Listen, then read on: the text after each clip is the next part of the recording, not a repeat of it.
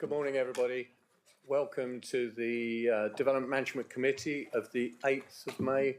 Welcome to council members and members of the public and those online. Just some housekeeping before we start the meeting. In case of a fire alarm, please exit the doors in the building and make your way to the far end of the car park. We're not expecting a drill today. Toilets are outside the door on the left. Water is available outside the door on the right. Remind everybody this is a public meeting. Members of the public are welcome to listen to the debate today, but unless you are registered as a speaker, you're not able to take part and speak. We are live webcasting today, so can I please ask members to use their microphones and remember to turn them off when not speaking? And can I ask that mobile phones are switched off or silenced during the meeting so that we do not have any disturbance from councillors and members of the public. Just for those who are not aware, in terms of how the items are presented, the order for each application is as follows. The planning case officer will present their report. Any objector will then have the opportunity to speak. Then any supporter will have the opportunity to speak. Any parish or town council representative will then have the opportunity to speak. And then ward member or members will speak. Council members on the committee will be able to question each speaker on points of clarity. At the conclusion of the debate on each application, the members will vote and come to a decision. I will now ask the officers at the top table to introduce themselves. I am Councillor Mark Long, Chairman of this committee. Thank you, Chair. My name is Amelia Bolter, Senior Democratic Services Officer and Clerk to this committee. Thank you. And good morning, everyone. I'm David Fairbairn. I'm Head of Legal Services and the Council's Monitoring Officer. Good morning. I'm Pat Weimer, Head of Development Management for South Hams. Good morning, I am Belle Richard-Hill. I'm a Senior Heritage Officer and I am the Case Officer for the first item at committee today. Thank you for that. Do we have any apologies for absence today? Thank you, Chair. We received apologies for absence from Councillor Taylor and hope Councillor Oram may be joining us soon. I've not heard from him. So apologies also from Councillor Oram. Thank you. In the absence of the Vice Chairman, I would like to appoint a Vice Chair for this meeting. Could I have nominations, please, for Vice Chair? Councillor Dommett? Can I nominate Councillor Rake, please? Thank you. We have nomination of Councillor Rake for Vice Chairman, seconded by Councillor Pannell. Can I have a show of hands for agreement for Councillor Rake to be Vice Chairman for this meeting? Thank you. Councillor Rake, if I can ask you to take your seat at the top table.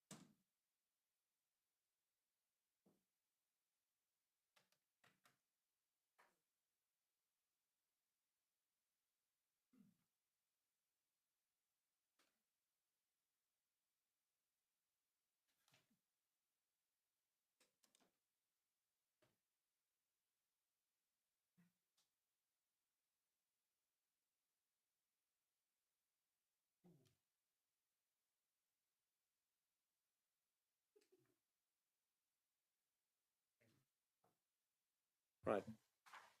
Thank you, Councillor Rake. We'll move on to agenda item 1, the minutes. You've all had the minutes of the meeting of the 10th of April. Can I have a show of hands if they are a true record of that meeting? Thank you, members. Agenda item 2, urgent business. Yes, there is one item of urgent business.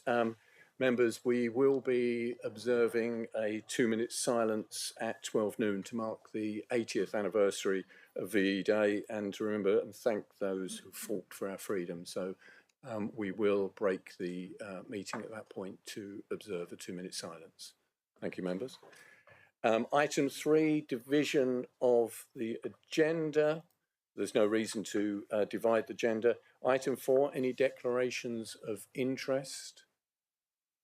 Councillor Panel. This may apply to most members, I don't know, but I just say I've had an email from Mr. Peters, who's the applicant on item 2nd application this morning, just to declare that.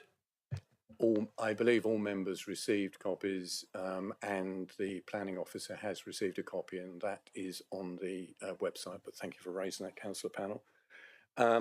I will declare an interest in application 055825 FUL as the resident objection is a personal friend. I will not take part in the proceedings in this application and will step out of the room while it's considered. So thank you, members. We'll move on. Public participation. The list of speakers has been circulated to members. At this point, we normally have mention of the making decisions and the process for that. If I can ask Mr. Fairbairn just to run through that for us, please. Thank you. Thank you, Chairman. I can see we've got a number of members of the public, so it'd be useful if I do that. The committee's starting point, as it always is the statutory requirement to have regard to the development plan and the policies in that plan.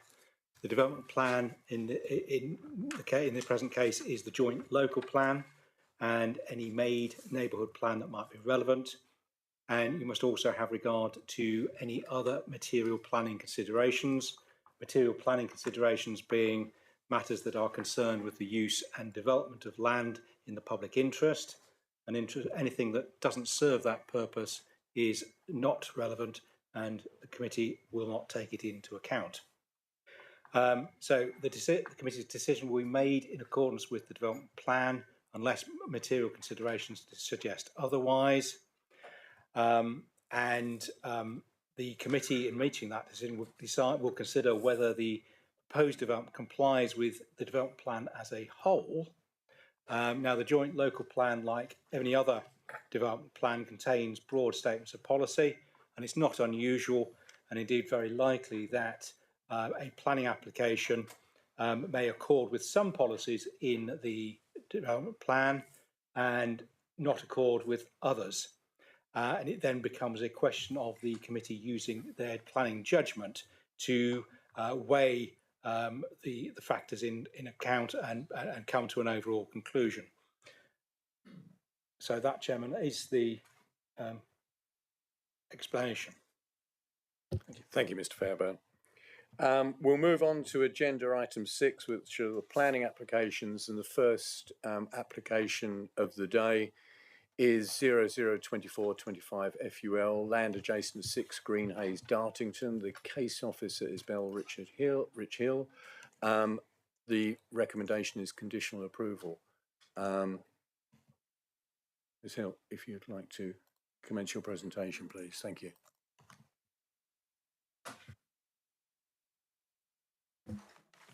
Thank you, Chairman. So this application is for the erection of an infill dwelling with associated works, demolition of existing garage and erection of 2 new garages. And the reason it is at committee is at the request of the local ward member in light of the parish council objection and local objections. So this is the site. So it is in the corner of Greenhays, which is accessed off Dorridge Lane, and the larger road you've got at the top is the A385. So that's the one that connects from the A38 into Dartington. So there was a query on site about the red line. I think there were some site plans and block plans from the pre-application, so there was quite a few different plans on there. But this is the red line for this application. You will notice that the blue line, which shows the extent of ownership, includes the adjacent property. So the satellite image for this site, you will notice from the previous plan there has been a fair bit of development in this area. So Dartington is a second tier settlement and we're content with the connection and the amenities in this area. So some photographs of the general area. So in the top left hand corner we've got other properties in green haze. And then we've got developments in the area. So this is the existing and proposed site plan. So these are the ones supersede any of the other ones that you've seen. We've had the typo for the air source heat pump, we've had that corrected. So the proposed dwelling would be 4.3 metres away from the site boundary. You can see that it is set back from the adjacent property and terrace. We'd have some clearance of some of the shrubs and brambles. We've got new planting with 3 clusters of trees and then a Devon hedge bank.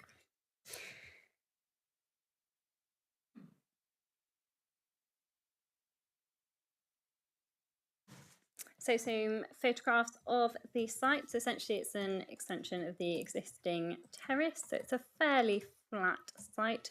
We haven't had anything to trigger any stability reports or surveys, and it wouldn't be reasonable for us to request them if there was not a concern in the first instance. So the other buildings in the terrace, to give you an idea of what is there, and then you've got the garage in the bottom right hand corner.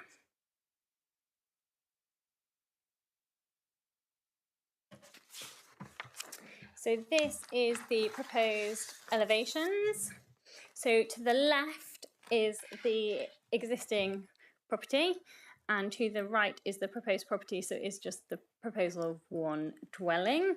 The scale and massing is to match. So the existing neighbouring property is 6.9 metres wide. The proposed is 7.5 metres wide. So that is a difference of 0.6 metres. In terms of the depth, the existing is 6.8 metres and the proposed is 7 metres, so very, very similar.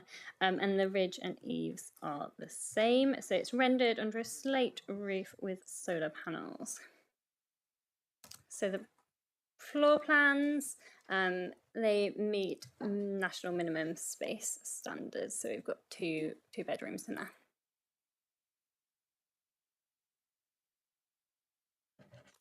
And in terms of the garages, so we're losing the end garage and then we would have 2 behind with the electric vehicle charging points.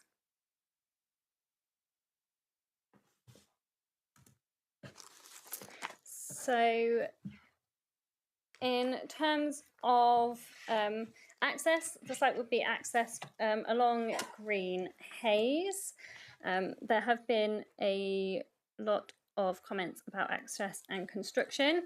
So to show you again the site plan, we have got manoeuvring and turning on site. That's a sort of a larger image. This is the third application on the site. The previous application was refused and I have attached the proposed elevations from that last application. So that was refused on the scale massing. As you can see, that is a detached property. It was 3-bed. It was quite a bit larger, including the scale and the height. It was much closer to the site boundary, a different design. So that's a very different proposal. And that is why officers feel that that previous refusal has been overcome. So in terms of the key issues on this application, so the principle of development was accepted in the previous applications. This is a second tier settlement. We're happy with the proposed size in terms of meeting all the national minimum requirements, the outdoor amenity, the parking. In terms of the scale and design, we're happy that the previous issues with the previous applications have been resolved to match the existing dwellings in that on Green Haze. In terms of the access, we are happy that there's parking being provided for the new dwelling, and there's manoeuvring and turning on site. In terms of construction, that was raised by a number of the representations received. So the impact of construction traffic, while that is very human emotion to be concerned about, unfortunately within the planning system that is not something that we consider. That is temporary in nature and not reason to withhold planning permission. In light of what may be, the agent has agreed a condition, if necessary, for a construction management plan, if relevant. And then finally, to come back to the tilted balance, I'm sure committee do not need reminding that we do not have a 5-year housing land supply, so we are in a tilted balance where we feel that it meets the local plan policies, and there is, oh, sorry. So where would you like me to go back to? Okay, so we're in a tilted balance. We are happy that it accords with the local plan policies and is therefore recommended for conditional approval.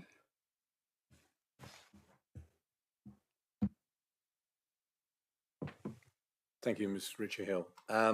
Members, do you have any questions of the officer? Councillor Panel?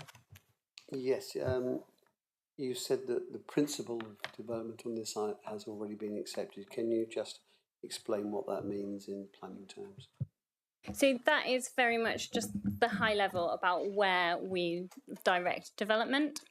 So it is a second tier settlement where we are happy that there is access to local services, and we're happy with development in that area.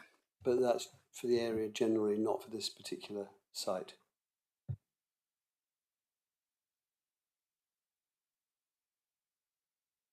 Councillor Bonham.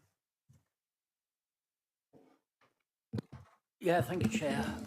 When we visited, we saw 2 windows on the adjacent property that were at ground level, which I think was a lean-to or outbuilding or utility room, which appear that they're going to be blocked totally by this new proposal. I wonder if the planning team can explain the impact of that or the consequences of that and whether that's acceptable in planning terms. I do have another question, if I may, Chair, which I'll ask in a moment. Yeah, thank you. So it's not clear when those windows were put in. So that is to a non-habitable room. So that is a log store storage space. The applicant owns this site, the adjacent property, and what they choose to do there is not a concern because there's not an amenity impact because that's not a habitable room. Do you wish to, your second question? If I may quickly, Chair, my question relates to the road, and I want to ask if it's a road adopted and managed by the local authority or whether it's a private road.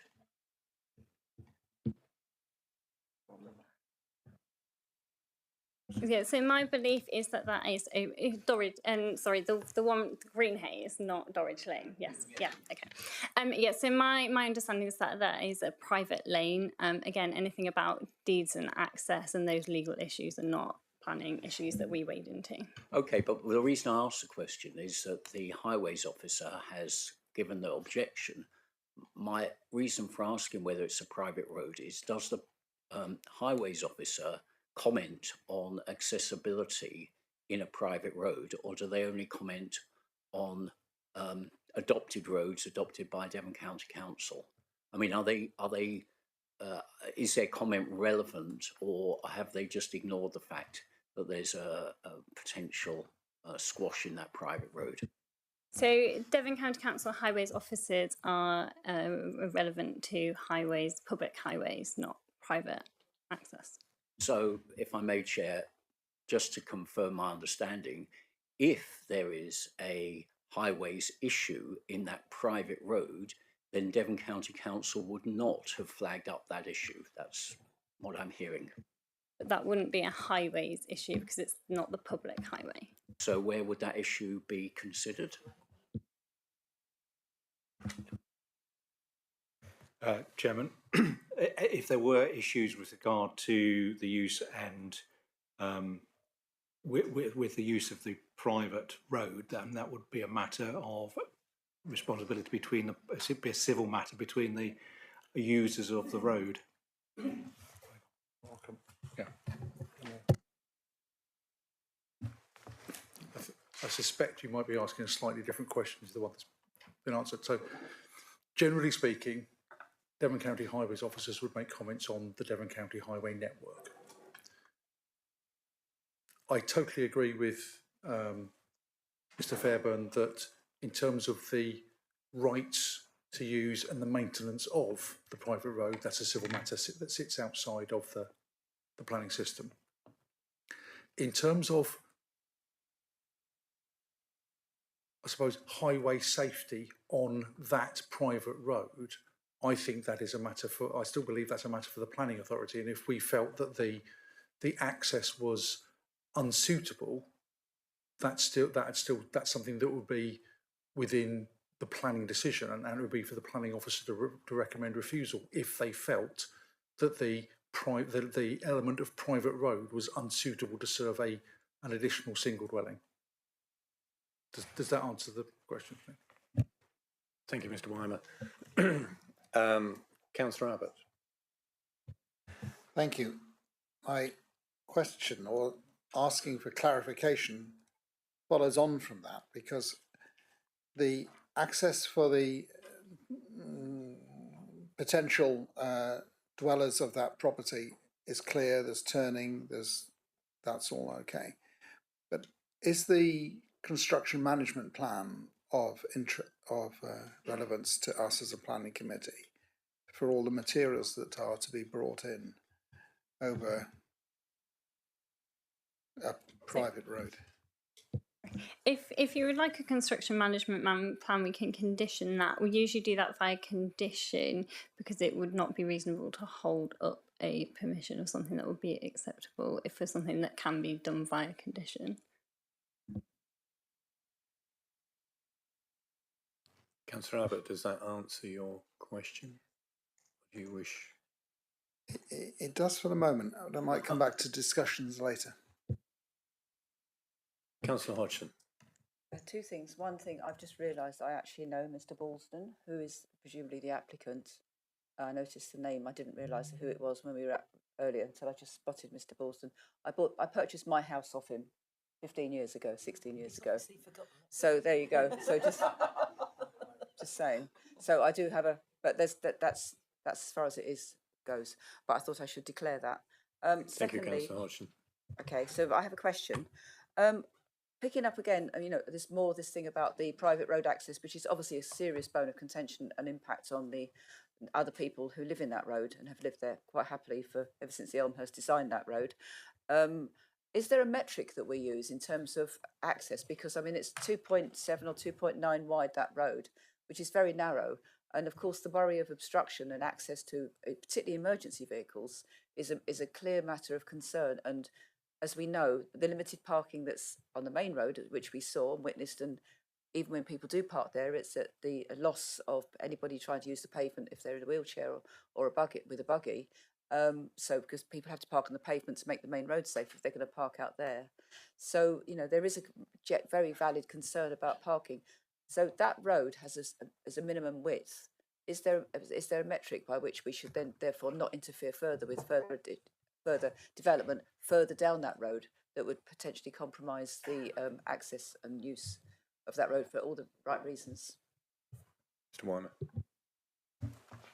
I can't think of a specific metric in terms of private highways. I think what we would have to look at is how many properties are on there at the moment and how much additional traffic would one, and I'm assuming we're talking about once the property is built and occupied and not necessarily through construction phase.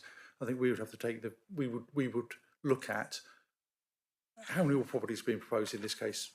One, is there sufficient parking turning within that site so it doesn't, so there's not putting additional pressure on parking within that private road? And in this case, there is sufficient parking. It's only one additional dwelling. There wouldn't be one dwelling doesn't generate a massive amount of additional traffic movements. So the officer's view is that that section of private lane, private drive, whatever the private road, whatever the appropriate phrase is suitable for one additional dwelling, given that the dwelling does have sufficient parking and turning without compromising the private access. Just to add on that one, so that's using the Devon County Council Standing Highways Advice. So that is where we get the 3 metre minimum opening, all of that. So what it sets out is things like that about the opening, about manoeuvring and turning on site. So you're not doing that on the public highway, you're not racing into the public highway. So all of that advice that we do have, that has all been taken into consideration. It doesn't raise concerns about somewhere where you can see down that lane. That wouldn't trigger the things that are in that document. Councillor Dommett. Can you clarify then, because it does say in the report that the minimum width is 3 metres, but it also says in the report that it's stated as being 2.7 metres wide. So where it says 2.7 metres wide, that is copied. So that section in italics, that is the representations that were received. So we are happy that it does meet that 3 metres, but where that 2.7 metres has been taken, I can't tell. That is the comments that we have received. That was not our assessment on site. So that is the opening when you enter into the site. So it's been double, triple checked that it is the minimum width throughout that road. So no, so it doesn't consider the whole length of the road. The concern within that document is about the opening. So that 3 metre opening. Okay. Members, any other questions of the officer? If not, thank you, and we will move on. We will move on to the speakers today. We'll first move on to Mr. Tudor, the objector. Thank you. You have 3 minutes once you've settled down.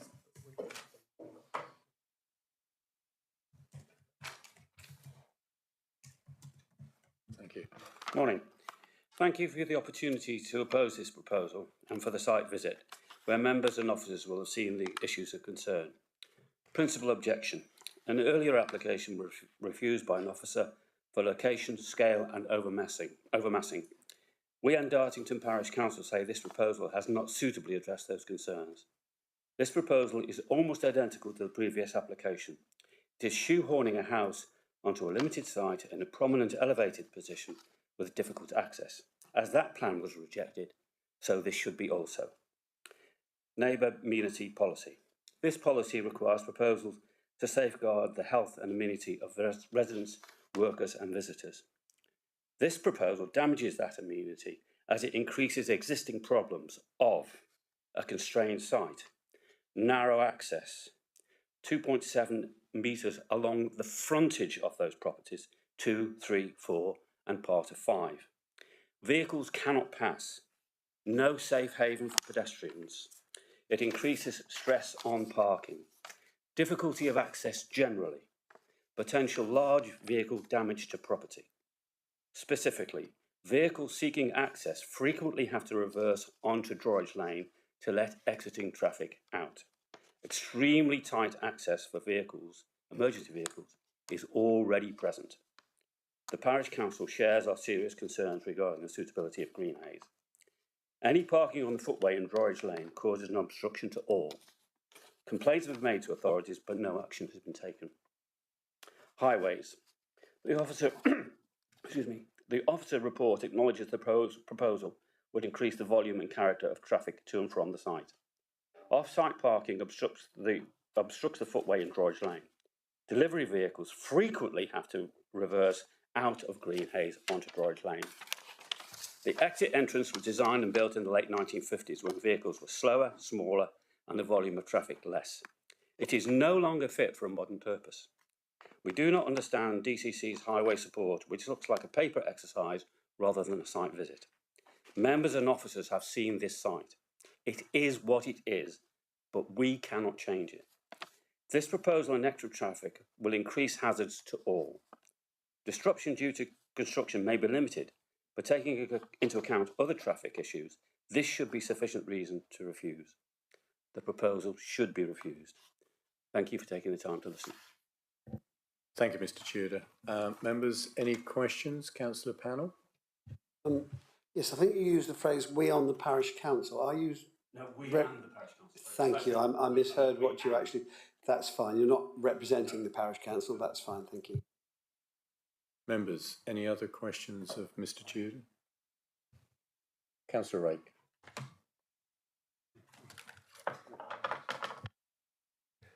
Thank you, Chair. Mr. Tudor, can you just clarify? I believe that for most of the properties along Green Haze, they have gardens on the other side of the road. Is that correct? That is correct. Thank you. Members, any further questions? Councillor Hodgson. It might be a bit of a random question, but I mean, given the potential impact of construction on this private road, what is the current condition of the road in terms of what you might expect to see if there was construction? Would you expect to suddenly all have to renew the road? Do you think it's up to construction management, construction vehicles? Well, I'm not a highways engineer or an engineer of any sort, but the road between directly from Droidge Lane to the first turning was renewed about 7 or 8 years ago.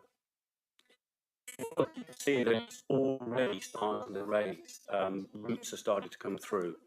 The other part, which is the frontage of our houses, was done, I don't know, 15, 20 years ago. It is starting to show signs of wear and tear. And as such, we as residents took decisions not to let the Southampton Council refuse wagon use that road, which it had to reverse down. And we took the decision to put the bins on the access points so that there was less wear and tear on that road. But it is not, you really have to ask a highways engineer, but I don't think it's in particularly fine condition. And our worry is additional work will access of heavy vehicles, will damage it. And we at the moment have no indication of any redress that we may receive. A civil matter, you say, but by golly gosh, it's important to us. Thank you, Mr. Tudor. Members, any further questions? Mr. Weimer. Just while the speaker's still there, I think it'd be perhaps useful to make this point. If members felt a construction management plan was necessary, it is perfectly reasonable within that construction management plan to ensure that prior to any development taking place, the developer, for want of a better phrase, does a proper survey of the access and sets out that at the end of the construction phase, the access is then, if any deterioration or damage is caused, that's put back to the condition at the beginning of, sort of prior to the construction. You can't, I don't believe you could say you've got to make it better than it was when they started, but you can certainly put a condition on to say if any damage is caused, you are responsible for putting it back to the state it was at the beginning, before you started. A bit garbled, but I think you understand what I'm saying. Thank you, Mr. Wyman. Members understand that element of the construction management plan? Thank you. Any other questions of Mr. Tudor? If not, thank you. Thank you. Thank you. We'll now move on to the supporter, Mr. Bailey.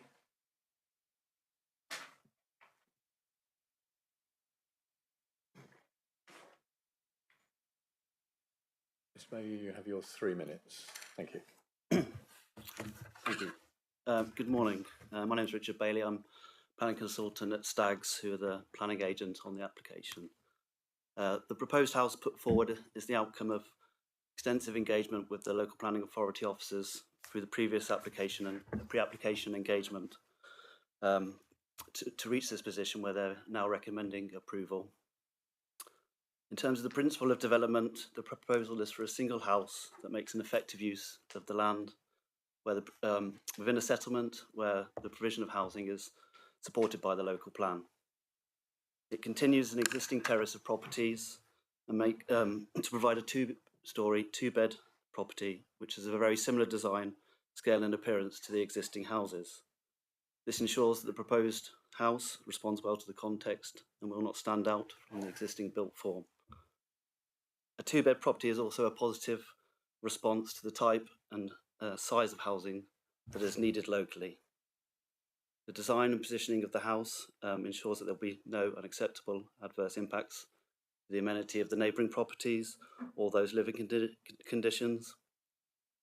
The proposed house will also provide its occupants with levels of amenity and good living conditions, with national space standards met for the internal space and external amenity space satisfying the local planning guidance. Access to the site, as you've heard, is via the private drive, which is considered suitable to serve a minor development of one house in addition to the existing houses. The amount of traffic associated with a single two-bed house would not result in a significant highways impact in terms of traffic movements. I think on average it's about 5 to 6 movements a day.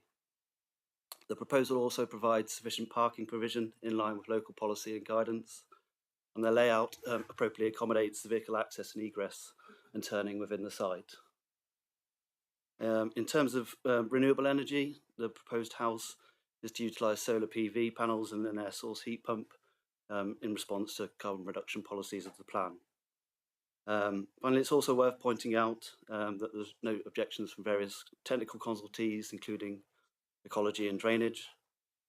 And I think just to pick up on the construction management plan point that's been discussed, the applicant's happy to accept a condition on that, which would enable us to agree how that would be undertaken and how it would be effectively managed to minimise impacts to existing residents and also, as Pat mentioned, put right anything that, in terms of any damage, etc., to the surface that occurs.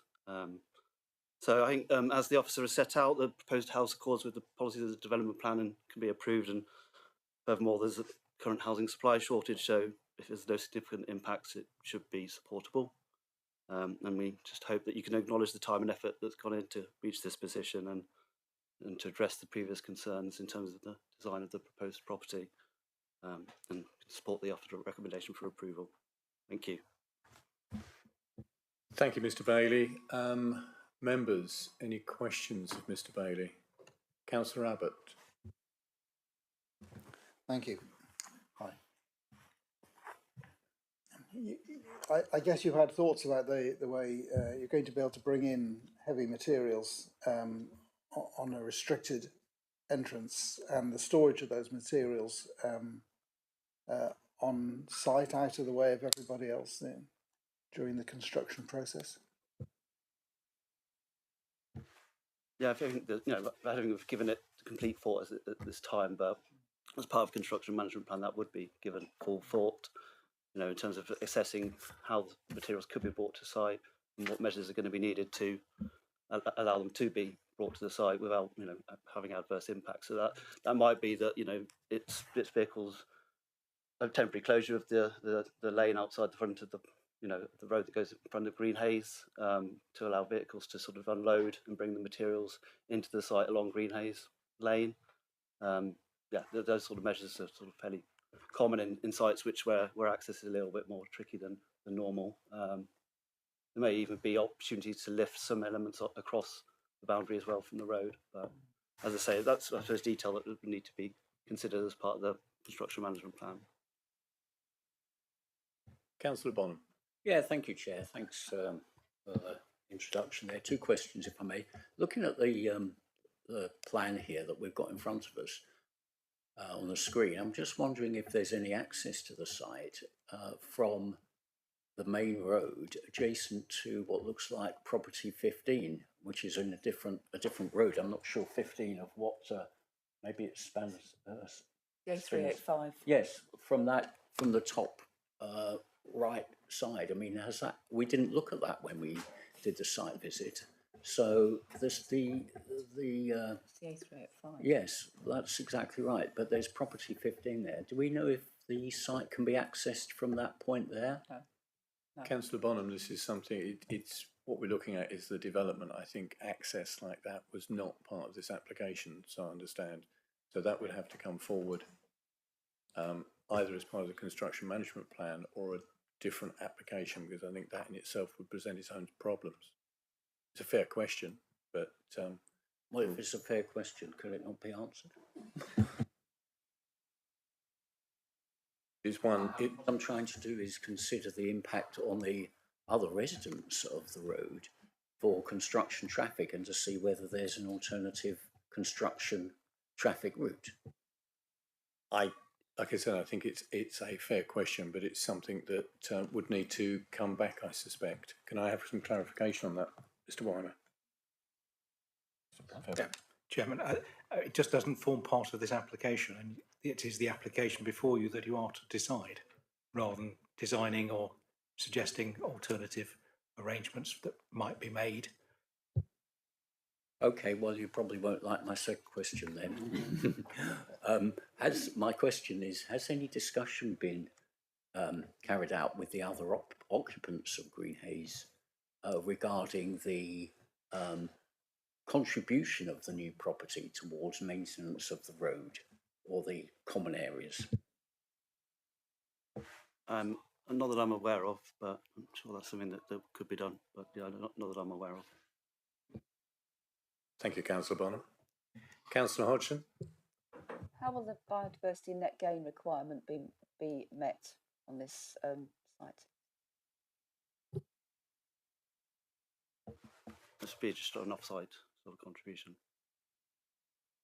Where's that intended to be? I think that can be agreed as part of the pre-commencement conditions of the biodiversity net gain plan. Members, any further questions of Mr. Bailey? Councillor Carson. Hello. Would your client consider registering the site with the Considerate Constructors scheme? We can certainly have that discussion with our client, yeah. Members, any further questions of Mr. Bailey? If not, thank you, Mr. Bailey. We'll move on. Dartington Parish Council, we do not have a representative. We don't have a statement today to be read on that. So we'll now move to the ward member. Councillor Hodgson. Thank you, Chair. We might still be on the cusp of the 5-year land supply, but we need to remember that Dartington has already received over 60% increase in housing. You can see that from where the plans showed all the new development that's around, and particularly on this area of Dartington. So Green Haze was once quite an isolated little road tucked in at the end of a green lane behind what was once a more industrial, well, not industrial, but commercial estate run by the Trust. Now all that to the right of what you can see there, that's all been built up in the last 5, 6, 7 years. On the other side of the road, where it's still currently yellow, that's actually now new homes up for sale. So it's very much an urban move. And it's this rapid urbanisation, still has just the access to one shop, the post office, and a petrol station that does a very nice line in Curry. So, and I don't say that lightly, it is very good. But it's still, it still means that every time we put new housing in this area, we're putting people into cars to go and do their shopping, because it is a couple of miles to Totnes from there. And in terms of just what we're looking at here, where you come on from the left road, that's the A385 coming in from Plymouth, and Lowndes Cross on the left there goes down to the very ancient hamlet of Week. You turn right, and that's going in towards a much more loosely set out, housing area. but nothing as tight as what we're seeing in these areas here. So just adding one more house, it might be, oh, well, it's just one more house and it's affordable potentially. We don't know what it's going to be put on the market for, because we hear this all the time and then we see actually very unaffordable prices. This house actually is going to have quite a big visual impact when you're coming into that, because that is, you know, we have gateways into places, we have gateways into Totnes, which has actually been quite lost a lot of time, and one of the you know, but this is, you know, was a very much loved and continues, you know, in the wider world to be very much loved rural area, rural village. And as I say, it's a village centre that is very minimally sort of supported by commerce. But this, where we didn't actually go and look around the outside of this, the bit at the bottom yellow set area, that's one of the fields that people might remember that was up for being redeveloped as part of Sawmills Field, which was going to have a huge attenuation tank. And at the time, a lot of ecology was work done on that, and that shows that's actually to the standard of a country wildlife park status. It's full of ancient wildlife, both flora and fauna. Facing this on that corner that's as yet, and as we stood in the garden there, it was, you know, it's very much a garden rather than just a wildlife area, but it was actually full of wildlife because it's been left, you know, it's rewilded itself. And if all that lot gets cleared out to make way for the construction, which inevitably will happen, you've got a long period before that starts looking anything near like what it does at the moment with trees. There's a few trees that are going to stay on site, but not many. And as has been suggested, maybe there might be construction might take place by elevating huge vehicles on that actually quite dangerous and narrow corner into that site for rather than go down what is a very narrow access route, rather than do damage and lots of dust to all those people's houses and gardens over a long period of time. You know, we should never forget the adverse impact on houses. And some of those ones at the top of Green Haze on the bottom right-hand side, you can see are really close to that corner. Every big lorry going past with a cartload of dusty materials is going to impact on those people's lives. And so we should never do this lightly just because it's one handy infill. Yeah. Councillor Hodgson, can I I'm ask just the pointing point? things No, out. I'm not going to stop you, but can I just ask and ensure that you still have an open mind on this application? I'm just pointing out things that we didn't actually really look at the other day, and the question has been raised about whether we could use access through from on the A385 rather. I would say, in my view, probably not, because the road isn't wide enough. You just end up having to have a road. Thank you, appreciate the clarification. A single lane road closure in order to do that. So squeezing this extra house is likely to have quite an impact, and that's why the Dartington Parish Council, for as much as they really do believe that new affordable housing or additional affordable housing is very much needed, because every time a new development happens, so little is actually delivered that's genuinely affordable, that this would be welcome normally. But they've looked at the overall adverse impact and they've come out with an objection on each occasion, and they've objected on this occasion too, and it's in the officer's report. And that is on very much the basis of what the local residents are saying. So, you know, I think we have to recognise this isn't, you know, it's so easy to think, oh, it's just the local residents, NIMBYs. This isn't NIMBYs. This is SWIMBYs. And we've always said this in Dartington, something wonderful in my backyard, not something that really rackles, you know, creates an upset. This is actually a very workable, small community where they haven't got much access, but they all work together to make sure it all works. Putting something like an extra house into that with all the paraphernalia that will go in, whether it's the construction in the next couple of years or the long-term effects of having an extra house with the extra needs. 2 parking spaces might be fine, but as we know, a lot of people have quite a lot of visitors these days. And where do they park? Oh, they don't know where to park. So they just park in a difficult place. Then everybody has to come out and say, could you move your car, please? I get it in the road that I live. Every single time I come out, you might think I'm always late at things. It's often because I've actually had to wait for a delivery van or something to move, or Sainsbury's or whoever's coming in to just drop their vehicle in the middle of the road. And this would just add to that. And it's like another, you know, it's another proportionally quite a big amount. So I just put the case that there's a lot of issues here that I think we need to really be careful and not just jump to, oh, it's another affordable house, brilliant, just say yes. There's actually maybe this one isn't exactly what is right. Thank you, Councillor Hodgson. Members, any questions of Councillor Hodgson? If not, Councillor Abbott. Thank you. On the biodiversity net gain that you question the proposer on, have you got any feelings about the mat box and the bird nesting boxes which are highlighted. How do you see that as a contribution? Some years ago, Dartington Wildlife Trust came here to this committee, I think it's before your time actually, Victor, and talked to us about the Greater Horseshoe Bat as bit, you know, and the impacts. This area is a sustenance zone, the Greater Horseshoe Bat. It's a very important area. We're one of the few places in Europe, let alone in this country, where we've got a good population. And some of you may be aware that last year that population was dramatically threatened. I think they're not so bad now, but they had a very bad time because I won't go into it now, but there was issues.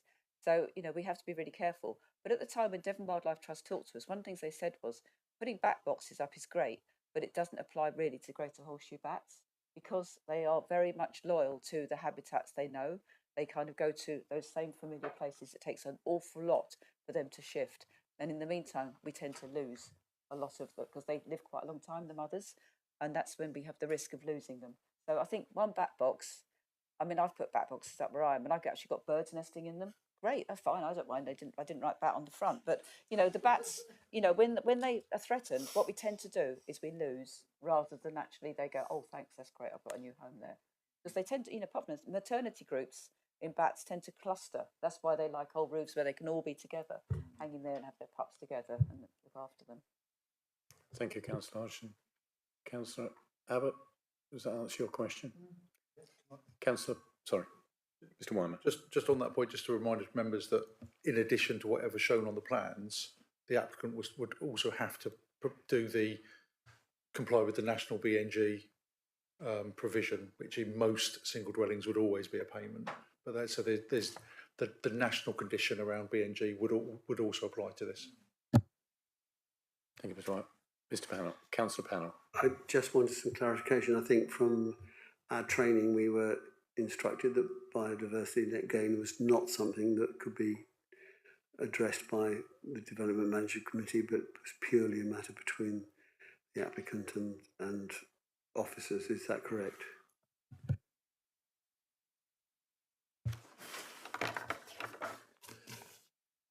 You will recall we all were scratching our heads about biodiversity, the national biodiversity net gain, simply because the way it was imposed, it said it was a condition, but the guidance is, but the council shouldn't be putting on a condition. It's a national condition that it automatically applies, and there's a metric they have to comply with it at a national level. So you're right, insofar as we cannot, in my belief is we cannot get involved and say you've got to do X amount or Y amount. That's determined at a national level through the appropriate metric. We haven't quite followed the guidance in that we still do put conditions on, because we feel if it's not shown as a condition, there'll be times where it's just not known about, and therefore it gets missed. We potentially could be challenged about you shouldn't have to put a condition on because it's a national condition, but then it then gets even more complicated, because if you don't put a condition on, the applicant still has to discharge that condition through the local authority. Well, if there's no condition, how do they discharge it? So we put a condition on, but we don't get involved in the detail because it's set at a national level. Perhaps I should have just said that and stopped at that point. Thank you, Mr. Wyman. It's a muddle, Councillor. Right. We have concluded the presentations. We'll now move into the debate on this application. Does anybody wish to open the debate? Councillor Rake. Thank you, Chair. I have pause on this one because normally I think that this sort of incremental infill development has considerable advantages over thumping great new estates. And so my sort of initial leaning would be towards accepting the officer's recommendation of approval. But having visited the site, and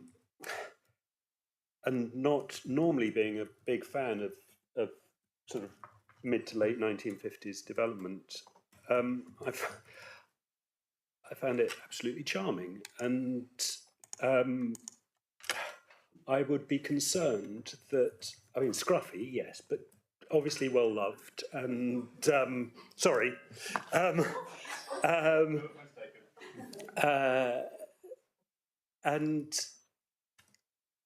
I'd be concerned that the human, the social ecosystem is, because in the 1950s they were building to a very different set of standards, it's already quite squished in. And I'd be concerned that this development could be a tipping point. And we know with ecosystems that tipping points can exist, and if we go beyond them, then they can have that can have a very deleterious effect. So I'm hoping that other members will be able to clarify these conflicting thoughts, because I'm struggling to do it myself. Councillor Abbott. I can't remember being here when the previous application was proposed, and maybe it never got to this stage, but I can understand it being rejected. And what I like about the current proposal is the design fits in with the nature of that terrace. So, you know, in and of itself, to me, your concerns about the nature of the design and so on is met by the proposed look of the new building. It's tucked in. It's similar window design. The roof's height is not dissimilar to the others. It could be the same. And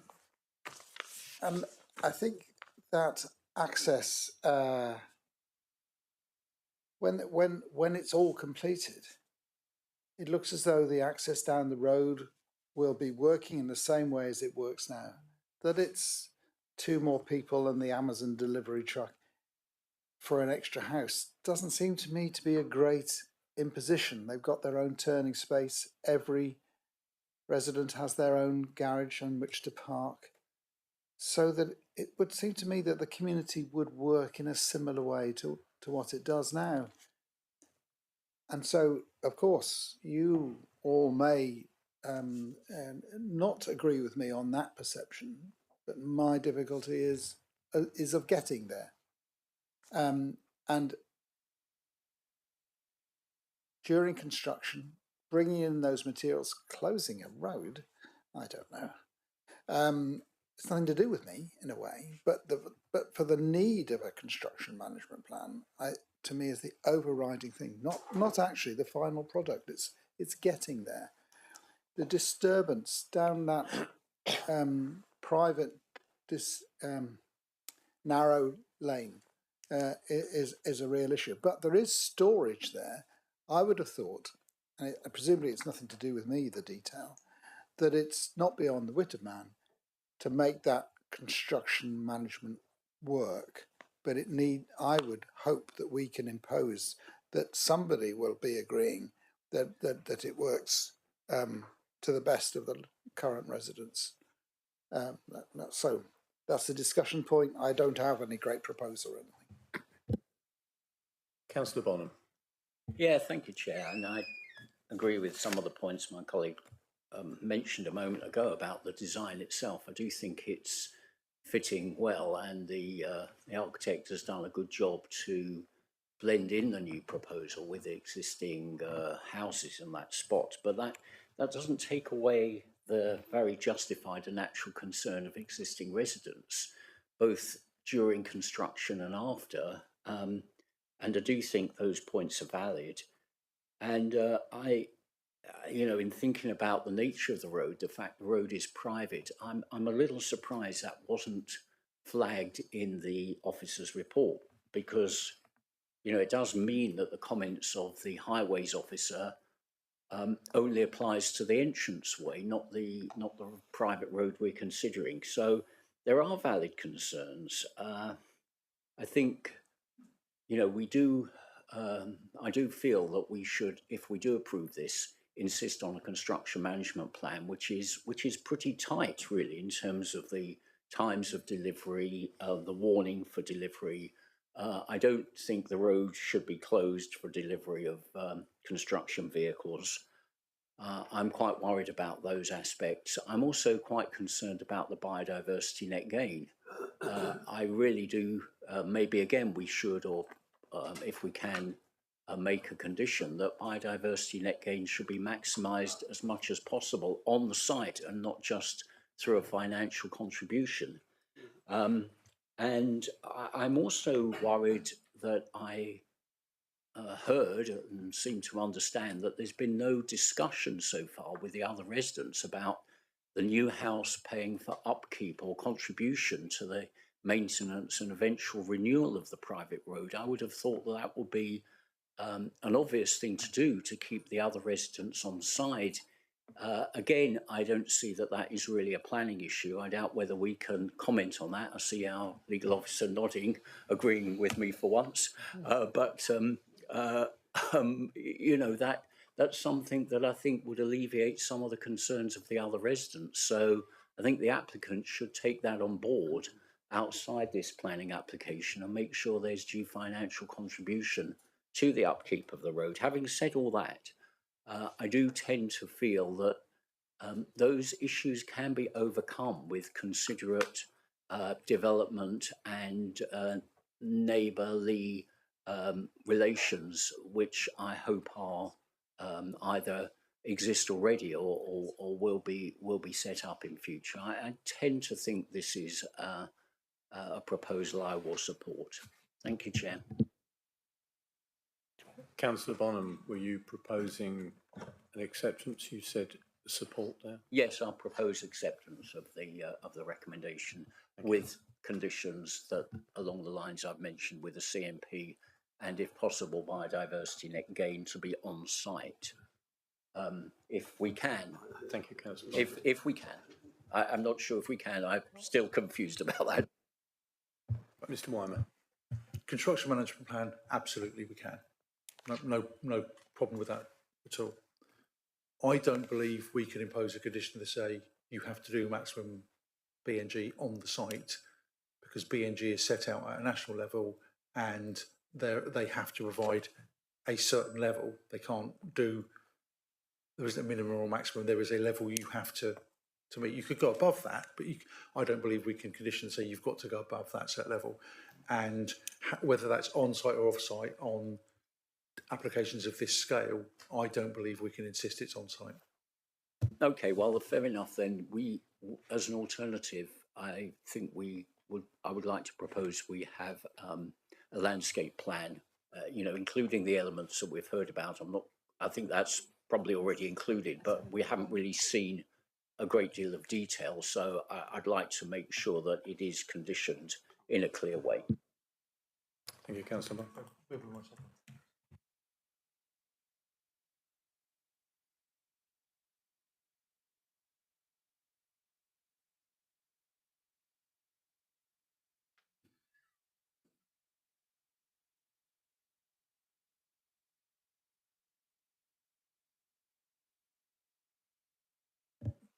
There is a landscape plan that's been submitted. If members felt that because of the specific characteristics of the site, I know Councillor Hodgson mentioned gateway site and clearly visible. So if sort of clearly visible from the main road and from when you're coming out of the development opposite, you look across the road at the site. So if members felt that you need more detail and a greater level of landscaping that's then protected through the permission, I think you could put a condition on saying, notwithstanding the details shown on the landscape plan, further details shall be provided prior to commencement, and then with a time frame for them to be delivered. So yes, I think you could do that, but I'd need specific characteristics given to provide justification for that. For that condition. I think Councillor Hodgson has already done that, but I think that just needs to be clarified. Thank you. Do we have a seconder for this? So we have a seconder of Councillor Panel. So we have a seconder for that proposal. I do have further members indicated who wish to speak. Councillor Hodgson. So I don't know if it's appropriate at this stage, but I'd actually like to propose refusal. Chairman, there is a proposal on the table, so Councillor Hodgson's option is to vote against the proposal that's been proposed and seconded. So I'll just speak anyway on the matter. I think I set out very clearly what the concerns that have been raised and the things I wanted to highlight and flag up to fellow councillors on this committee.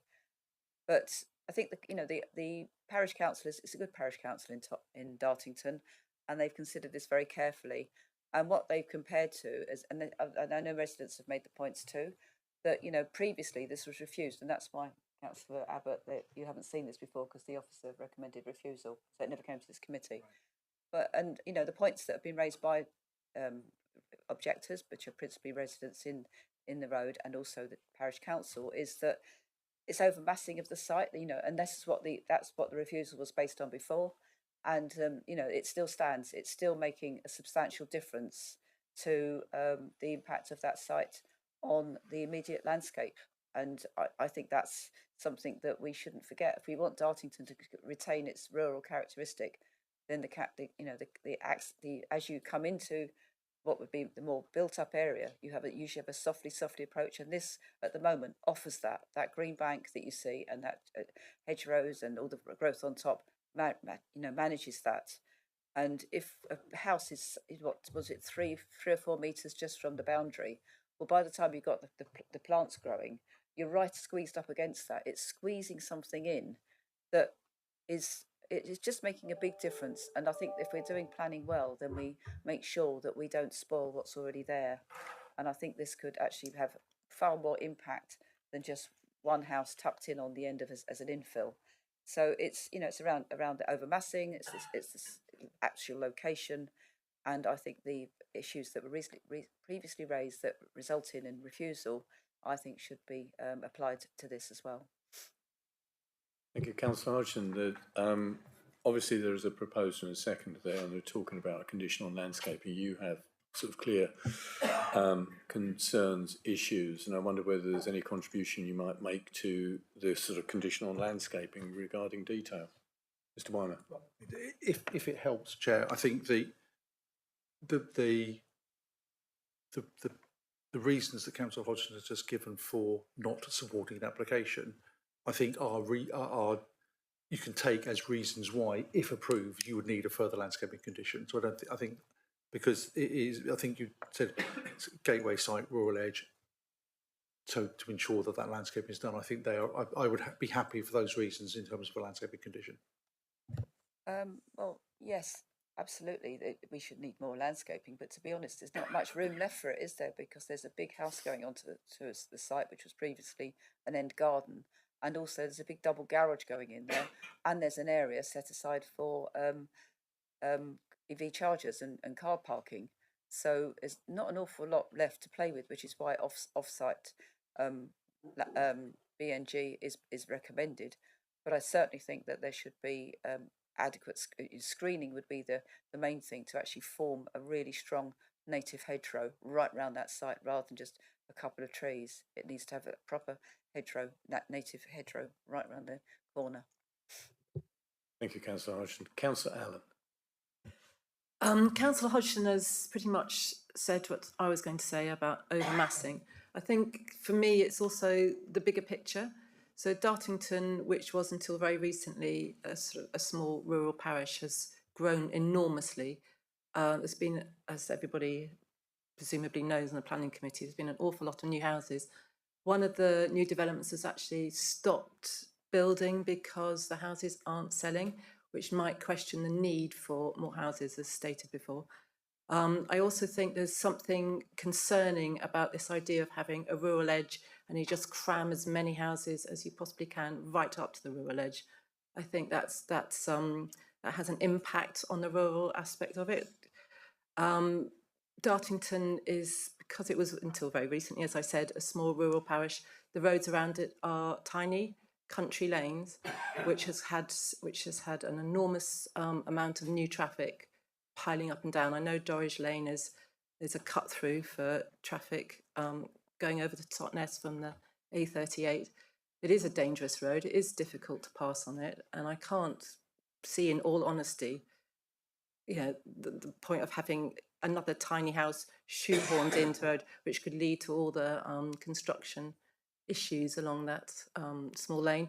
So for me, I think in the bigger picture, shoehorning yet another house into an area which has already been so built up, I think the necessity, the need for housing is what I would question in that area. Thank you. Thank you, Councillor Allen. Members, any further comments on this? Councillor Carson. Thank you, Chair. For me, I'm just concerned about the road going in. This is unadopted and we don't know to the standard that it's been built. And with heavy lorries and trucks going down that road, what effect is it going to have on 1950s houses and their stability, I guess? Is there going to be any construction in the 50s is very different to now, and will there be cracks coming forward in future with heavy lorries going along that road? And I've got concerns about that.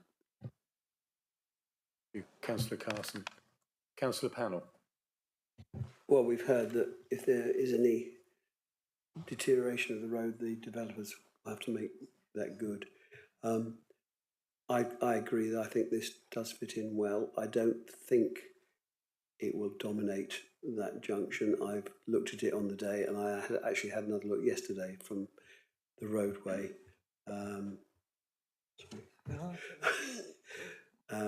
And I feel that with a suitable landscaping plan, that one house, which I think is of a moderate scale and does fit in well with the rest of the terrace, will not dominate that junction and can be screened. So I'm supporting. Thank you, Councillor Pannell. Councillor Abbott. I just want to clarify that discussion point between Councillors Carson and Pannell, in that Councillor Carson was talking about the stability of the houses and so on with the weight of the traffic. So not just the road. The road. How much can we talk about this management plan? Can we have? I don't see why it shouldn't be. Small vehicles would come along that road. That there is not offloading on, I can't pronounce it, Dorridge Road, but it could be completely off-site and transferred into smaller vehicles, and that will mean more journeys, but it will be with lighter vehicles, and it will not.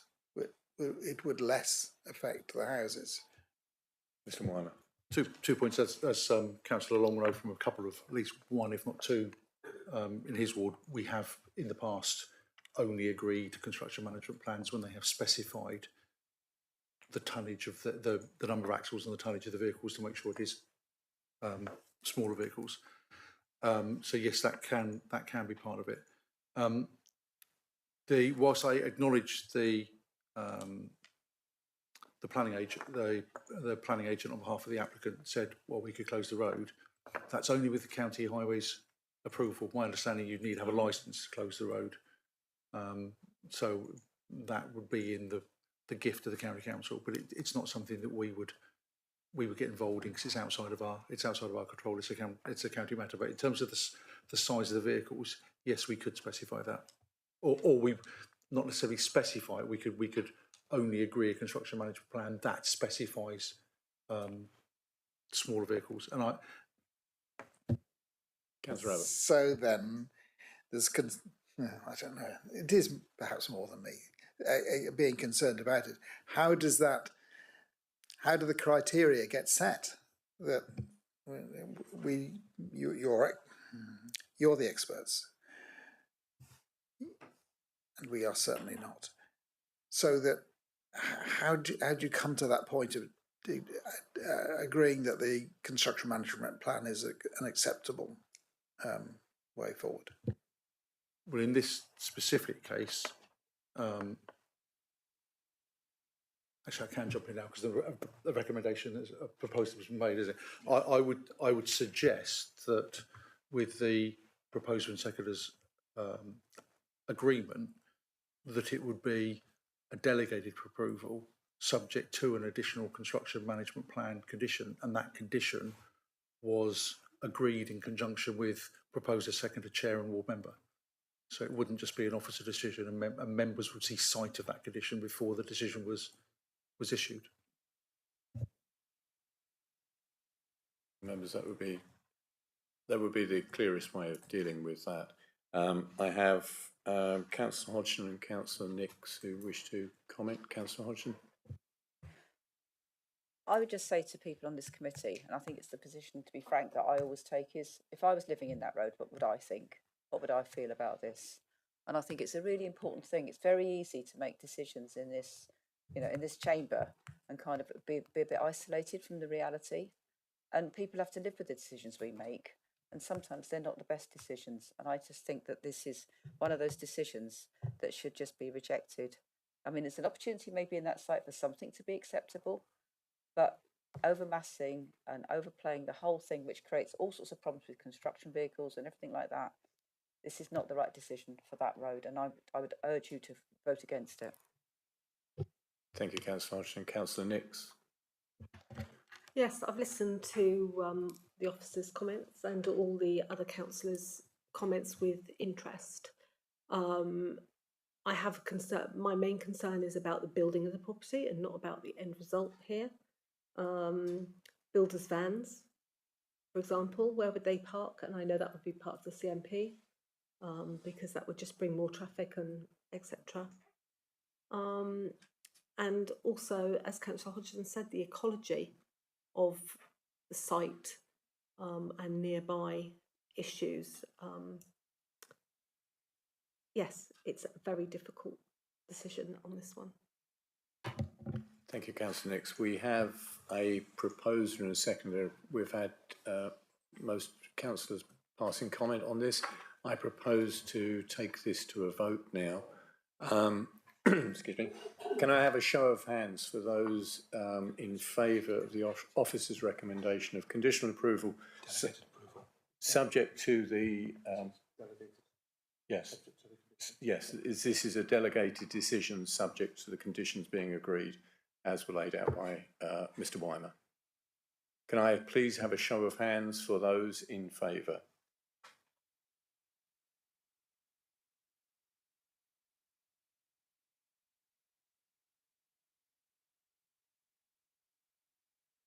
Those against? Those against?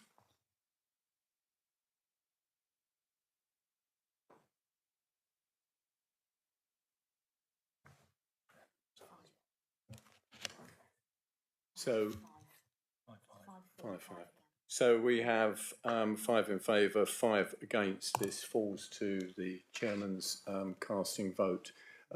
So I will be voting in favour of approval. So, can you confirm? Yeah. Confirm that that application is a conditional approval subject to a delegated decision subject to the conditions coming through. So that is approved. Thank you, members. We will. Thank you. We will now move on to the other application, but we'll take a 5-minute break at this point. Thank you.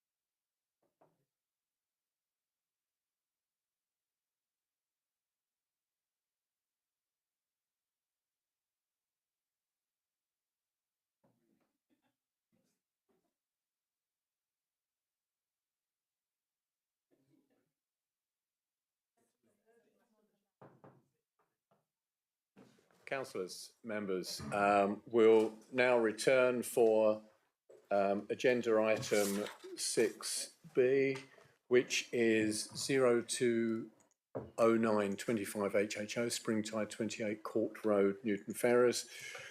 Excuse me. The case officer is Jason Skelton. The recommendation is refusal. Mr. Skelton, if you can take us through your presentation, please. Thank you, Chair. Good morning, members. And we have a slight delay.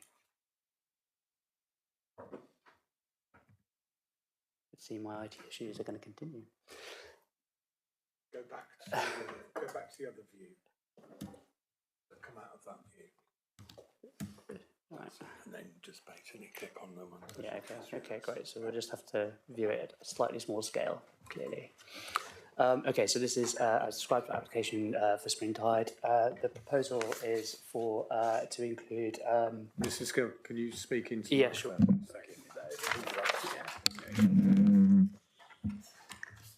Doing well today. So the proposal is for the sort of extension to the existing roof of the property to provide additional accommodation at second floor.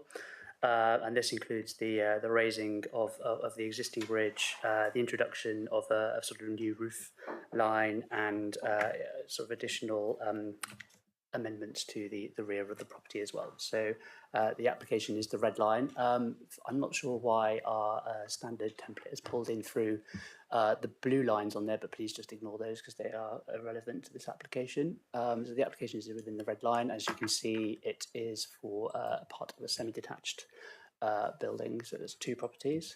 The red dot there just about picks it up, so you can just about see that there is sort of a substantial amount of development in and around.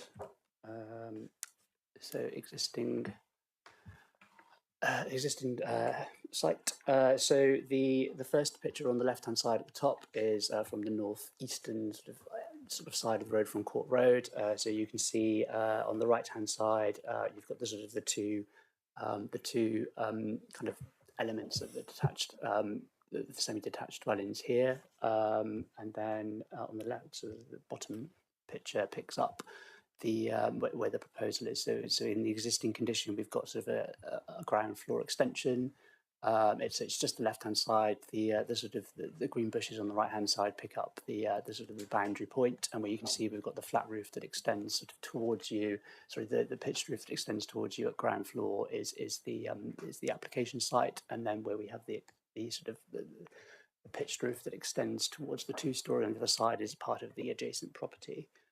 So the application proposals are located on the second-storey roof slope.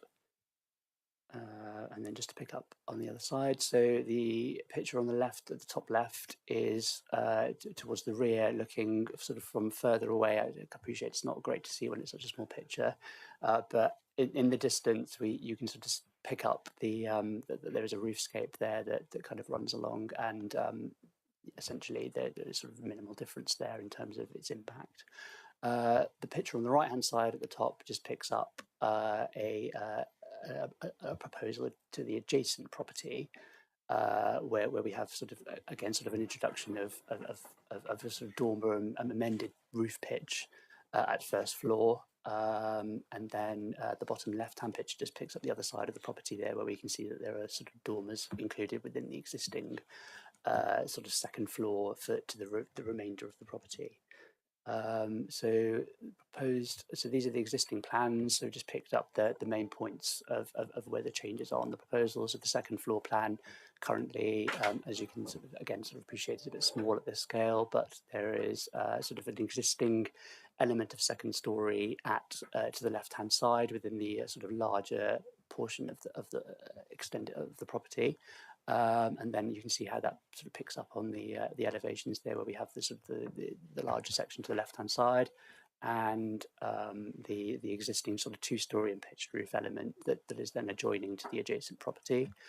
The proposed plans therefore introduce a sort of an additional sort of accommodation space as a bedroom and an additional access to the rear, but given the level changes, that it's just a couple of steps up at that point. And then the proposed sort of amendments to the roof line included at the bottom right there, and just to help with the sort of understanding of the difference proposed, here is the existing and proposed aligned together. So, and then just to pick up on sort of how that looks in section in terms of what the changes are. So existing on the left-hand side and proposed on the right-hand side. As you can see, there's an introduction of an element of flat roof within the proposal, and the ridge height of the existing ridge of that portion of the development is increased by approximately 700 millimetres within this proposal. So the key issues for this application are in officer's assessment is that the upward extension by reason of its scale, mass and design is considered to dominate the host dwelling by being higher than the existing ridge, is therefore overly dominant, including an additional incongruous addition into the street scene, is not considered therefore to either conserve nor enhance nor further the purpose of the national landscape, and officers recommend refusal in this instance. Thank you. Thank you, Mr. Skelton. Members, questions? Councillor Bonham. Yeah, thank you, Chair. Mr. Skelton, I'm intrigued by your summary of the issues here. Upwards extension. Perhaps you could go back a couple of slides, maybe two, if you wouldn't mind, to compare the extra height of the main building and the dormer to the existing maximum height of the overall building. Is there any increased height in the proposal? So the increased height is in reference to the existing ridge where the proposed increased height is proposed. So the overall increase of the larger section of the more dominant sort of left-hand side, it's effectively to match. So that the proposal is to match that height. So I think you've answered my question in a roundabout way by, if I could just check I understand, the new ridge is not higher than the current maximum height of the building. Is that correct? It is not current than the higher maximum height of the existing building.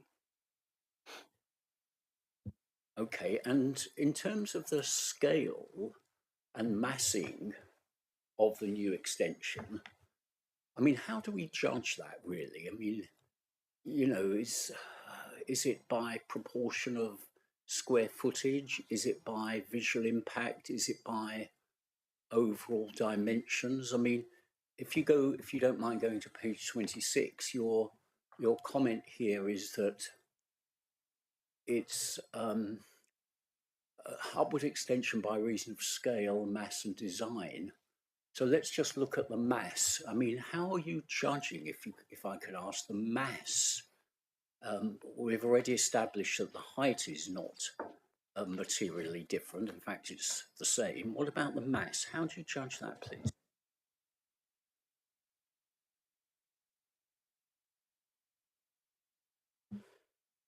So I think it's a balance of all things considered, really, and I think sort of the overarching sort of the incremental change on this site is sort of the original proposal. The original sort of building there was the sort of the sort of gable-ended extension that pulls forward with the sort of two-story set that sits behind. I think the overall mass of what is proposed here in relation to what sort of existed over the incremental change is sort of a significant change in terms of what exists there already.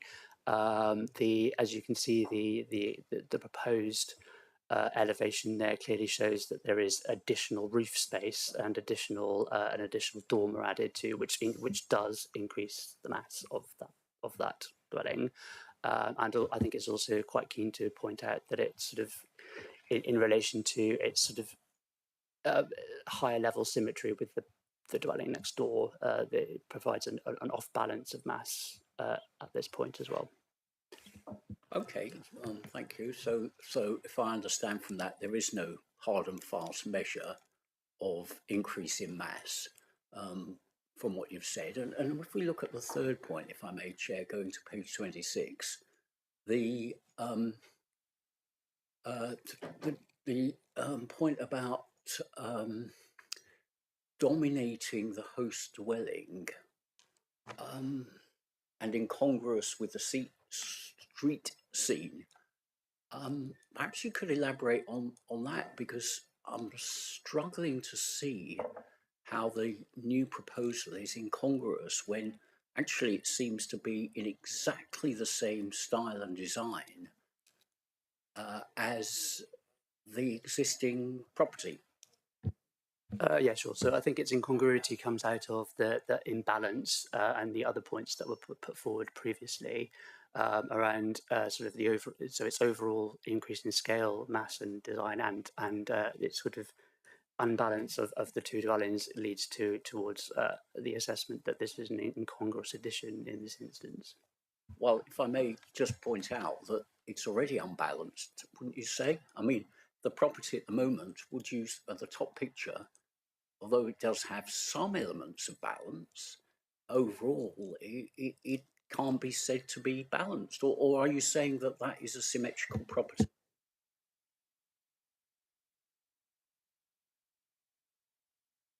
I'll happily answer. Looking at the two plans, I would strongly suggest that the top image does show quite a significant degree of symmetry between the two sides of the overall property, and that really you couldn't say the same about the proposal. I know there'll be examples, and there are examples nearby, but it's not that common in my experience to have a proposed dormer window that needs the ridge behind it to be increased to get the height for the dormer. You would normally expect the dormer to be within the existing roof slope, and I think that additional block, I totally agree with the case officer that additional block and mass, I think, is just out of keeping with the overall building, and therefore has an impact on the street scene. Thank you. Any other questions, members? If there are no further questions, thank you, Mr. Skelton. We'll now move on to the speakers. We have no objector today. We have supporter Mr. Peters, if you'd like to come forward for your 3 minutes.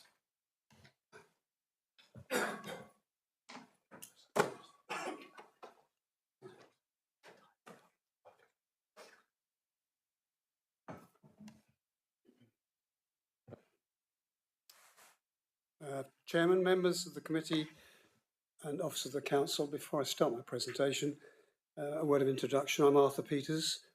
I'm one of the owners, the other one's my wife, of the host dwelling Springtide, which has been our house for the past 10 years and hopefully a few more years. May I firstly say thank you to the officer for his detailed report and explanation of his recommendation.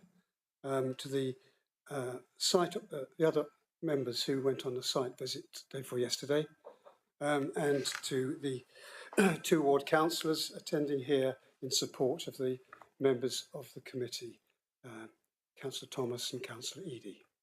The slides which for the presentation hopefully will follow the sequence of the presentation. We haven't rehearsed them yet. No opportunity. But they'll be available to review at the end of my introduction, should you wish so. So if I may start my presentation, please. The proposal is a small attic conversion enabled by slightly raising part of a roof section at its ridge. This is the roof section in the centre there, as you see it. Establishing a flat roof at the rear, incorporating a hip section with a dormer window at the front. If you look at these two slides, I hope they illustrate the proposal. What I've done is taken it from above, and to the right is on the bottom slide, is a picture of a similar extension. I say similar, it's double the size on a much smaller building. I've superimposed half that extension on the area where the proposal will rest. The aspects of neighbour amenity, biodiversity and sustainability have been well satisfied in the proposal, so I'll now just concentrate on the concerns expressed in the case officer's report. Firstly, the raised roof line, considered to be bulky and top heavy. The roof ridges of the host dwelling and of the attached dwelling are of 3 different heights. The proposal reduces this variation in height whilst keeping below the maximum height of the host dwelling. Additionally, it provides a visual balance to the large chimney stack at the opposite end of the roof ridge, something the officer didn't mention. The roof ridge is being raised by only a small amount to provide the minimum headroom for a room below. Next, flat roof on the rear, unique to the host dwelling. Whilst maximising the room space below, this flat roof also serves a functional process in accommodating solar panels for the generation of renewable energy.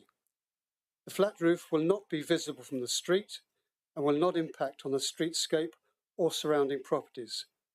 This design choice will enhance the sustainability of the dwelling. Next, dormer window, out of proportion with the roof. The proposed dormer window is within the new hips section of the roof and is in line with SPD guidance and corresponds in style and size with the 2 dormer windows on the other roofs of the host dwelling. That will be on the opposite side. Dormer windows are a common feature on nearby properties. Next, national landscape, its impact. The site is located within an established residential area. The roof alterations proposed are respectful of the existing character of the area and will not intrude into protective landscape views. Next, setting of a listed building, impact. The site is not directly visible from the listed building in the area. The proposed changes will not harm its setting. So, may I summarise? The proposal is a sympathetic, minor extension to the host dwelling. It corresponds with the local style of construction. It has no detrimental impact on the local vista, nor on the protected buildings. The proposal complies with local and national planning policies, including those related to design, heritage, landscape, and sustainability. Importantly, the proposal is fully supported to wind up, please, by because the parish 3 council. minutes. Sorry, Thank you. 4 seconds over. Yeah, the proposal is fully supported by the parish council. Thank you, Chairman. Mr. Peters. Thank you. Members, any questions of Mr. Peters? Councillor Bonham. Thank you, Chair. Yeah, Mr. Peters, thank you for presenting. You mentioned that it can't be seen but from the listed building, but you've got a photo which has a legend which says view from listed building. I'm a bit confused about that. Right. Okay. How have you done that, please? I don't know if you see it, but can I get up there with this? Yeah, view from listed building. I'm the listed building standing here. All right. This is the back garden. I stood on a ladder to take this photograph, and this area here is where the roof will be extended, and this won't be seen because it comes behind neighbouring properties there. Listed building.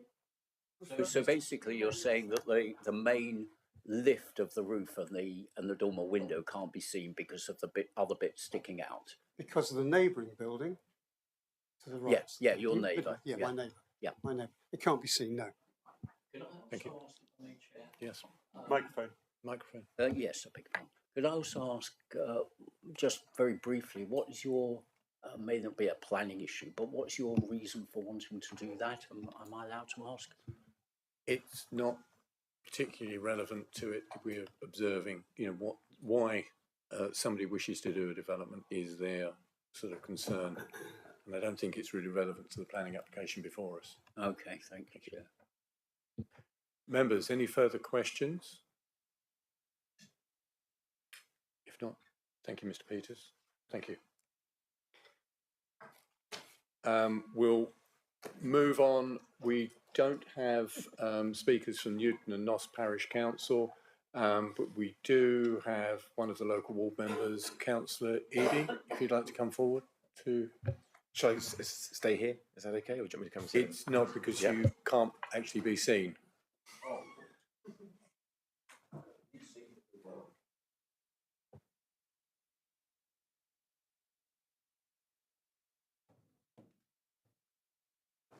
Thank you, Chair. Thank you, members. Yes, as one of the ward officers one of the ward members. I am representing, also looking at the views of the parish council, and as we've already heard, this application doesn't breach the local neighbourhood plans, and looking at the parish council, who have considered this very carefully, they have no material objections, and the applicant addressed the only comments made by the parish council, which was to amend his CMP, which has now been resubmitted and accepted. There are no objections from neighbours. So this decision is a subjective one around whether it is overbearing in its design and layout. And on this note, having joined the committee on Tuesday for the site visit, looking at the setting and recognising how mixed the area is in terms of roof and ridge lines, the mixed use of building materials, the half infilling of windows, and then viewing the illustrations provided, which help to establish the outcome we expect, I respectfully disagree with the officer in this instance and believe it is acceptable as an application. Thank you. Thank you, Councillor Eadie. Any questions of Councillor Eadie? Councillor Abbott. One of the primary discussions we had on site was about symmetry and the look of the building. Is it of any concern to you, the changed balance in that roof line? Or do you have maybe easier to ask, do you have any comments upon that symmetry within the landscape? Well, I think quite usefully, the images that have been presented demonstrate that I don't see that there's an enormous amount of symmetry that exists within that area. I think actually ridge lines and roof lines, as I just stated, are very different within the property itself. Again, I'm struck by how, as the property is as a whole, it doesn't strike me as that there's an enormous amount of symmetry, but even joined together, the two properties, which probably are most symmetrical when taken in one glance, again, I can't see that either. And one of the most striking things is about a half filled in window, and how that then sits with the rest of the building with an extension, a ground floor extension, which comes forward. I struggle to see that. If anything, I think there's the symmetry that's created by the ridge line brought from in the second elevation, on the bottom there, you can see how the second elevation demonstrates a ridge line that brings the single property into more symmetry, in my opinion. Thank you, Councillor Eadie. If there are any other questions, no other questions? Thank you, Councillor Eadie. We have had all of the presentations on this application now, and we move into the debate on this. Do I have Chairman, I wonder, before you do, could I just have 20 seconds, as I was on the list? I just wanted to explain to the committee why I called this in when you'll leave. Certainly. I just wanted to say, I don't want to add anything to what Councillor Eadie has said, because he's covered, but I just wanted you members to know that the reason that I called this to the planning committee is because you will be well aware that Newton Ferris and Nosmayor have a neighbourhood plan of which they are rightly proud. And there is some disagreement between the case officer and the parish council as per specifically the interpretation of MP3-4, MP3-8 and MP3-9 in your pack. And therefore I just wanted you to have the opportunity to make a subjective decision on points which I think Councillor Bonham's asked questions around already, but it's just that principle. Had there not been a neighbourhood plan, I would have been far less reluctant to question the case officer. But because there is one owned by the parish, I just wanted you to have the opportunity to consider those points. Thank you, Chairman. Thank you, Councillor Thomas. Are there any questions of Councillor Thomas from members? Councillor Bonham. Well, if I may, Chair, I'm not sure I really understand perhaps a councillor can just explain a tiny bit more fully what the parish council is saying with interpretation of those neighbourhood plan points, because I struggle to see them in the report. Maybe I missed them, but I don't think they were clearly outlined.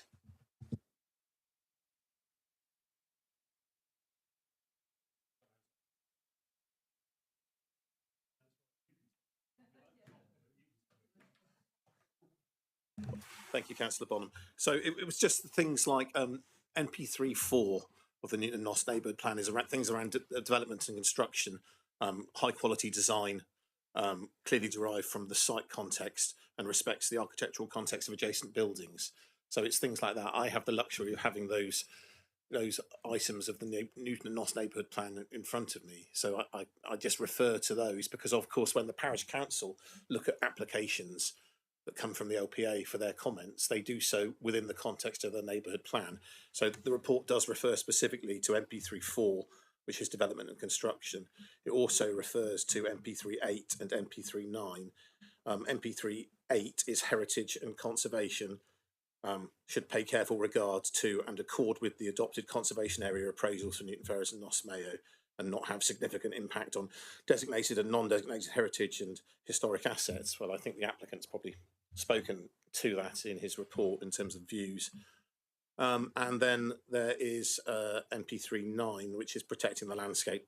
Development shall not harm but conserve the landscape. Now, clearly that is a subjective that we're used to dealing with applications within the national landscape.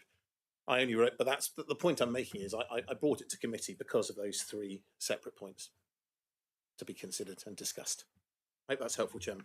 Can I just bring in Mr. Weimer at this point? I'm not disagreeing with anything that Councillor Thomas said, and he's absolutely right. It's a very good neighbourhood plan, and the parish council do use that as rightly as their starting point. I think the element of disagreement between the officers and the parish council is around N3P4 part 3, where the policy says all new development, including extensions, shall be in keeping with its site and surroundings in terms of scale, density, massing, and not constitute overdevelopment. Extensions must also be proportionate with the existing building. The parish council have clearly taken a view that they think it complies with that part.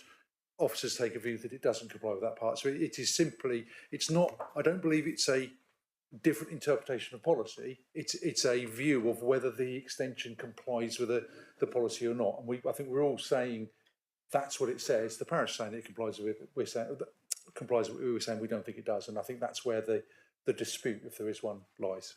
As always, thank you, Mr. Weimer. Thank you for that. Any other questions of Councillor Thomas? No? Okay. Thank you, Councillor Thomas. Thank you.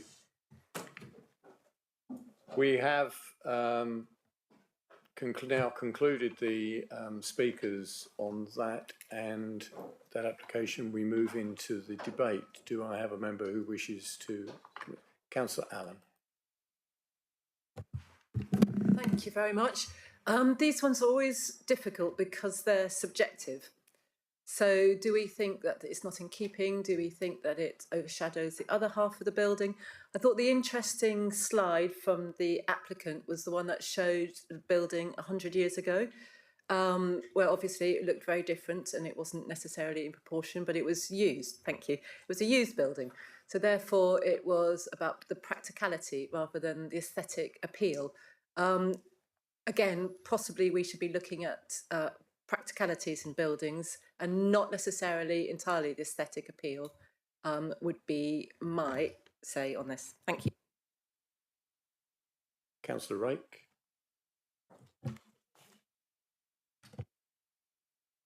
Thank you, Chair. I just wanted to address what I think is a bit of a red herring that has come up in the discussion so far.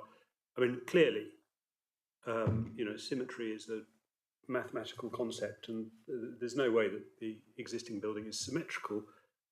I think I would tend to argue that it is, however, harmonious, and my concern is that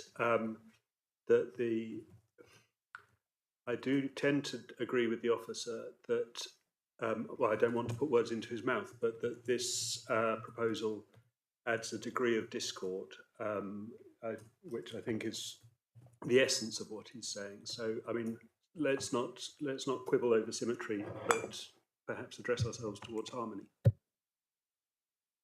Thank you, Councillor Wright. Councillor Bonham, just sort of aware of the time, we're at 11:58, so I may break you. Please come. Okay, thank you. I'll try either to be brief or to talk in two parts. Yeah. Okay. I mean, I understand. I think some of the points made by the officer, but I tend to disagree with the conclusion. And I'd like, if I may, the chairman allows me to read out what the officer said. Reason for refusal: that the proposed development is considered to dominate the host dwelling. I find that very hard to agree with, because the height increase is actually zero in total compared to the existing ridge line. The ridge increase itself, where it is increased, is 700 millimetres, not a lot. Primacy through the addition of incongruous design elements, I suppose that's the dormer window. Councillor Bonham, I don't wish to break in, but I will at this point ask members to please stand to observe 2 minutes silence.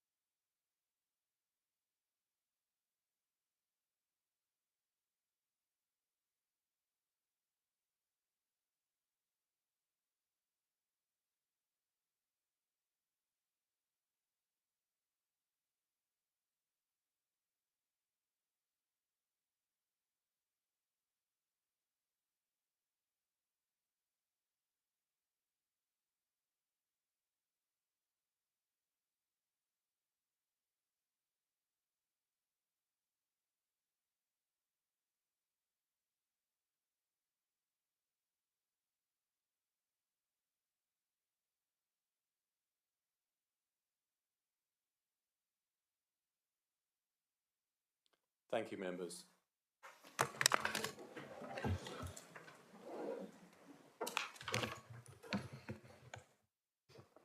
We thank you for observing that 2 minute silence.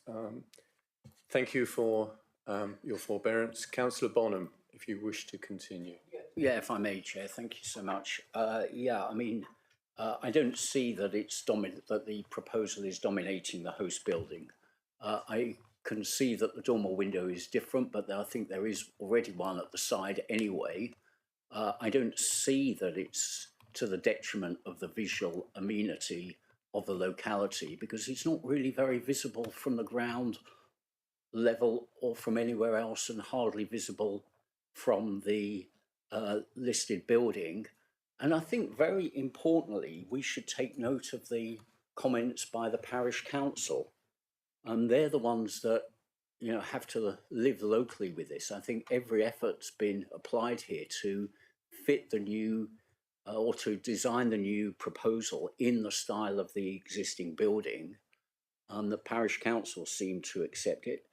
I do agree with my colleague Councillor Rake that it may not be harmonious, but I don't see that word in the joint local plan. I mean, if we wanted everything to be harmonious, I don't think hardly anything would be built. So that's not really, in my mind, when I come to consider whether this is a good application or not.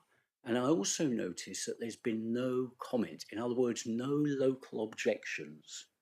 This is a pretty small scale proposal done in a fairly sympathetic way, given all things taken into account. And I'm sorry to say I don't agree with the recommendation. I move, if I may, Chair, to accept the proposal, in other words, to overturn the recommendation here. You are recommending an approval? I am.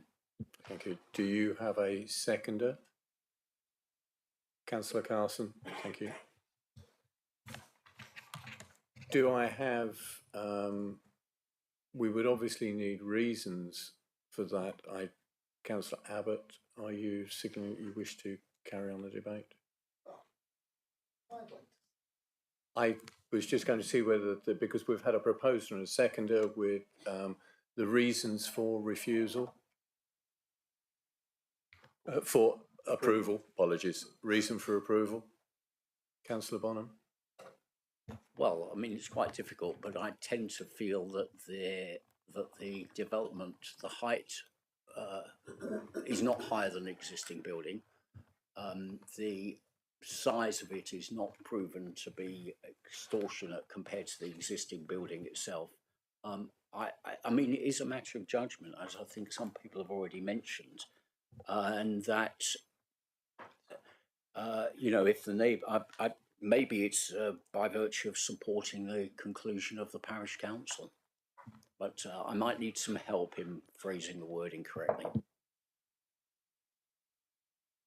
Yeah, Chairman, I think Councillor Bonham actually said it all in his reasoning was all in his submission.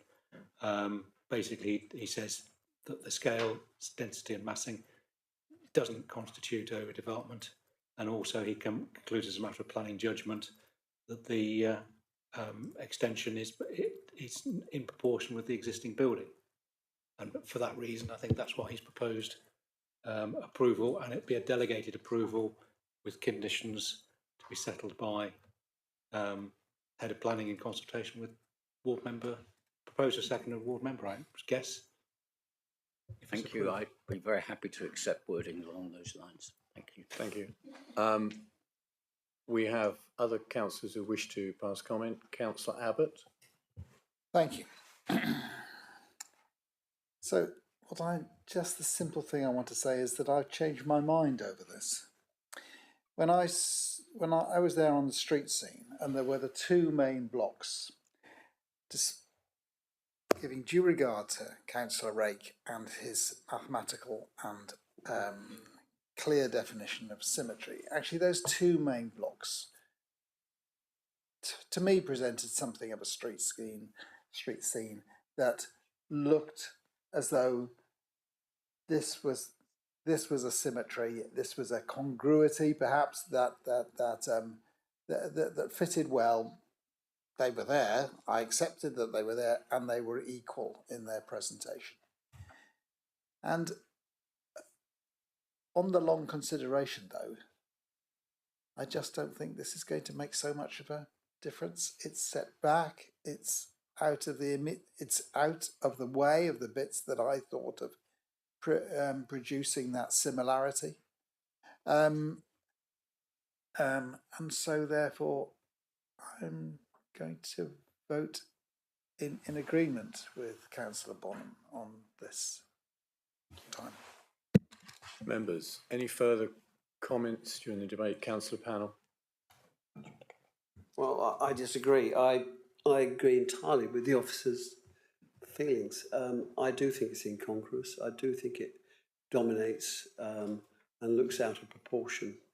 I think look at the scale, you're introducing a third floor to a two-storey building, and I think it's quite a significant alteration. I think there is symmetry in the roof line and the frontage of the two buildings, if not to the side and at the rear there. And I don't think this can be called a minor development, as was said by the applicant. I don't think it's in keeping. I don't think it's proportionate. I think it will have an impact on the street scene and destroy the harmony of those buildings, and I'll vote against. Thank you, Councillor Panel. Councillor Rake. Thank you, Chair. So I think whether it's symmetrical or harmonious, it's strikingly so. I know it was a beautiful day on Tuesday, but I sort of almost gasped when we were sort of coming into the village. I don't visit Newton Ferris clearly often enough, and it is a matter of planning judgment. I can totally see the validity of Councillor Bonham's view, but I find in its own right the design of the proposed addition to be with the dormer all the way over at one end and the roof lights.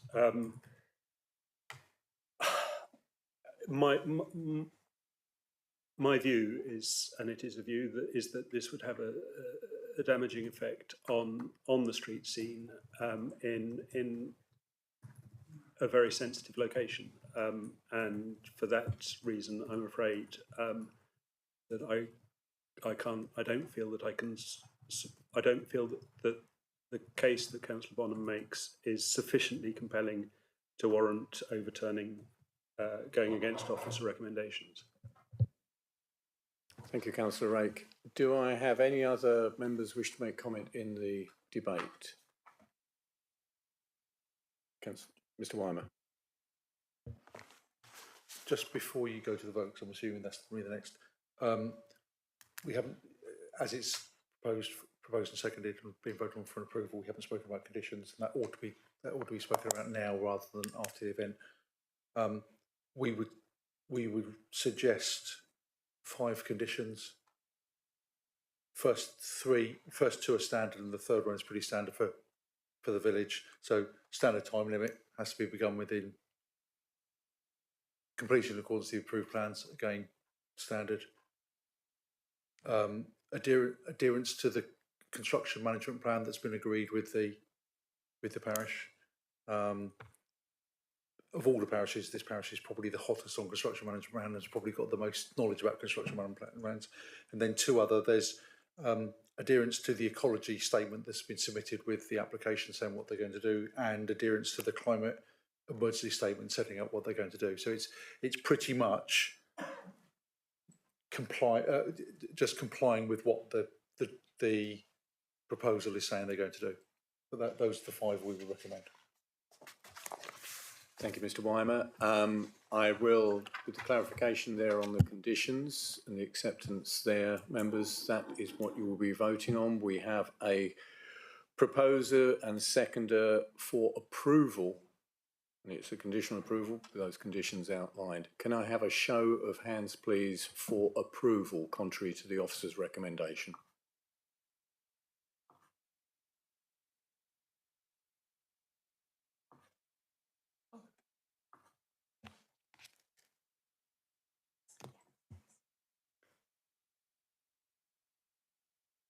Thank you. Can I have a show of hands against approval?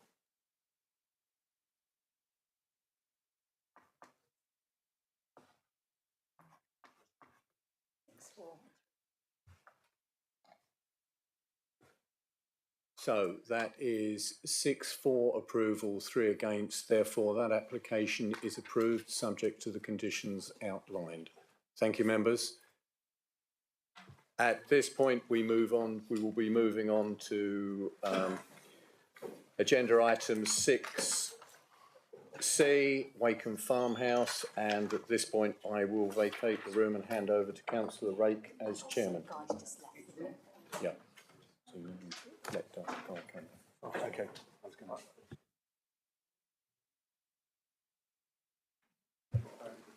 Under this new regime, I propose that we take a quick 5-minute break, you know, sweet is first, the pain comes later. So we'll reconvene at 12:20. Thank you.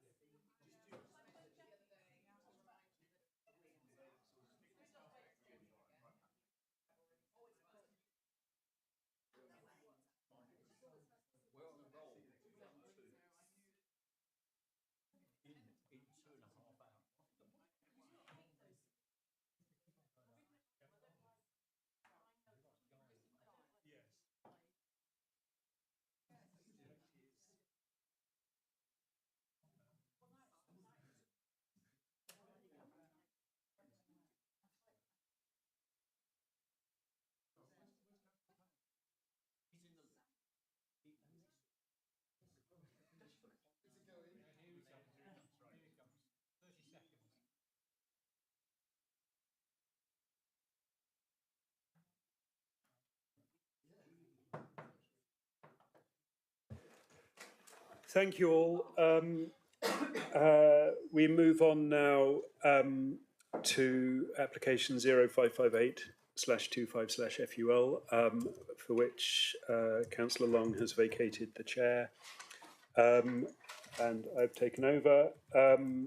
And as always, this is for a change of use of land from agricultural to residential, including the erection of summer house, new concrete and garden planters, a retrospective application for which the recommendation is refusal. As we will hear, the planning officer on this one is Mr. Skelton again, and if I could invite him to give us his presentation. Thank you, Chair. Okay, so this application is a site located within South Milton, as outlined by the red line here. So so there's an access track up from the main road, which is shared via a sort of number of different dwellings, and then the farmhouse itself is towards the south of the sort of main triangle of development there. And then the sort of proposed summer house, retrospective summer house, as it is sort of up in the sort of top corner to the northern side of that development. It currently is a sort of box of development there, but that's in relation to something else at that point that's on that location plan. And then, so this just sort of picks up on the sort of aerial photograph there, showing the farmhouse to the south of the red line. Apologies for the bit of a squiggly red line there, but that sort of rough approximation of the site location there. As you can see, there has obviously been some development happening nearby, with the latest aerial photographs still showing that development in progress. So the proposed summer house is located towards the northern end of that triangular element of the site, and then the proposed site plan picks that up, but in this instance doesn't have the proposed dwellings that sit next door. Just a bit more detail there. So the site topographical survey picks up the dwellings to the other side there, and shows the distance between the proposed summer house and the existing dwelling. Just a bit more detail on the summer house here. So it is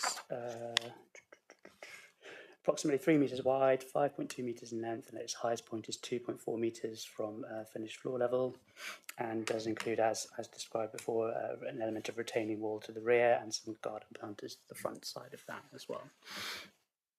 So the proposed plans, again, sort of apologies, are a bit small in this instance. So you can see sort of the top right, left-hand, drawing there. The right-hand side of the drawing is the proposed summer house, and then the left-hand side with the level change then picks up the immediate adjacent dwelling. I think that's probably the key drawing to pick up from there. And then sort of site visit photos here. So it's taken from officer's site visit previously, so we're just sort of picking up the sort of farmhouse to the right hand side, and then the development of 4 houses to the left hand side, with 3 of them shown there, and the one that's immediately adjacent is the where we can see the gable end with the sort of grey cladding. And then just picking up the sort of the relationship of the summer house to the existing dwelling, to the immediate existing dwelling, and the sort of height change that's proposed between the two, and then also just to kind of pick up on the sort of the sort of private patio space of that adjacent property. Just a further view there to show sort of the sort of how the relationship of the two of them sit together. And a final view there just to pick up on the, so you understand the sort of level changes that are running through between the two of them. And just a bit of a closer picture there to show sort of how that relationship works with the boundary fence. So the key issues for this one are the sort of the position and orientation of the summer house, resulting in unacceptable impact on the amenity of the adjacent property, which has just been shown on the photos preceding, and this would be sort of a significant detriment to the future occupiers of that property, and therefore the application is considered to be against the provisions of Dev 1 of the JLP, and the officer recommendation therefore is refusal. Thank you. Thank you, Mr. Skelton. Do any members have questions?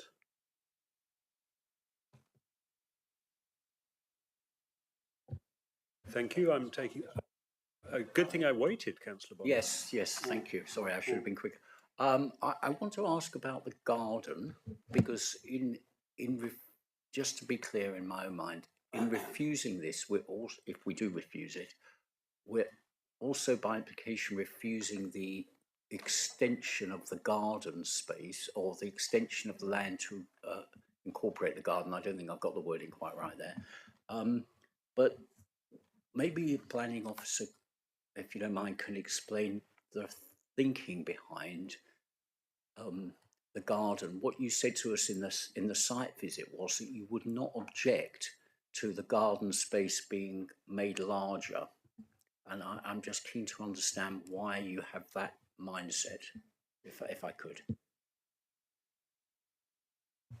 I think that was probably me on the site visit who said that.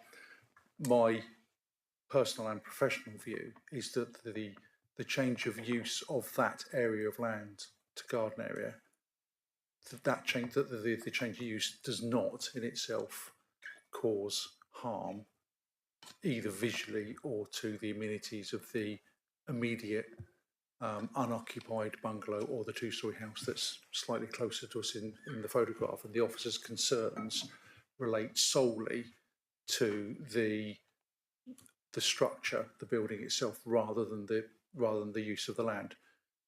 You are absolutely correct that because it's on one application, if we are unable lawfully to do a split decision, so we can't refuse the building and approve the change of use. There'll be two options open. There's a number of options open to the applicant if members refuse the application. One would be to lodge an appeal, so the inspector would consider, but inspectors can issue split decisions, which is something we can't, which is what I've always found a little bit strange. But what my professional view is that, the other thing they could then make an application just for the change of use without the building, which I believe would have an officer recommendation for approval, or they could do nothing, and if the authority wanted to do anything, we'd have to serve an enforcement notice. I do not believe it would be expedient to serve an enforcement notice relating to the use of the land. We would probably take a different view on the building itself if an appeal wasn't lodged, but I do not believe it would be expedient or in the public interest to take enforcement action on the change of use of that area of land. I don't believe the use itself causes harm. I do believe the building causes harm. Does that answer the question? Councillor Dommett. Okay, thank you. Councillor Nix. Just quickly, and this might not be in the officer's remit. Do you know how long that summer house has been there?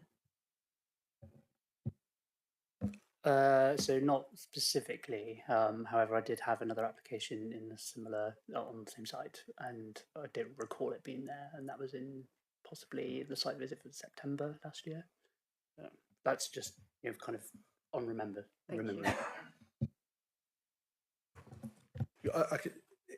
It's less than 4 years, which is the time to. So if we were looking, is it lawful or not? It would need to have been there for more than 4 years. In fact, arguably, it needs to be there more than 10 years because it's not within the curtilage. So, but it's certainly not. The question around has it gained immunity? It hasn't. But thank you. That's what I was getting at. Councillor Abbott. Thank you. May I continue the conversation, please, about the garden?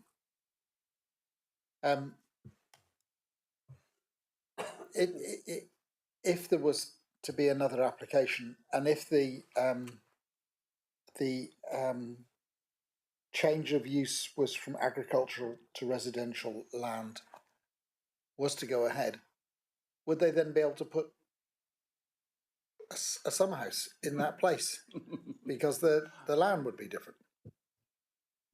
The short answer would be no, because I'm sure the lawyer will close me down if I get this wrong. The permitted development relates to residential curtilage. So it's permitted to go garden sheds. You can do certain sizes in certain locations within the residential curtilage.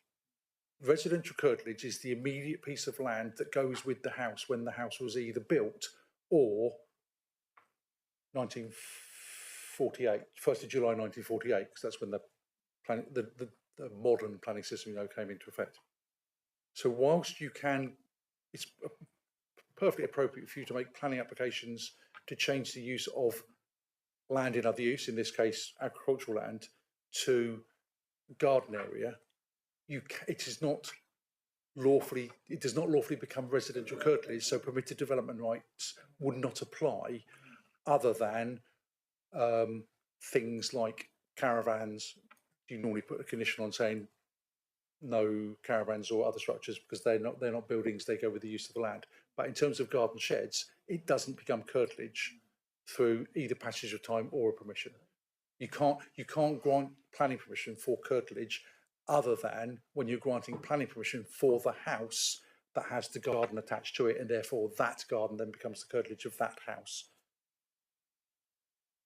Thank you. You seem to have a further question? It's very slow here. I'm so sorry, but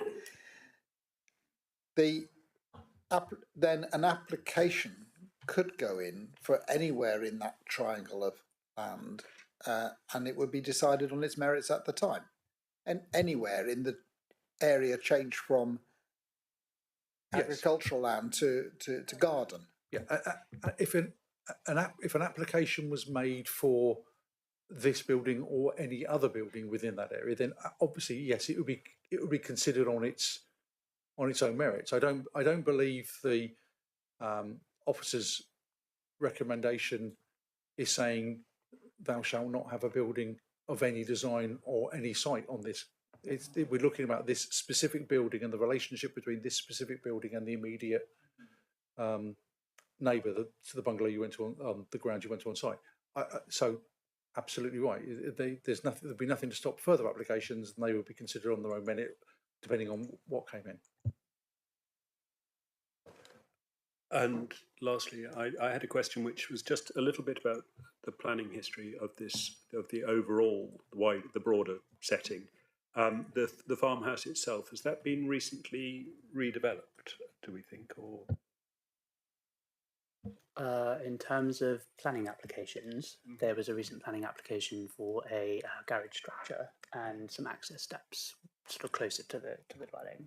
But the primary building. But the building itself has always been there. It does form part of like a wider scope of kind of historic style applications. Yeah. Chair, it's probably best, that question might be best addressed to the support on this page. I honestly, there are certainly significant elements of that appear to be the original farmhouse. I honestly don't know whether it's been renovated or extended or not. Thank you. Welcome back, Councillor Hodgson. I'm advised that seeing as you weren't here since the beginning, you can't take part in this application. Thank you. Okay, have we exhausted all questions when it looked for a brief moment as though there would be none? Thank you. In which case, we have nobody, no objector listed to speak, and so we will move on to Mr. Mann as a supporter. Thank you. Mr. Mann, if you get yourself comfortable, settle in. You'll have 3 minutes to address us, and you do that by pressing the right hand of the 2 silver buttons on the microphone in front of you. So I thank the Council for the principle of the land being residential gardens acceptable. The second point is that the design and detailing of the summer house is considered acceptable within the national landscape and approved by the Parish Council. We also accept that the Parish Council's requirement to not use the ancillary accommodation, and there are no highways issues, and officers have offered no other concerns regarding the application. To address the issue of the amenity on diagram 1, shows the position of the fence and the different levels in between the garden and the summer house. and it greatly removes any overlooking. The field of vision from the centre of the garden is above the summer house and in the seated or standing position. Diagram 2, the looking at the neighbouring building in question, the principal elevations are to the north and west, away from the opposite side to the summer house. The only openings to the bungalow facing the summer house are the garage and the window facing a corridor. Furthermore, on diagram 3, shows the gardens of the bungalow lie to the west and north of the bungalow, not to the east where the summer house lies. Diagram 4 shows the building is in very close proximity to plots 3 and 2 of the same recent development and existing dwellings to the west that already overlook their garden. So the bungalow and its garden should be seen in the context of an already developed area. The point raised about intensification on diagram 5, the intensification is no more than that would be the case if I built a patio in the garden area. As a family of 4, we're keen gym users, and this is part of our family life and mental well-being. It is just for the quiet enjoyment as a family gym. It is worth pointing out as well that the view from inside of the gym, like point 1, is obscured by the fence. We've been in discussion with the owners of the bungalow, and they've been helpful in providing supporting evidence for this application and support the application as well. And that can be seen from diagram 6 of the bungalow and the back garden. As with all new developments, they have a starkness about them until they settle into the landscape and nature absorbs them. The committee will have noticed on their visit to the neighbouring property, and had they come around and seen from our point of view, that the garden is under development and decision is still to be made on what is to be planted along the fence to additional screening. Currently, we're in discussion whether it's going to be beech or grapes. I'd also like to point out, I find it very disappointing that the chair has taken it till the 11th hour to highlight his conflict of interest in the fact that he is the partner of the principal and only objector to this concern. Thank you. Thank you very much. Are there any questions? Councillor Bonham. Yeah, thank you, Chair, and thank you, Mr. Marn, for coming in and giving us your slides. I wonder if I could go back to your first one, showing the line of sight, because I was a bit confused about that, I have to say. The FL, quite sure what that is exactly, 56. That's the floor line and roof line. It's showing the different levels. So the RL is the roof line and the FL being the floor line. Right. So you've taken these lines above a grey box on the line of the boundary, but the fence the fence looks like it's the black line slightly to the left of that grey box, and your lines of sight don't line up with what I believe the fence is. They line up with the right-hand side of a grey box, and I'm not quite sure what that is. Could you help us understand that diagram a bit more clearly, please? I can, and I apologise. You are absolutely right. The fence is the thick black line going vertical, and that grey area is the shadow cast by the fence. I think when I was dealing this with my agent, we've got a little bit exuberant there behind that, but the principle still stays the same, that even if you did take the line of sight, you're only just clipping the top gun. Yeah, I mean, I think so. Thank you for your answer. I think, Councillor Bonham, I, as you know, I'm loath to interrupt you, but Mr. Warner. I apologise, but I'm not sure you're correct. I think that the way that's been drawn, it's because the fence doesn't go in a straight line; it comes back. It's rather than being the shadow of the fence, I think it's just how the fence would then go off at an angle. So you're not looking at just a thin fence; you're looking at it going off at an angle. So I think to give the plan drawer some credit, I think what they've done is accurate. It's not the shadow, and I just didn't want members to think that's what it was. My reading of that is it's the fence going back. You are correct. Yes, the fence isn't straight; it does curve quite significantly. Yeah. Sorry, a moment, if you please, Councillor Pannell. We'll let Councillor Bonham finish his question, and then I'll come to you. Okay. Councillor Bonham, whether you want to. Well, I mean, I'm still slightly confused because the line of sight didn't look like that when I was on site and visited myself earlier in the week, and I'm just wondering how much credence we can take from this diagram and whether it's accurate or not. It seems on reflection that this is not a valid diagram, and that's what I will take in my own mind unless I hear otherwise. But I give you the chance to comment again if you want to, because that sort of is a question: is it valid or not? I believe the principle of the drawing and the fact that that fence does obscure the line of sight, and to bring up my final point in this fact that there is screening yet to be done, will actually increase the height of the fence through natural screening. Would bring it back into play. Thank you. Councillor Pennell. I just wanted to point out that if that shadow of the fence shows it curving off, it's not then a section, is it? It's three-dimensional. Yeah, indeed. That's the point I wanted to make, that it's not a section. Thank you, Councillor Pennell. I mean, I think sometimes sections do include indicative elements to show, to help clarify, which Mr. Weimer was suggesting is what has been done here. Councillor Abbott, are you in despair or you no? Okay. Councillor Pennell again. Do you have any diagrams that show the overlooking of the patio, which is raised quite considerably from the floor level of the bungalow? Because we walked on it on Tuesday. Do you know what height that level of the patio is? I'm afraid I don't. That's not my property. I've only got levels for my property.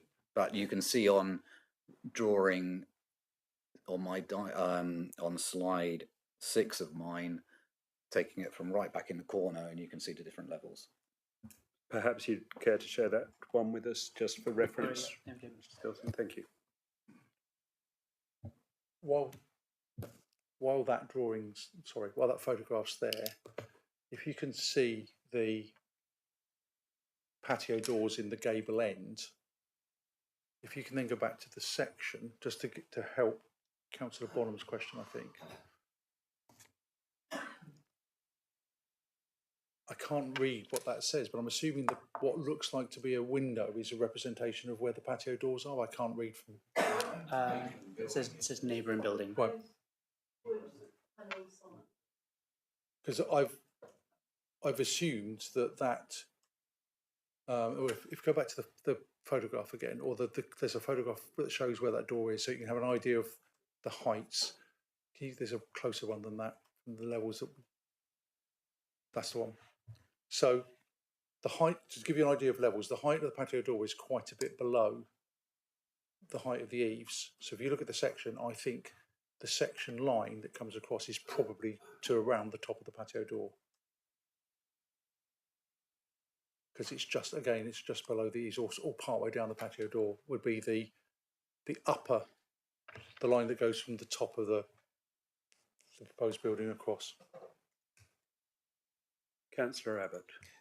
I'm not sure this is necessary as a question for the proposal, but what I would have brought up in the discussion, perhaps I will, is that the other diagram that the other photograph that we've seen from the patio, that one, that's where we stood, that's what we saw, that's the issue. Yeah.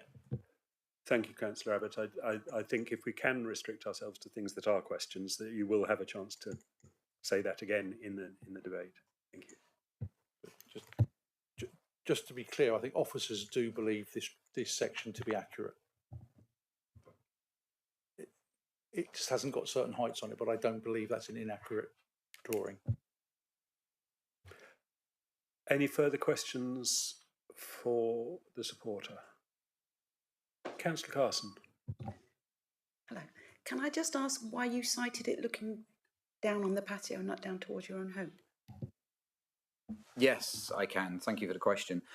So we purchased the farm in November 2 years ago, and prior to us living there, it was a working farm, and seated right in that position was a static caravan used for accommodation of farm workers looking over that way. So there already was an existing building there, and it had been there for about 30 years, and the garden had been a residential garden for about 30 years. So the reason we placed it there is because there was an existing, and to my naivety, I didn't believe that there would be an issue because there already was pictures of the caravan in existence and floating around on the internet, and nobody had ever complained or put any objections into that being there at the time. And in consultation with the current owner and developer of that property, they also equally said, yep, crack on. Thank you. But why did you face the windows towards the patio and not towards your... Because that land was made up land. It wasn't initially level like that, and it was made up, and it wasn't considered stable enough to rotate through 90 degrees. And there wasn't enough width at that stage to put it in of 90 degrees. It would have overhung the cliff edge, basically. Thank you. With the customary reminder that we are considering the application in front of us, not the possibilities of having done things otherwise. Thank you, Mr. Mann. We'll move on. We don't have any representation from South Milton Parish Council, in which case we will ask Councillor Dennis to join us. Councillor Dennis is, of course, one of the two members for the Salcombe and Thurleston ward.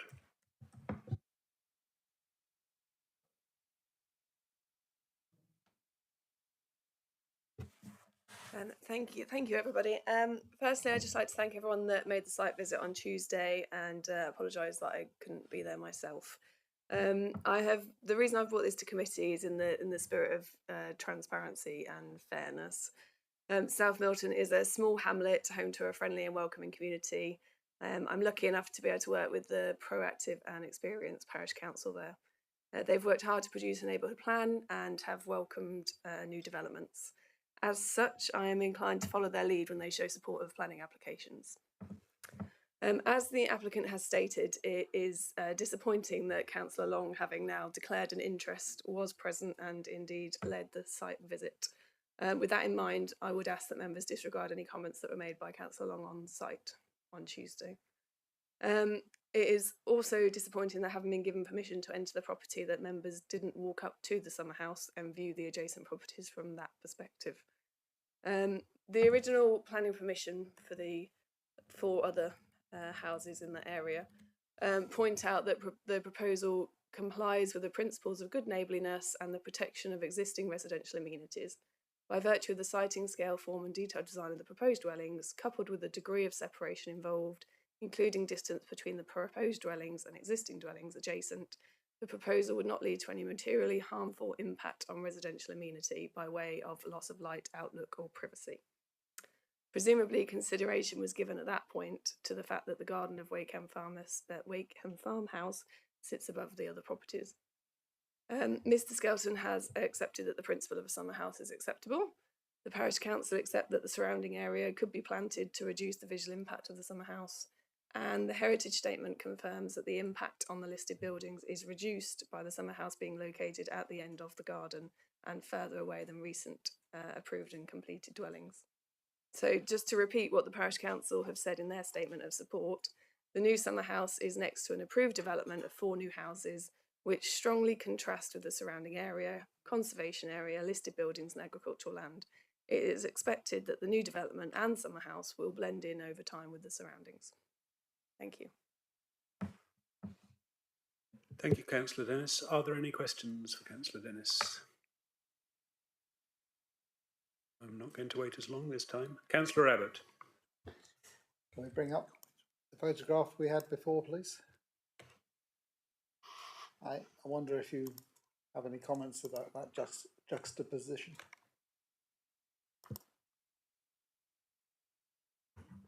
I repeat that I'm disappointed that on the site visit you didn't go and stand next to the summer house.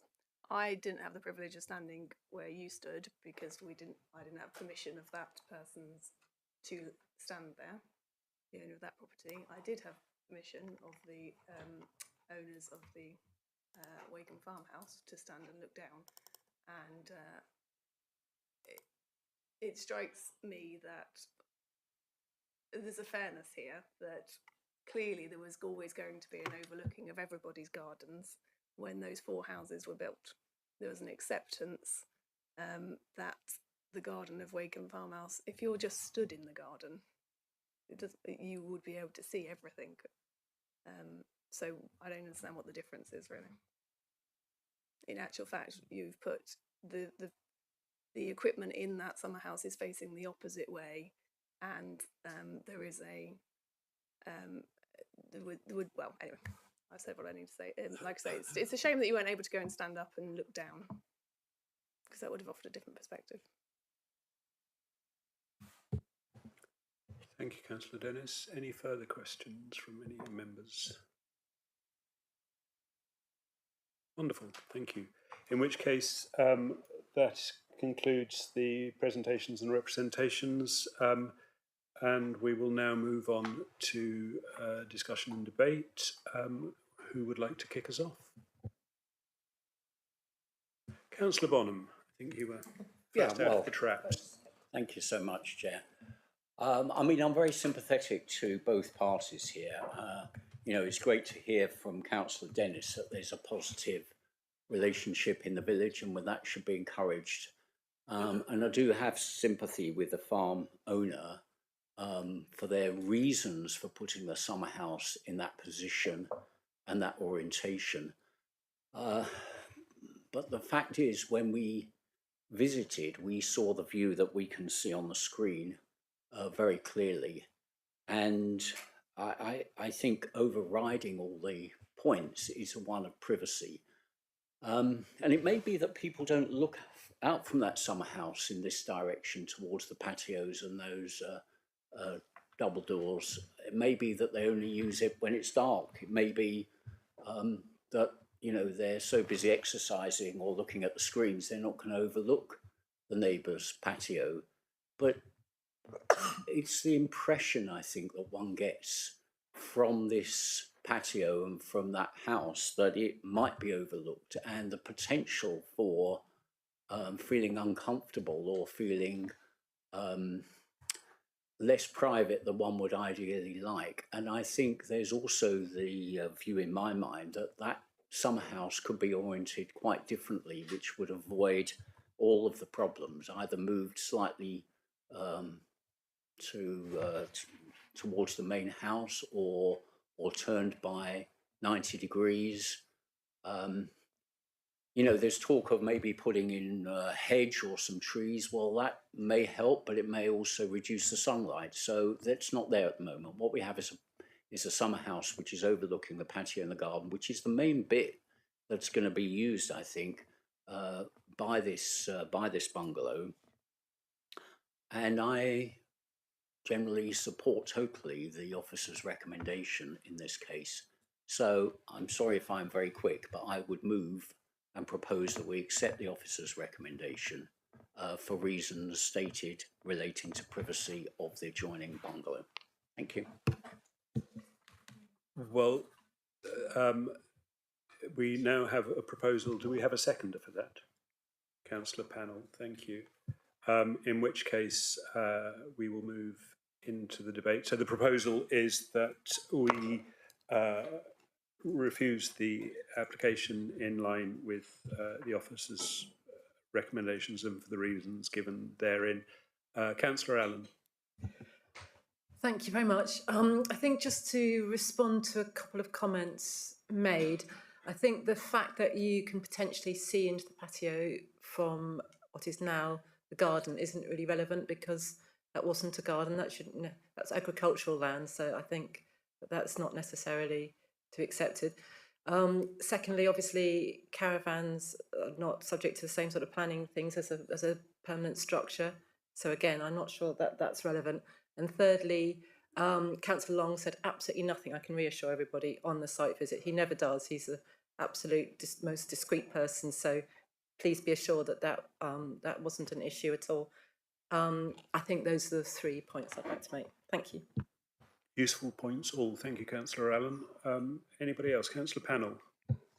Yes, we're dealing with privacy and neighbourliness, and I can't think of a more unneighbourly location and aspect in which to put a summer house, to be honest, in the whole of that garden, which is now quite large and we've heard is accepted in principle. It overlooks, I don't think the view from the summer house is material. I think what's a lot more material is the view from the people who are going to be overlooked. And clearly you can be overlooked standing on the patio immediately outside those double doors, but even more you can be overlooked, as we found, I think, by standing on the slate raised patio. Even if the neighbour does accept the location, those neighbours may not always be there, and I think we have to protect the principle for other occupants in the future. So I support refusal. Thank you. I'm just checking Mr Fairbairn's list. I'm coming to Councillor Nix.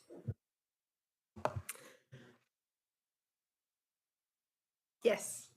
Well, whilst I absolutely understand the reasonings that the applicant has put forward today, I am concerned that the garden is large and there are other places that could have gone, but I understand the reasoning for putting it there. Going back to some of the other photographs that we've seen from further distance, it does stick out quite a lot. So obviously that's concerning in the landscape. Yeah,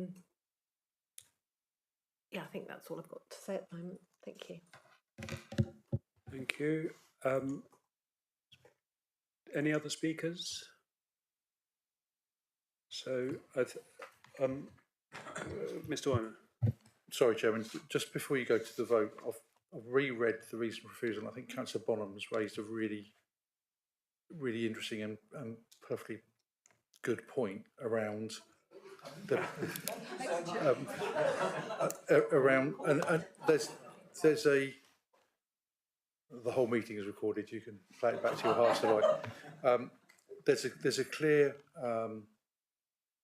concept within planning, and has been for 15 years, around perception of overlooking. So even if you're not actually overlooked, you've got that perception of being overlooked, and that's so I think within the reason for refusal, I think I would like to add after, through the introduction of significant overlooking, just add the 5 words and the perception of overlooking. So I think that really does pick up on what you've specifically said as part of the proposal. Thank you.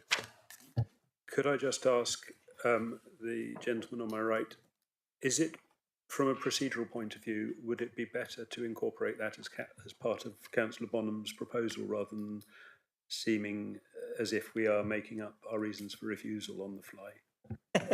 I assume that Councillor Bonham and Councillor Panel will both agree to that amendment being made, and therefore you can take the vote on that.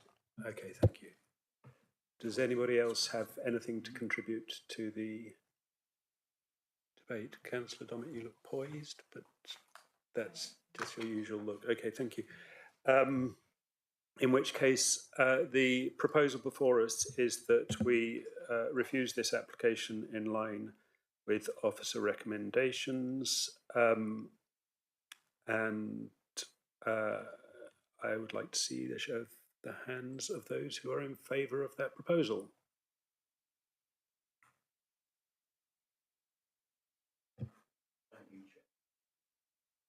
I have the card. I'm abstaining on 7 in favour. Those against? And 1 abstention. Oh, 2. Well, you don't get to vote. No, because you want to. Okay. You'll be registered as absent for this item. Thank you. So, quiet, please. So, if we could, so that proposal is passed, and the application is therefore refused. Thank you all very much. Oh, Councillor Dennis. It is 2 minutes past 1, and we will therefore now break for lunch. Thank you. Sorry? Back at 2, yes. Thank you.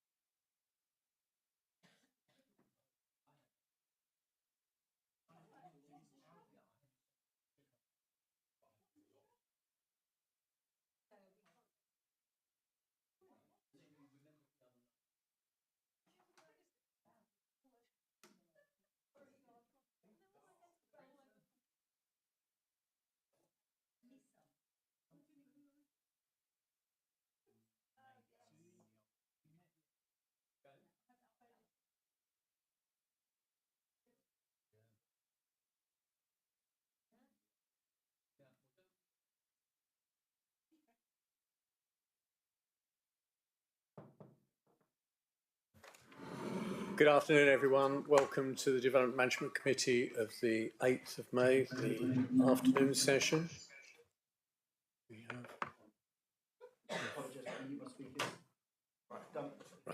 Thank you. For those members of the public who were not here this morning, I'll just run through some of the housekeeping.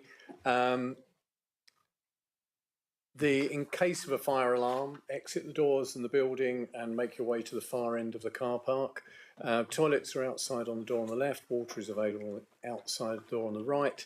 A reminder, this is a public meeting and members of the public are welcome to listen to the debate, but unless registered as a speaker, you're not able to take part and speak. We are live webcasting today, so can I please remind members to use their microphones and remember to turn them off when not speaking. And also, if I can ask all council members and those in the room to either switch off or silence their phones so they don't go off during the proceedings. Just so you're aware how the items be presented, the order for each application is as follows. Case officer will present their report, any objector will speak, then followed by any supporter will speak. The parish council representative will speak, any ward member will speak, and the committee members will be able to question each speaker on points of clarity. At the conclusion of the debate on each application, the members will vote and come to a decision. I will now ask those officers on the top table to introduce themselves. I'm Mark Long, Councillor Mark Long, Chairman of the committee. Thank you, Chair. My name is Amelia Bolter, Senior Democratic Services Officer and Clerk to this committee. Sorry, I'm Councillor Simon Rake, Ward Member for Blackhawton and Stoke Fleming and Vice Chair Pro Tem of this committee. Good afternoon, everyone. I'm David Fairbairn. I'm Head of Legal Services and the Council's Monitoring Officer. Pat Weimer, Head of Development Management for the Council. I'm Tom French. I'm a Principal Planning Officer within the Urban Fridge team. Thank you for that. We now move on to the agenda item, and it is agenda item 6D, which is 309124 ARM, Sherford Housing Development. Case officer is Tom French, and the recommendation is conditional approval. Mr. French, if we could have your presentation, please. Thanks, Chair. Good afternoon, all. So this application is an application for the reserved matters to enable the delivery of service service platforms on the Red Line area, which the plan you have on the screen in front of you. The reason it is being referred to committee is because the council has an interest in the land. As you can see, the site is edged red before you. It has a site area of 7.9 hectares. It is within the commercial area of the Sherford outline consent. The site has also been allocated as part of the Plymouth and South Devon Free Port. However, it's also important for me to say that the planning application has been assessed purely on the merits of it against the pollen policies and the outline consent. So moving on, we just have an aerial plan. The site is approximately in the middle where my mouse is hovering over there. The A38 is running to the north with Plympton beyond. The Main Street link, which is serving the Sherford development, is running across to the south. There is the spur, which is the road which will access the site, which was given consent under a previous RM, and the Butlers Farm complex is there to the south. Then I thought we'd have a nice little bit of an aerial view. So we are looking north. The kind of area to the front is the preparatory works ongoing for phase 3. We have Main Street running there with the Butlers Farm complex, and the site is running across to the north there. Then just from a different view, we're looking southwest, so we can see the Sherford development which is going on. This is a few years ago, so a lot of this area has now been built out and houses are occupied.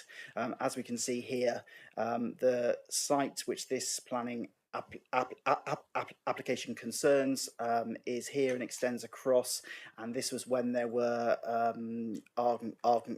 archaeology works in accordance with the written scheme of investigation. So the surface soil was stripped and trenches were dug. Moving on to the application plan, this is the main plan which shows the proposed contours. So as we can see, the areas in the middle are where the platforms would be put as the flat. The contours in dark are the existing ground levels, which as you can see the site slopes down from the northeast to the southwest. And then the yellow and blue lines, the blue lines are the larger contours, and the yellow lines indicating a more gentler slope. Then, just for context, this is the master plan for the Sherford outline consent. As we can see, the development is very large as a whole. As I'm sure you'll know, it's a 5,500 house new town alongside a town centre with schools and vast amounts of open space. The commercial area is the one shaded up here with the park and ride site adjacent, and this is the parcel there to which the application relates. As Sherford is a multi-permission scheme, the landscaping which mitigates the development is contained within a variety of green spaces, along with the drainage, which is also done on a strategic site-wide. So just to give the context here, there are two GI areas which are associated with the commercial area. We have GI area 6, which is down here to the south, which has a large amount of planting and has the basins which will accommodate the drainage for the area involved, and GI area 18, which runs across the north of the site, which is one of the identified dark corridors. It also just shows the park and ride site adjacent to it to the east, and the approved road, which was approved under 1490/2021 ARM, which we refer to as Northern Avenue, as eventually it will continue west and then connect onto Main Street further along in the development. And then I believe this is the last of my plans.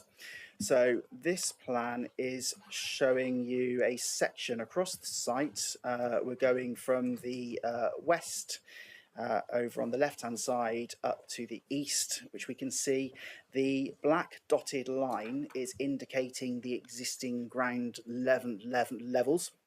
The red line is showing the levels which are approved under application 1490/2021 ARM, and then the blue line is showing the levels proposed under this application. As you can see from this, the levels which are proposed now are much closer to the existing ground levels on the site than previously approved. And then just moving in, the key issues identified is that the planning application for the reserve matters is in accordance with policy PLY 48, which is the policy for Sherford, the outline permission, and is in broad conformity with the existing RMs. The proposal accords with the outline requirements for drainage and ecology, and it is acceptable in planning terms and is therefore recommended for approval accordingly. So I'll go back to the the section plan there. Any questions? Thank you. Mr. French. Members, any questions of Mr. French? Councillor Rake. Thank you, Chair. Just to clarify, this sort of reserved matters application, what matters after the outcome of this application, what other matters remain to be resolved under the parent application? This application is seeking to approve all the reserved matters on this site, because all matters need to be approved in order for the development to commence in accordance with the outline conditions. Now, at the moment, the application is purely for the service platforms. So it's anticipated that, of course, we will then get a subsequent RM in, which would then give us the details of the landscaping for the on plot, as well as the building itself. So effectively, rather than this being an application that shows the buildings and the parking and the landscaping which will come along, this is just showing the preparatory works in order to create the platforms. Thank you. Sorry, so I don't quite understand. You say that this is an application to address all the reserved matters, but then we're also expecting another reserved matters application to address the buildings, the landscaping, etc. So, is the parent application? Does the parent application only go as far as the platforms, or would those still be reserved matters applications? The buildings, the landscaping, etc. They will also be reserved matters applications. Councillor Abbott.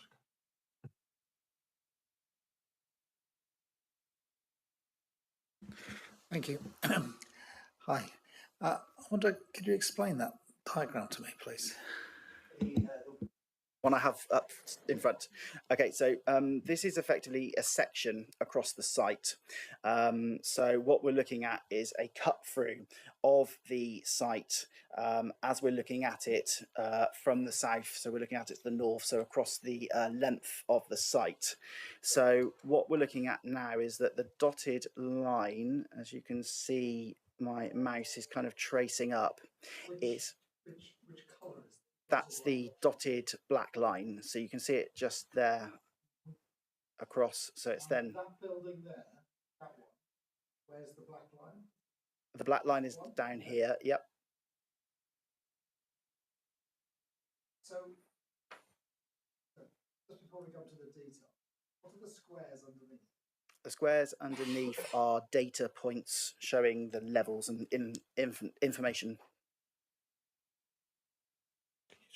I can see if I can scroll it out to enlarge. Can we?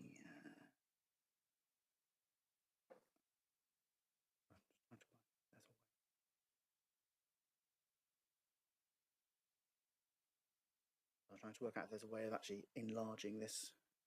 So they're like Excel squares with some data. Oh, that's going to try and.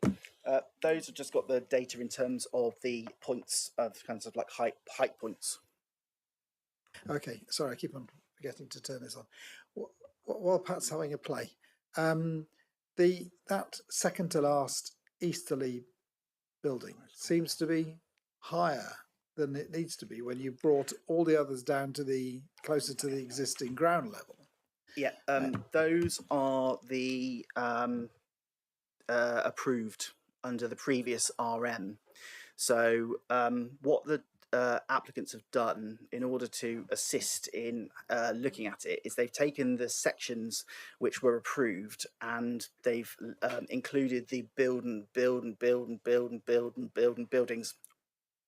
already approved. So those were the red line and the buildings are what was approved under 149021 ARM. And so what we're looking at or seeking approval for today is a variation to the levels on the ground on the site as shown by the blue line. Okay, so this diagram then is not what we're approving. This is what used to be, and we're going to have the second to east building is going to be lower, close to the blue dotted line. All of the buildings on there have been approved under a previous RM. And so what this is seeking to do is to alter just the levels of the ground. And then we will have a subsequent RM for buildings on the site, which will then match the profile of the blue line.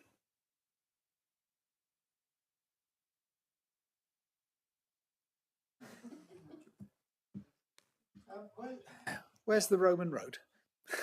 The Roman road, let me see if it's showing up on the aerial photograph for you to go back. It was found, I believe, it's approximately runs across the site, I believe around that area off the top of my head. Are we going to lose all...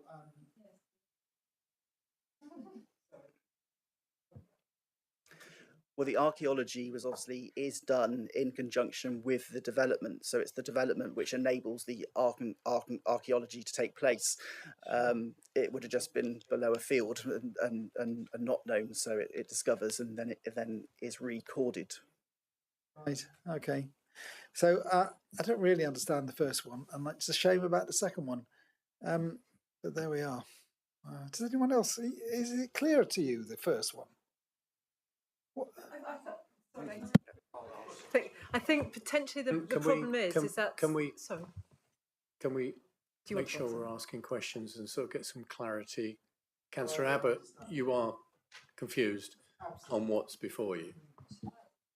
So, no, I think if I can have the officers deal with it, that way it's clean. Yes. Councillor Nix. So what we're saying is, what's up there at the moment is the already approved application. Today we're seeking to look at a slightly different earth profile than we've got at the moment. Is that correct? That is correct, Councillor, yes. Councillor Allen, you had a question. Yes, what I was going to ask was the diagram with the buildings. I think some of the confusion or the question I'd be asking is, it looks like the buildings will not be still at that same height, will they? So the buildings will come down where the new earth levels are. The buildings will come down comparatively. Correct. Yes. I think that's the confusion about that. Thank you. So exactly, that's right. Why would we approve something which isn't right and is we require the correct plans on any other householder to be presented to us. If I can just, those buildings effectively aren't. This proposal is to change the profile of the land to enable a different scheme. So those buildings there were approved under an application B4. There's now a proposal to alter what's going to be put on the site, and so it's been requested, or the agreement through the developers and the potential pertinent purchaser of the site, to change the levels of the land. And so this application is purely to change effectively. If you imagine that those buildings aren't there, and it's to effectively change the red line to the blue line, and then we will have a subsequent application come in which will have a building which will sit upon the land as proposed under the blue line. Is that greater clarity for you, Councillor Abbott? In many ways, the buildings being shown on this plan are a bit of a red herring. I absolutely understand why they're there, because it's context of what was approved. But as far as this application is concerned, all you're really looking at is the red line is the approved land level. The blue line is the proposed land level in this application. That's all we're actually looking at. That would then render the vast majority of those buildings, they wouldn't be able to implement them because the land would under this permission, because the land would be difficult. So any further buildings would have to come forward with a further application. So we're just looking at the red and the blue lines for absolute clarity. Councillor Abbott. So, thank you. I'm there. I'm with you. How would I make a judgment? one way or the other about whether this is good or poor. It's just for noting. Councillor Hodgson. Thank you. So effectively, what I'd like to, I'd be interested Councillor to know. Hodgson, sorry. Councillor. I'm sorry, I can't let that slide. It isn't just for noting. Members are making a decision, and in terms of how do you make that decision, there's quite a comprehensive report that all the professional officers have looked at and provided with a recommendation. So I would suggest your starting point would be the officer report and the recommendation and the professional assessment that's been undertaken. Councillor Hodgson.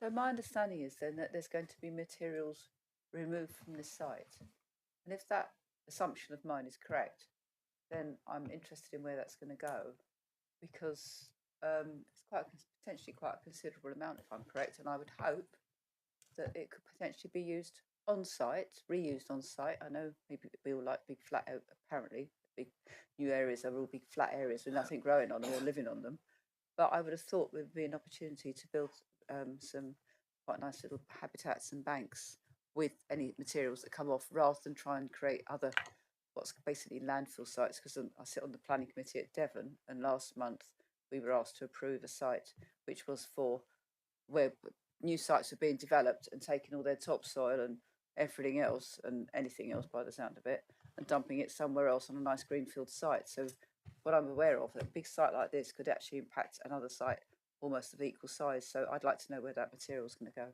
if there is going to be surplus. There is an extensive earthworks strategy as part of the Sherford outline consent.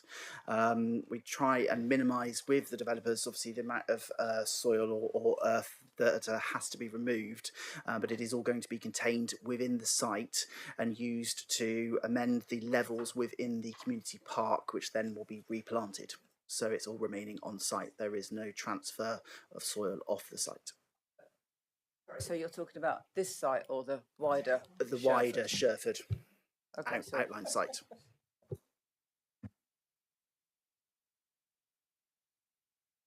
Councillor Carson. Thank you. Brixton Parish Council has recommended that an ecological report is required. We are aware that there's a South Devon elm originated from Kitley House, and these are sterile trees and survived by suckers growing from the main trees. This is very rare and limited to South Devon and is actually on that site. Is there plans for it to be moved or saved or? If I can answer the first point, and then Mr. Wish is able to assist us on the second. On the ecological monitoring, because of the size of the Sherford site, it isn't a question of us having an ecological report for each site. We have an ongoing, rolling mechanism of ecological monitoring, and this site falls within that. So there is ongoing modern monitoring taking place. Hence why there wasn't a need for a specific report just for this site alone, because it's done on a site-wide basis. Okay, and Mr. Wish is going to comment on the elms. On the elms. Mr. Wish, if you can announce sort of your title, role, and involvement. Thank you. Okay. Good afternoon, members, and welcome to Sherford. So my role is Green Infrastructure Officer. As many of you know, I've been here a long time, so my background is landscape and trees. My role principally is to oversee delivery of the green infrastructure within Sherford and other areas within the Plymouth Urban Fringe. So in terms of this specific question, we're aware of lots of vegetation across this site that's going to be impacted upon by the Sherford development. The elms came up actually when we were looking at, as part of the development, they're going to be changing the route of some overhead power lines, and we were worried that, or rather a resident was worried that some of those power lines, the towers may impact upon these elms, and he kindly provided us with a plan of where they all are. and a group of those do fall within the platform areas for the commercial area. So getting straight to the point, in terms of how we deal with the vegetation on the site, Mr. French has covered the point in response to how we deal with the soil. It is kept on site, so that that's what makes this site so sustainable. And part of that soil, that soil is then used as part of the landscape delivery. When it comes to hedgerows, all surveyed through the original environmental statement, and there was an understanding through that process which areas would be impacted upon by delivering the built form of Sherford itself. So a lot of hedgerows will be removed. But as Mr. French also pointed out, there is an overall strategy, the landscape and ecological management strategy, that deals with the whole of the site. And it's in three tiers. So actually there's an overriding document to make sure we are adhering to the requirements of the environmental statement. And then every time something comes forward, we have additional documents that are sought and produced to clarify what impacts are being had and how we mitigate those. And so it goes at a neighbourhood level. So again, this is a neighbourhood, the commercial area. So that will have had that neighbourhood green infrastructure plan. And then we go right down to the reserve matters. So also reserve matters they submit again. So we're always able to monitor and watch ecology and landscape impacts right the way as it cascades right down to effectively putting in the developments itself. Obviously, what's fantastic about Sherford is it's got a 200-hectare community park that's coming forward as part of the overall development. So that's a massive country park. And the advantage with having that is it allows us to mitigate consistently with any impacts that are happening through the delivery of the development itself. So that's a good outcome. And I've got the good role of making sure the developers do that and overseeing anything that comes in as part of that. So there have been hedges removed, and including some trees. So the response to that has been always positive. When working with the consortium, they had to move a long stretch of hedgerow when the Ridge Road was put in. So that's a road that exists just to the north of this site that we're talking about. There used to be a stop and go lane there, and as part of the early works for Sherford, they pushed that hedgerow back in. And I have a good dialogue with the consortium then over delivery of the green infrastructure across the whole of the site, and we have actually transplanted some hedgerows in the past. So we work with them to achieve that while still allowing us to deliver the overall development and the green infrastructure. So when it comes to these elms specifically, we will be able to work with the consortium to get those lifted and placed into the country park so they survive. But I need to, I'm going to caveat that it's through agreement and through good, our good working relationship that we can do that. Because ultimately these hedgerows have already got permission to be removed. What's good about that is that we do have that relationship and we can work with them to do it. But also, we're talking about I think a 3-metre section here that have these elms in, and there are lots of other clumps of those elms across the whole of the site that are not affected at all by the development. They're in areas that we're satisfied don't require removal, so long term they will be held in place. And it's also important to consider and remember with these elms, they're still vulnerable to Dutch elm disease, and in fact there's Dutch elm disease in this group of trees that we're talking about. So there are other methods for destroying trees, not just us humans. So the other point, the point to conclude on is that we can work with them to get it moved. They do work by suckers, but that's to our advantage. So we can lift the root systems and transplant them into the country park as part of those earthworks movement. Thank you, Mr. Wish. Councillor Carson, I assume that responds to your question. Thank you. We have Councillor Bonham. Thank you, Chair, and thank you, Mr. French, for your introduction. And it seems to me that what we've got here is a story of the cart and the horse, in that the horse seems to be the land levels and the overall layout of this plot of land, which we're being asked to change. But the cart, which is the buildings and their layout, probably follow the horse, because what we're being asked to do is to change the layout of the land in this application so that at a later date the buildings can change. But we don't see the buildings at the moment, And I'm a bit worried about what those buildings might look like. So my question is, how dependent are the buildings on the new land layout? Or to put it another way, once we've changed the earth profile and that's all been set, and we've changed the road layout and we've dug up the trees, are we committed to the new building layout, which will come to us in a subsequent application? Well, I would say that the principle of the building which will eventually be applied for and, if built, will be on the site has already been established and approved through the outline consent, the conditions and the parameter plans. So there are a number of conditions in the Sherford outline consent which relate to the area in question, in terms of building heights, in terms of the size of the buildings proposed and their proposed use. And obviously we know the size and shape of the site, so any building can only accommodate what is physically able to be on the site, with the requirements for parking and landscaping. So the principle and the substantive consent is already in place, and the details which come forward will have to adhere to the requirements of that in order to be compliant with the outline consent. So I would be fairly confident that we have a high level of control, because already the parameters, as I say, have been established and are in place.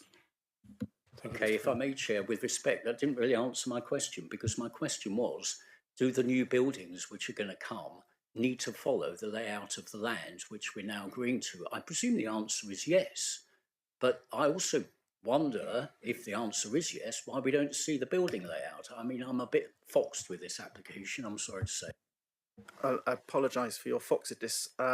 In terms of the application in front of us, it's purely, we have a proposal for the levels, and we have to look at, are the levels acceptable in the context of the site, acceptable in the context of the outline consent and the other matters and the plan. Obviously, it's outside the scope of my control to say what the land owners are intending in terms of the building.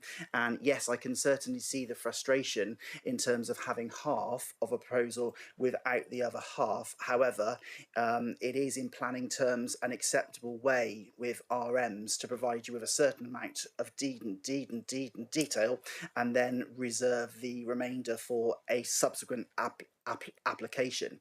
And I can only go back to what I said before and say that in planning terms for both the outline consent and the site, the levels which are being proposed for the platforms today are acceptable, and when a reserve matters comes in for a building to go on that site, we will assess that, and if it is not acceptable, it wouldn't be approved. But in the constraints of the fact that there are a variety of conditions and parameter plans and restrictions in place, we would expect it to conform with that. But I do understand the fact that we are seeing part of a story which will then emerge down the line. But it is perfectly allowable and legitimate to do so, albeit I understand a frustrating one. Thank you, Mr. French. Councillor Hodgson. Thank you. Yeah, I think it's been, I must say, it's taken me a little while to get my head around this one today, because I was looking at that thinking that was very deep platform. So, okay, so it's mock-up buildings. But what I was going to say was, I mean, they're not actually having to cover the entire site.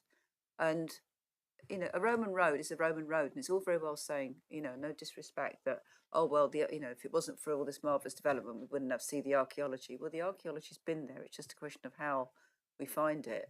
And, you know, sort of allowing the developers to kind of take the credit for, like, looking at it, recording it, and then basically putting it completely out of our reach is, you know, I just wonder if there's a possibility, having the fact that they've discovered this Roman road, you know, who knows what people might want to look at in time to come. We're taking that opportunity away from future. And I just wonder if we could avoid the Roman road with these platforms, because we're not trying to cover the whole site. We have got a bit of choice at this stage. And I just wonder if that's something that we should be considering at this stage. And to be frank, a bit disappointed that that wasn't really kind of considered. I haven't really heard any good reason why the Roman road has to be kind of part of a covered up site rather than an avoided site. Because I would hope that when other developments come before us, this happens to be one of ours, but when other ones come before us, that's the sort of questions we would ask of other developers to preserve and conserve the opportunity for archaeological investigation to happen again. I mean, some of the advances in archaeology and investigation and understanding are changing all the time, and often people go back to to old sites and reevaluate because new information can help us to understand slightly differently history and prehistory. I think in this case the challenge is that there is already consented platforms over the now discovered Roman road, and as part of that consent, one of the conditions was, or part of the overall consent, one of the conditions was, you need to investigate and record any archaeology found. I don't believe we could now say, oh, well, we previously approved that, but now we found something as part of your condition, we now are going to unapprove that. I don't think you can go backwards. It's already got consent to have platforms over that area. I don't think it'd be reasonable now to say you can't pour platforms on that area because what you found as part of a condition we made you do. Because the condition was find and record, which is what they've done. So I think it'd be very challenging with the authority to do a U-turn on what's acceptable on that site, given what we've already approved. I hear what you're saying. It's a bit like when people say, oh, well, something was approved at outline, therefore, when we've got new information like drainage and things that sometimes comes through, oh, well, we said that at outline 3 years ago, so we can't do anything now. But actually, it kind of undermines the power of this committee to actually try and do what's best for everybody. I mean, I can understand the sort of the slightly awkward bit, and maybe it could be, well, it's going to cost more money, so therefore, maybe whatever. But I just feel that it's a bit sort of like, oh, well, sorry, we made a decision that we didn't have all the information in front of us whenever it was. So, but we have to still hang on to that decision now, even though we potentially have, but because it hasn't actually gone ahead, we still have potentially the freedom to just ask to go back with the variation back to the developer, rather than because somebody's got their toe in the door, whether it's ourselves or anyone else. We don't say, oh, well, therefore, you can go ahead. It's go ahead, whatever, in principle, even if there's variations that come in that sometimes we don't like. If it had come in originally with some of the variations that we subsequently approve, it's so, we could say it's in a way, maybe it's a potential benefit of planning creep. And I just would put it to us that maybe that's something that I don't know whether it's possible to do that today, but I think it's something that should be thought about. Thank you. Councillors, any further questions?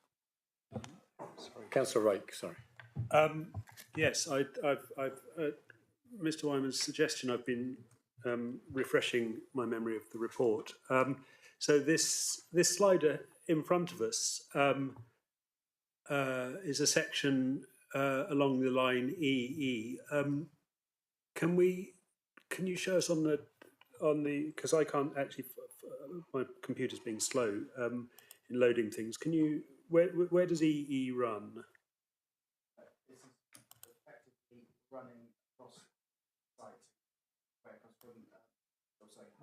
Sorry, microphone, apologies. Yeah, it's running west to east across the site.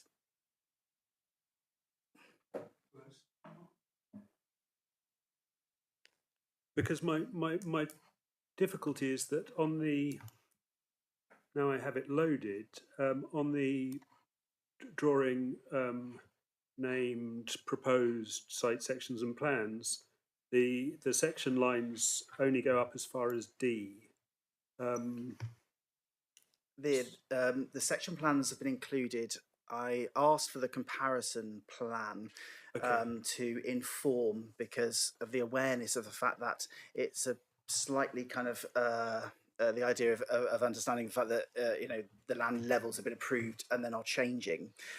So I requested, as part of the assessment of the application, the comparison section plan so that we could have a clear idea of what was being proposed in terms of the approved. So the section plan is taken from the previous approval 1490 and then has been overlaid with the plan I had up before with the sections as approved now.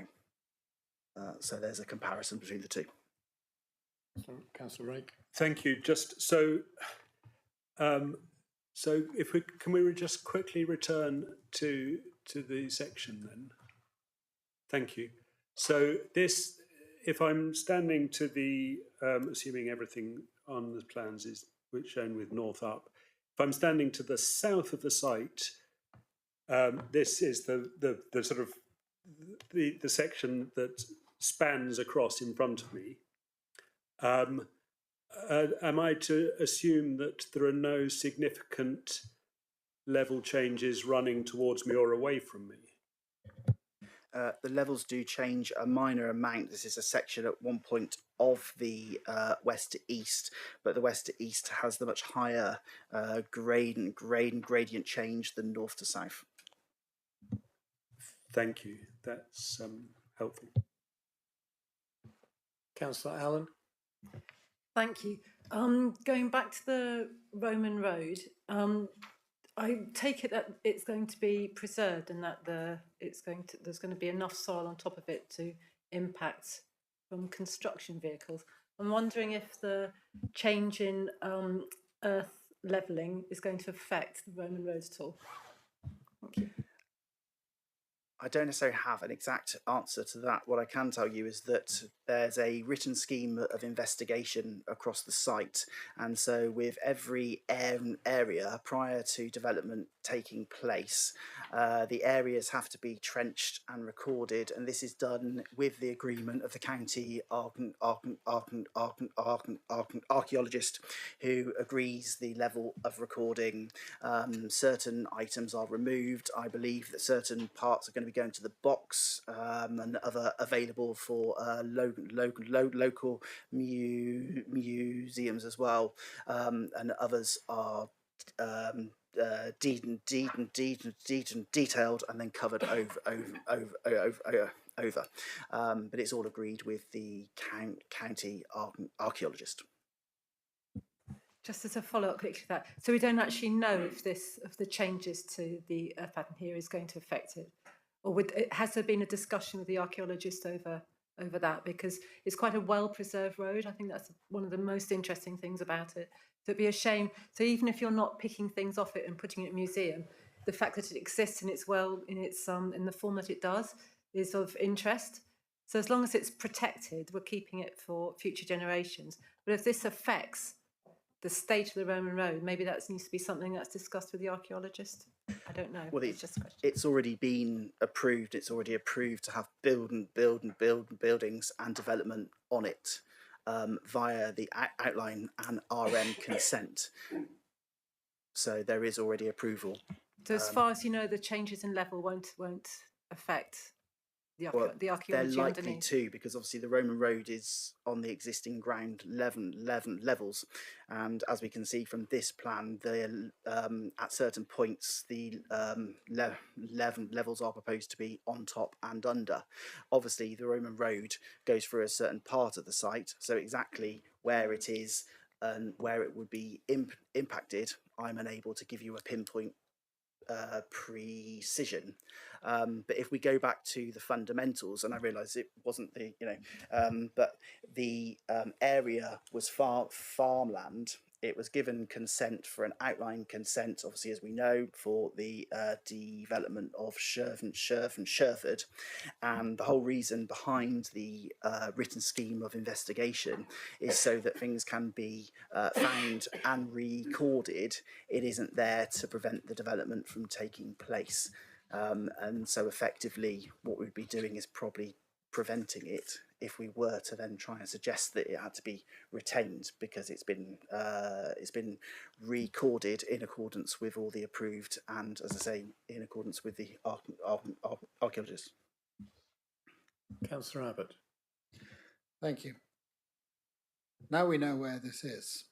we could put buildings to west or east of it. Or, because I don't know under what criteria I'm supposed to decide that this set of levels is any good, we could have all those buildings 2 metres higher and protect the road or whatever, and I could vote for a 2 metre higher profile rather than that profile there, or maybe refuse this profile. It's interesting, intriguing that the Roman road has become the topic of conversation. It wasn't even here really in this proposal, and this is what we're deciding on without arguments one way or the other.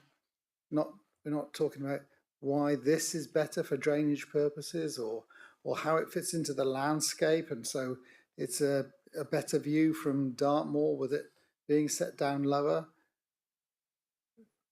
We got context of the site, and then we've got this profile, but really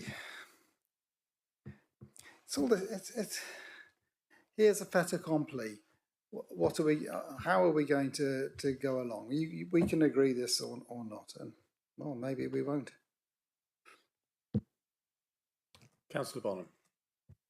Thank you, Chair. A very quick question. Do we have an archaeologist's report regarding the Roman road in this site? I haven't seen one in the report.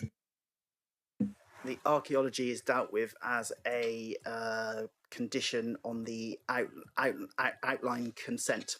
So there's a condition on the outline consent which requires a written scheme of investigation which details how the investigations will take place, and then as the archaeologists move into each phase, they then agree the detailing and the trenching with the county archaeologist, who then goes down on site and observes and makes any recommendations. So it's a outline consent condition as opposed to something on the RM. Councillor Allen. Thank you. I do think, I think sort of, the development will continue regardless of what they find under the surface is an interesting one. I mean, what if they found a skeleton? Would the development stop then if they found a temple? I mean, I remember in London when they were about to build a bank, they found a tomb of an Anglo-Saxon princess. I was involved in that in an educational way, and they stopped building and the bank was moved somewhere else so that the Anglo-Saxon princess was not built on, and that was a major scheme, believe you me. So it seems that, just us being able to just accept that a road's going to be found, noted and ruined. If there's a way round ruining it, I think possibly that we should be looking at that. I understand completely what you're saying in terms of planning. Of course, you're absolutely right. But I think it should be noted that if there's any way that the council can look to protect what it's finding, not just find it, but then look to protect the particularly interesting parts, I think that needs to be a discussion as far as I'm concerned. Thank you. If I can just respond to that. I understand your points. We have found Sherford has been a very, very rich site for finds, and there have been graves under the children's playing field were graves discovered. There have been all sorts of elements found. Obviously, if the archaeologist on discovery decided that they were of such importance, they then have the ability to say and make a request for changes. So that is something that in this instance it's been the kind of I suppose the historic recording of a previous use of the site and land, and the archaeologist has been satisfied with the approach and has agreed it.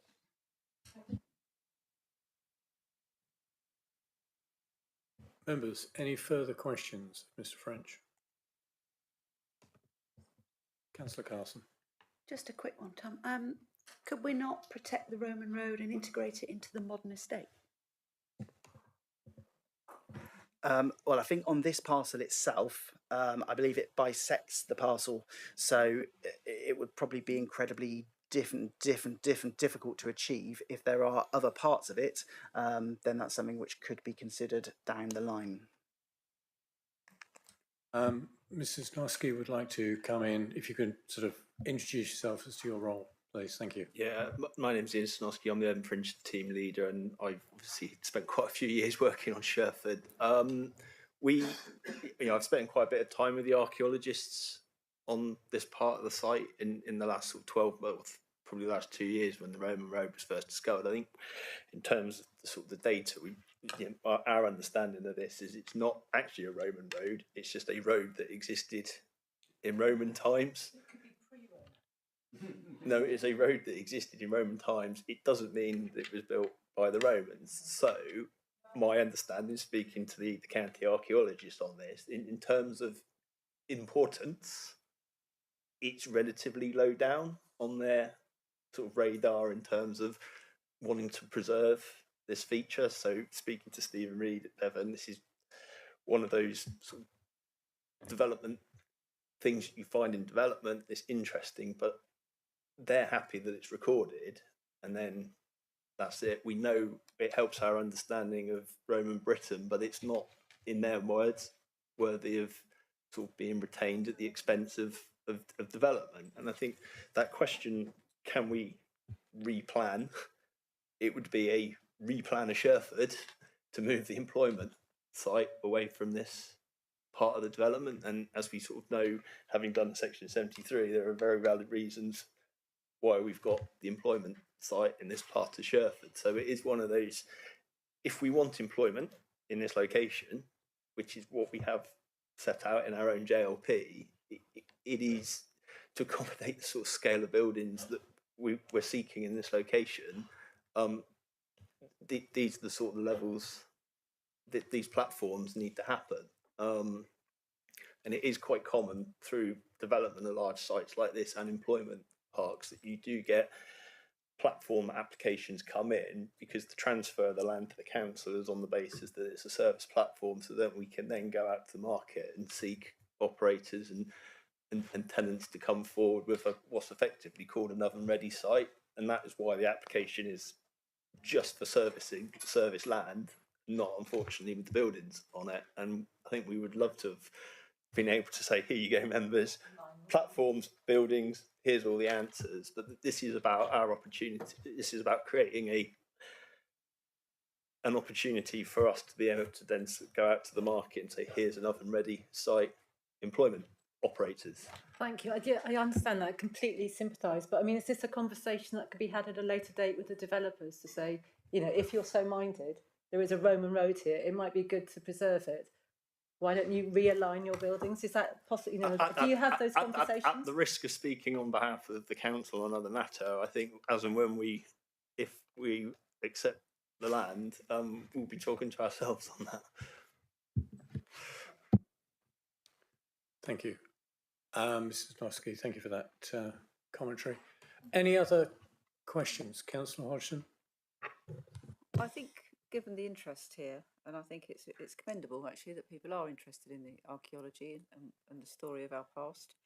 I think it's a shame that we haven't had the archaeology report. As far as I can see, all came up only 2 years ago, February in 2023, and I would have thought it would be quite helpful if we'd had the opportunity to have the archaeological report as part of this. I would hope again that we would have expected that of a developer to give us something of interest, to understand it, to see what, rather than just to be frank, expected to just say that's okay. Because again, I would have thought, if nothing else, we could have even just put the road covering for this site could have covered that line. It's probably quite a straight line. Roman roads were famous for that, even though actually it suggests what I've just quickly read up, it's about 1,500 years BC possibly was that actual route. But it says it showcases ancient construction methods, its crushed slate surface and adjacent drainage points still clearly visible. You can't take those things apart and just give them to museums. It's in situ, and I would have thought it could be really interesting for Sherford, like Newtown, obviously on an old town something area. It's really nice for people to have a sense of heritage and a sense of place is built up from having some of the history and a sense of continuity. I think it would have been a really nice thing for the people of Sherford to have had the opportunity to enjoy something that's interesting in their midst. Anyway, we are where we are. Any other questions of Mr. French on this? If no, there are no speakers on this, and I think we would move into debate on this. It is obviously there for a conditional approval. Members, do you wish to add anything to what you've raised a considerable number of questions and points? Do you wish to go into debate on this now? Thank you. Councillor Allen. I don't suppose it'd be possible to have a condition that we protect the Roman road, would it? No. No.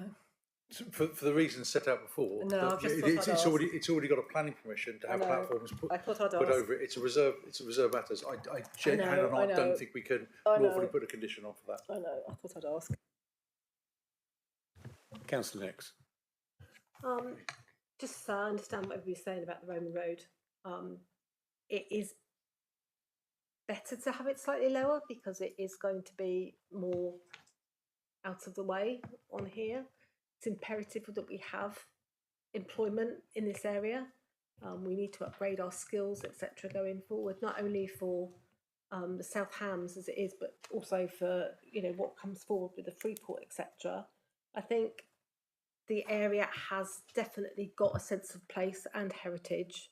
There's been a lot of work done both before the building started and also with the community that's there now about naming the streets and taking ownership of the place. And people living there are excited that there will be a chance to walk to work and have that opportunity so close by.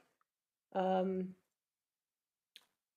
yeah, that's what I really wanted to say, really, on the matter. Thank you, Councillor Nix. Any other comments? Councillor Bonham. Yes, Chair, thank you. I mean, I have to say I'm incredibly disappointed at this application. Incredibly disappointed.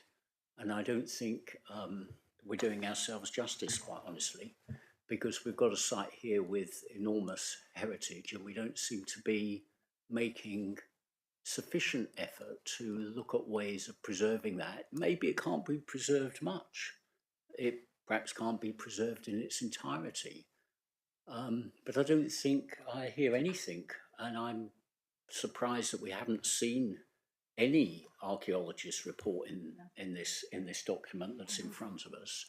I also think, as I said before, we're being asked to vote on the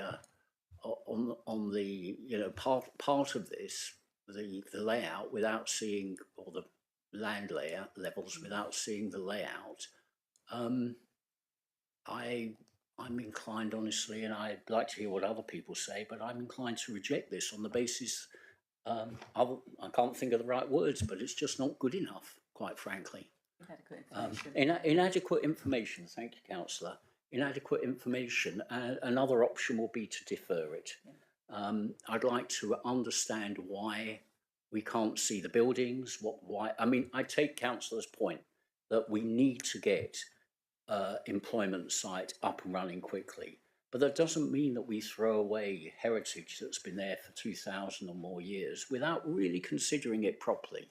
And I know the government want us to build, but we need to build in a responsible way in this area. So I'm a bit undecided, but I'm happy to listen to other comments. Councillors, any further comments? Councillor Dommett. At the moment, I don't know how I could vote because I don't understand what I'm voting for. There's two lines on a diagram, one that's been given planning permission and one that's different to that. I don't understand what the change is for because we're not allowed to see what is coming to know why we're changing it. Okay, I'll try and see what. So, planning permission has been previously granted for the use of this part of the overall Sherford site for employment, and as part of that, there's been a planning permission for the provision of platforms or levelled areas because I think if you say platform, you kind of see a man-made sort of timber structure. But it's to level those areas in line with, forget about the buildings for a minute, in line with the red line on that section. So I'm sorry, I'm going to have to get a little bit closer.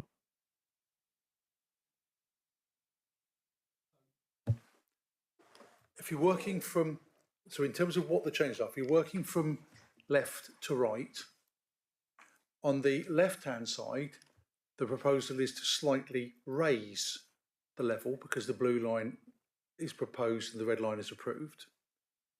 It's in the middle section, it's broadly the same. There's a little bit of change, a little bit of cut and fill.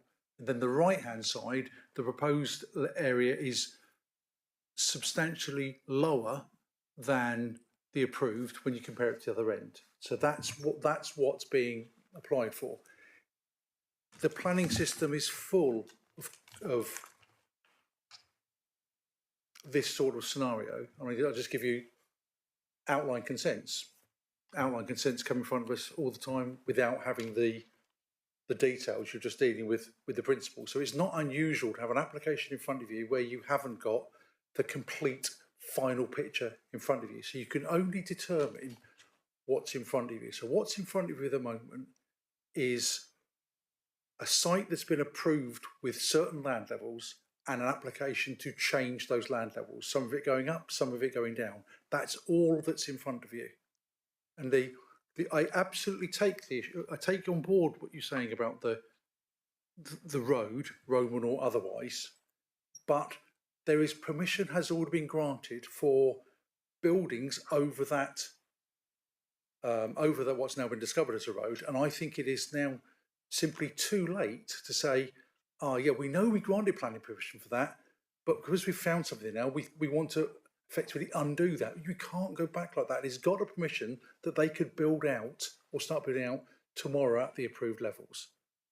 So it is, if you strip out all the everything else, it is a relatively straightforward application going from levels on the red line to levels on the blue line, and that's always in front of you. And I absolutely get your point, Councillor Bonham, around we haven't got the final picture, but you never do an outline consent either. It's just one of the vagaries of the planning system. Councillor Dommett. To clarify, I understand the diagram. Okay. I don't understand the why we need to change these levels, because we're not getting told why we need to change these levels. So I don't know whether it's a good idea or a bad idea. So that's why I don't know whether to vote for or against. Chairman, I don't think you need to know why.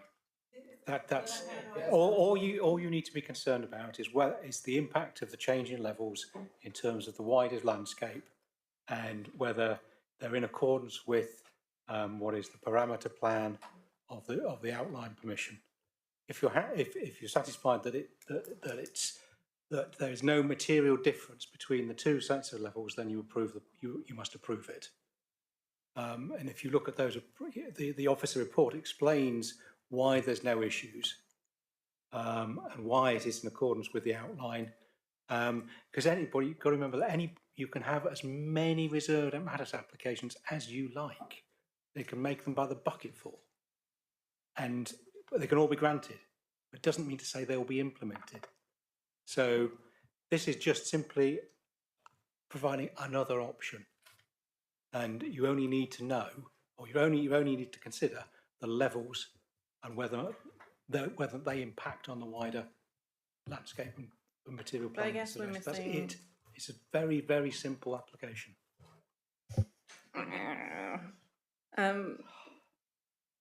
I guess I don't know whether, I don't know what the implications are of voting.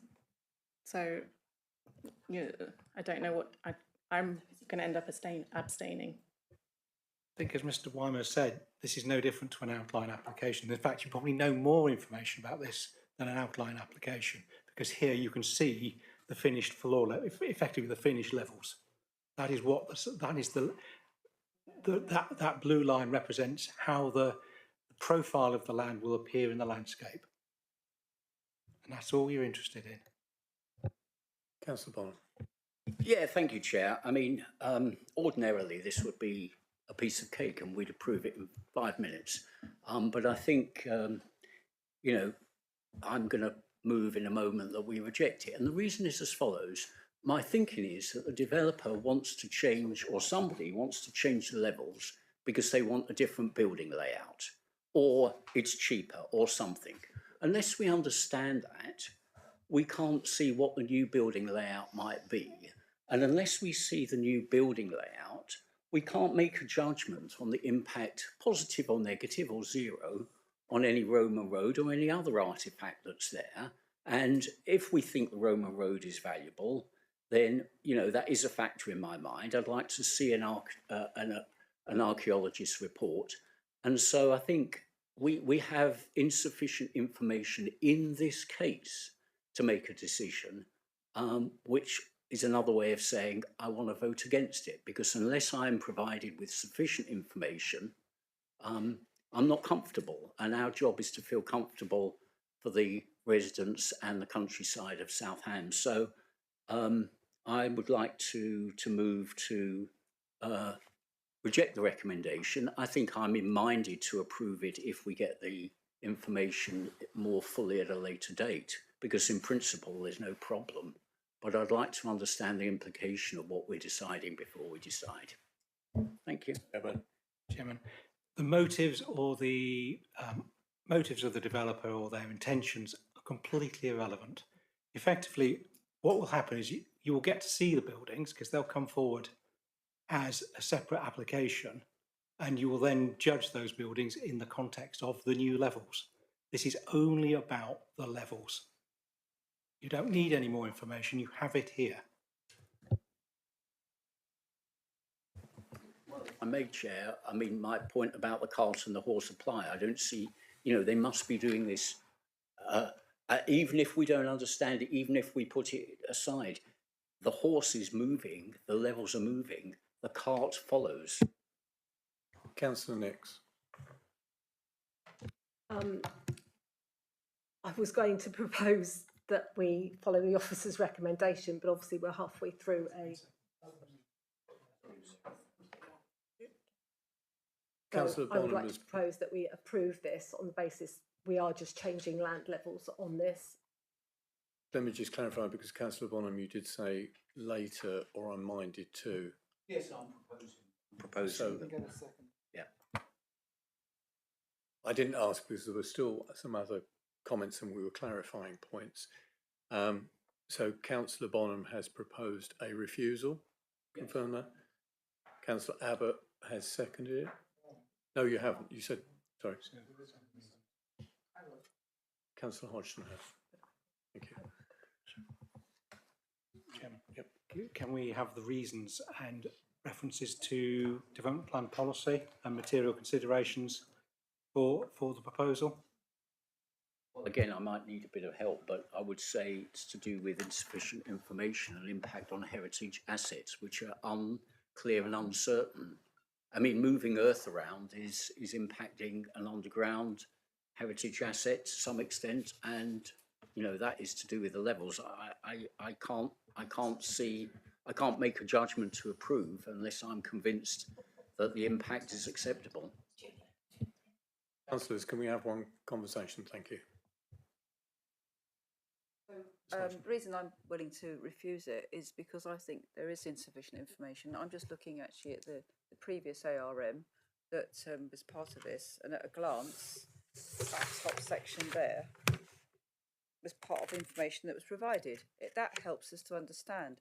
I think it's really important that we do understand what we're actually agreeing to here, rather than just be told, well, all you're talking about is the levels and that's good enough, so just get on with it. And I'm not being rude to anybody, but that's kind of what it feels like. It's like, it's it's trust me kind of thing, and that's not what we're here for. We have to carry the trust of the residents that we're actually doing the best we can. And if we're saying we can't really make head or tail of this because we've seen to be honest, not the best diagram to put up on a screen when it's difficult for any of us to see properly. I know I can screw my head around it, but I still can't see it much clearly. And that's not really the ideal kind of explanatory diagram. Diagrams and maps are there to inform, and so a layout plan would have really helped. And I so that therefore I second this because I think there's insufficient information to make a good decision, and I think also that because there are some concerns about potential adverse impact on heritage, and we would just like to know what the heritage report is, because I think that it's not there and it should be. Thank you, councillors. Mr. Weimer. Even though the impact on heritage has already been approved by the previous application. Well, what I heard, and I, may have misunderstood, but what I heard is that the heritage or the archaeologist report was done at an early stage, not related to this particular application, and not updated fully. Although we have had some verbal update, but not the report hasn't been updated. But planning permission has been granted. Yes, so they may have to pursue the earlier planning permission. That doesn't mean we accept this. We have this debate many times before. Just because planning permission A was accepted, it doesn't mean that we have to accept B, which could be different. We're not obliged to accept the new one. They have to go back to A, and if they want B to be supported, then provide us with sufficient information to allow us to do that in our own judgment. I'm quite open. Can I bring in Mrs. Sanoski, please? Just on that archaeology report, because it's an outline or a condition attached to the outline consent, the report doesn't change, or the outcomes don't change because the application, the archaeologists have been onto the site, they've done the investigation, they recorded it. It's not. It's a requirement. It's a pre-commencement condition for this part of the site. So the report would be the same whether it was this site or the earlier consent. The archaeology under the ground doesn't change because of what development is going on the site. It's like a pre-commencement survey condition of the site. This is the land. This is the archaeology that's underneath it. The archaeologists have been down. They've done their investigations. They've recorded it. The developers have just discharged that pre-commencement condition for this part of the site. So it wouldn't be a different report for this application compared to the application that we had before. Because as Mr. Fairbairn said, we could have hundreds of reserved matters on this site. The archaeology is an outline condition and would have been done before all of that work was submitted. Thank you, Mr. Sanoski. Councillor Rake. Thank you. I do understand my colleague's frustration, but I'm afraid I don't really share it. I've seen horses without carts, and I've also seen carts without horses, and sometimes you do have to consider them in isolation like that. And sometimes you might have to buy a cart and then find a suitable horse. And so I think the frustration is born partly, as someone said earlier, I can't remember quite who, but partly out of the vagaries of the planning system, and that people are allowed to come at a problem in this way, and our displeasure with that might be great, but that doesn't mean that we can do anything about it, and it would be unfair to sort of try and do something about, try and address the systemic problem through this particular application. I mean, it seems to, and I hear what Mr. Sanowski says about, the nature and type of archaeological investigation has been set out and has been done. My only sort of request for further clarification there is, if, as in Councillor Allen's case, they'd found an Anglo-Saxon princess, presumably there is scope, should the archaeologists think this to be necessary, for the recommended archaeological treatment of the site to be changed post the granting of the original consent. If that was the case, it'd probably be scheduled. Where the English Heritage would have the powers to then come in at a later date if they felt the finds were of national importance. And something, I mean, but potentially something more graded than that, so that there would be, I mean, if the archaeologist said we need further investigation, that could be, is that within our powers to grant? If the archaeologists wanted more information, then they can ask for it. But they haven't felt that this part of the site has been done in accordance with the watching brief that Devon County councillors, as the county archaeologists have done. I mean, this is, there have been other parts of the Sherford site that have caused more archaeological issues, and this is one of the more straightforward parts. In which case, Chair, I'm afraid I won't be able to support the proposal as currently on the table. Can you clarify the the proposal by Councillor Bonham and Hodgson's proposal? Councillor Abbott.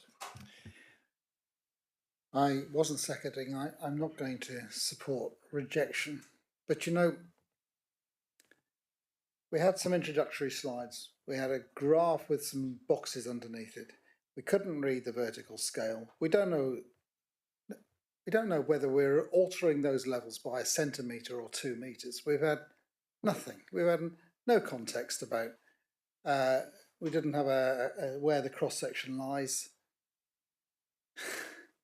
You don't like me saying, "What are we doing here?" But this is the feeling that we have, that we're not being convinced that this is the situation. It's quite simple, guys and gals. Just say, we'll get on with this. But I just think we're not being told the story in the way that we can easily agree. I'm not going to support you guys. But I'm still thinking I might abstain. Mr. Wyman. Councillor Abbott, with the greatest of respect, the officer report on the third paragraph of under the proposal, the site slopes upwards from west to east by approximately 15 metres. Both the extant approval and this application meet existing ground levels at east and west boundaries of the site. The proposed platforms under this application vary from the ground levels approved under 1490/21 by between 4 and 9 metres across the length of the site. So I think the information is in the officer report. I think you and I will talk later.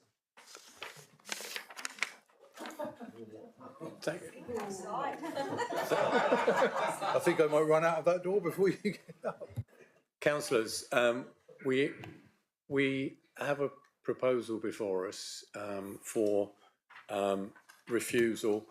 Are we content? I'll ask the officers whether you're content that there are reasons, good enough reasons, to put this to the vote for refusal. We have a proposer and a seconder. I'm looking to the officers on this one. Chairman, as I think I probably have indicated in my advice to the committee, I don't think there are reasons for refusal, but it is a council application.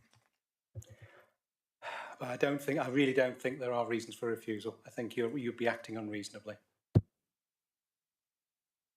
Councillor, I'll hold this because I want to take this to a vote because we can carry on all night. I think in future, especially when it's a council application, if it came with an archaeological report, because we don't know whether this will have an impact or not, and if it is going to have an impact, I don't want to vote for it.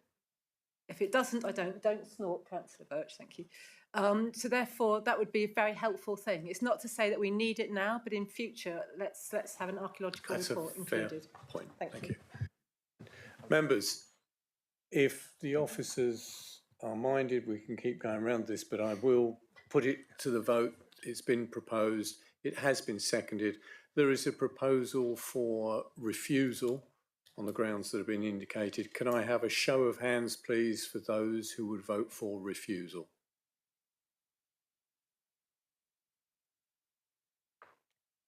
Thank you. Can I have a show of hands against refusal?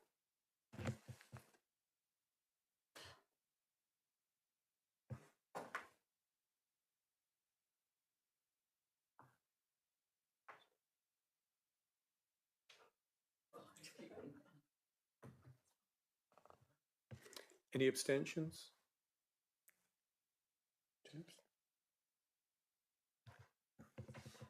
That was 2 for refusal 5 against refusal, 2 abstentions. So that is lost, and we now move to the officer's recommendation and whether there are supporters for the, and I'm with some caveats, with a recommendation for conditional approval, and I'm happy to propose that if there is a seconder. I'll second. I believe we've had a lot of discussions around this. I think there are some elements, a lot of points that can be learnt from this about documents that are required and a greater explanation on matters.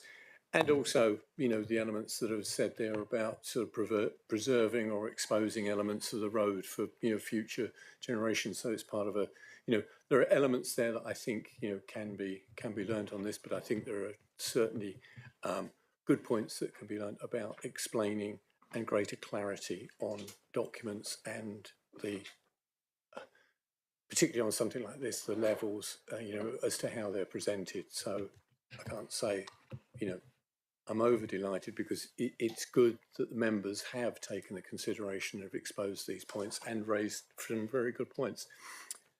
But at this point, I will move, as we have a proposer and a seconder for the officer's recommendation of conditional approval. Can I have a show of hands for those for approval?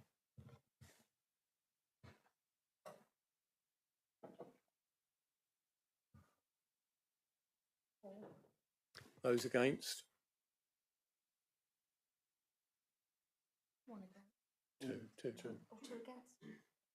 Slow on the left. And abstentions?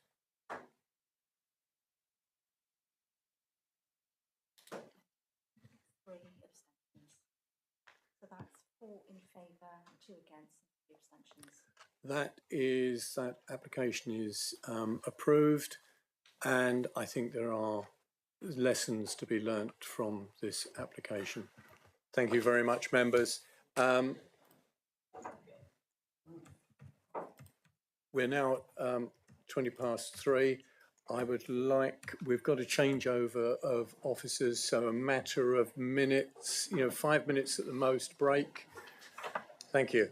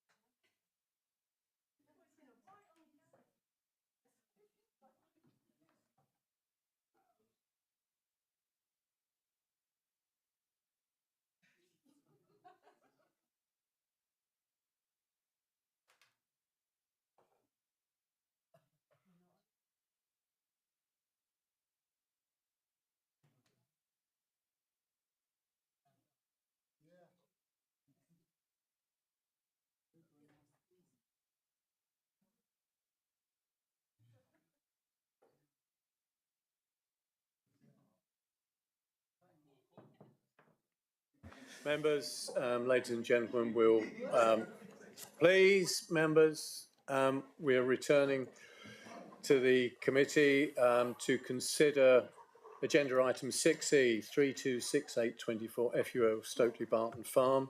The case officer is Charlotte Harrahane, and the officer's recommendation is refusal. Ms. Harrahane, could we have your presentation, please? Thank you, Chair. This application is for the erection of a two-storey dwelling at Stokely Barton Farm in Stokenham. Just the red line plan for you there. So the application site relates to the area in the red square here. The address is given as Stokely Barton Farm. Members may be aware of the Stokely Farm Shop, which is where the dwelling is proposed to relate to. So Stokely Farm Shop is over here.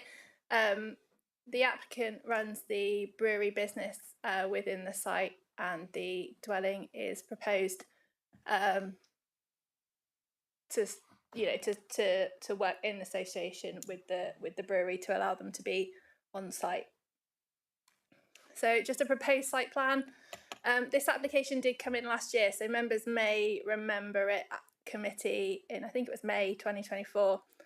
So those of you that have been to the site, it's sort of tiers down. So there's 3 tiers of land. The highest level's at the north, and then you can see how the land slopes down. So the proposed dwelling would cross the 2 higher tiers. So just for those of you that haven't been, or to refresh your memories, so the site previously was used for fruit growing, so you can see kind of remnants of polytunnel frames, but at the moment it's just kind of got bits of random materials and things on it. So this is the top level where the bulk of the dwelling would sit.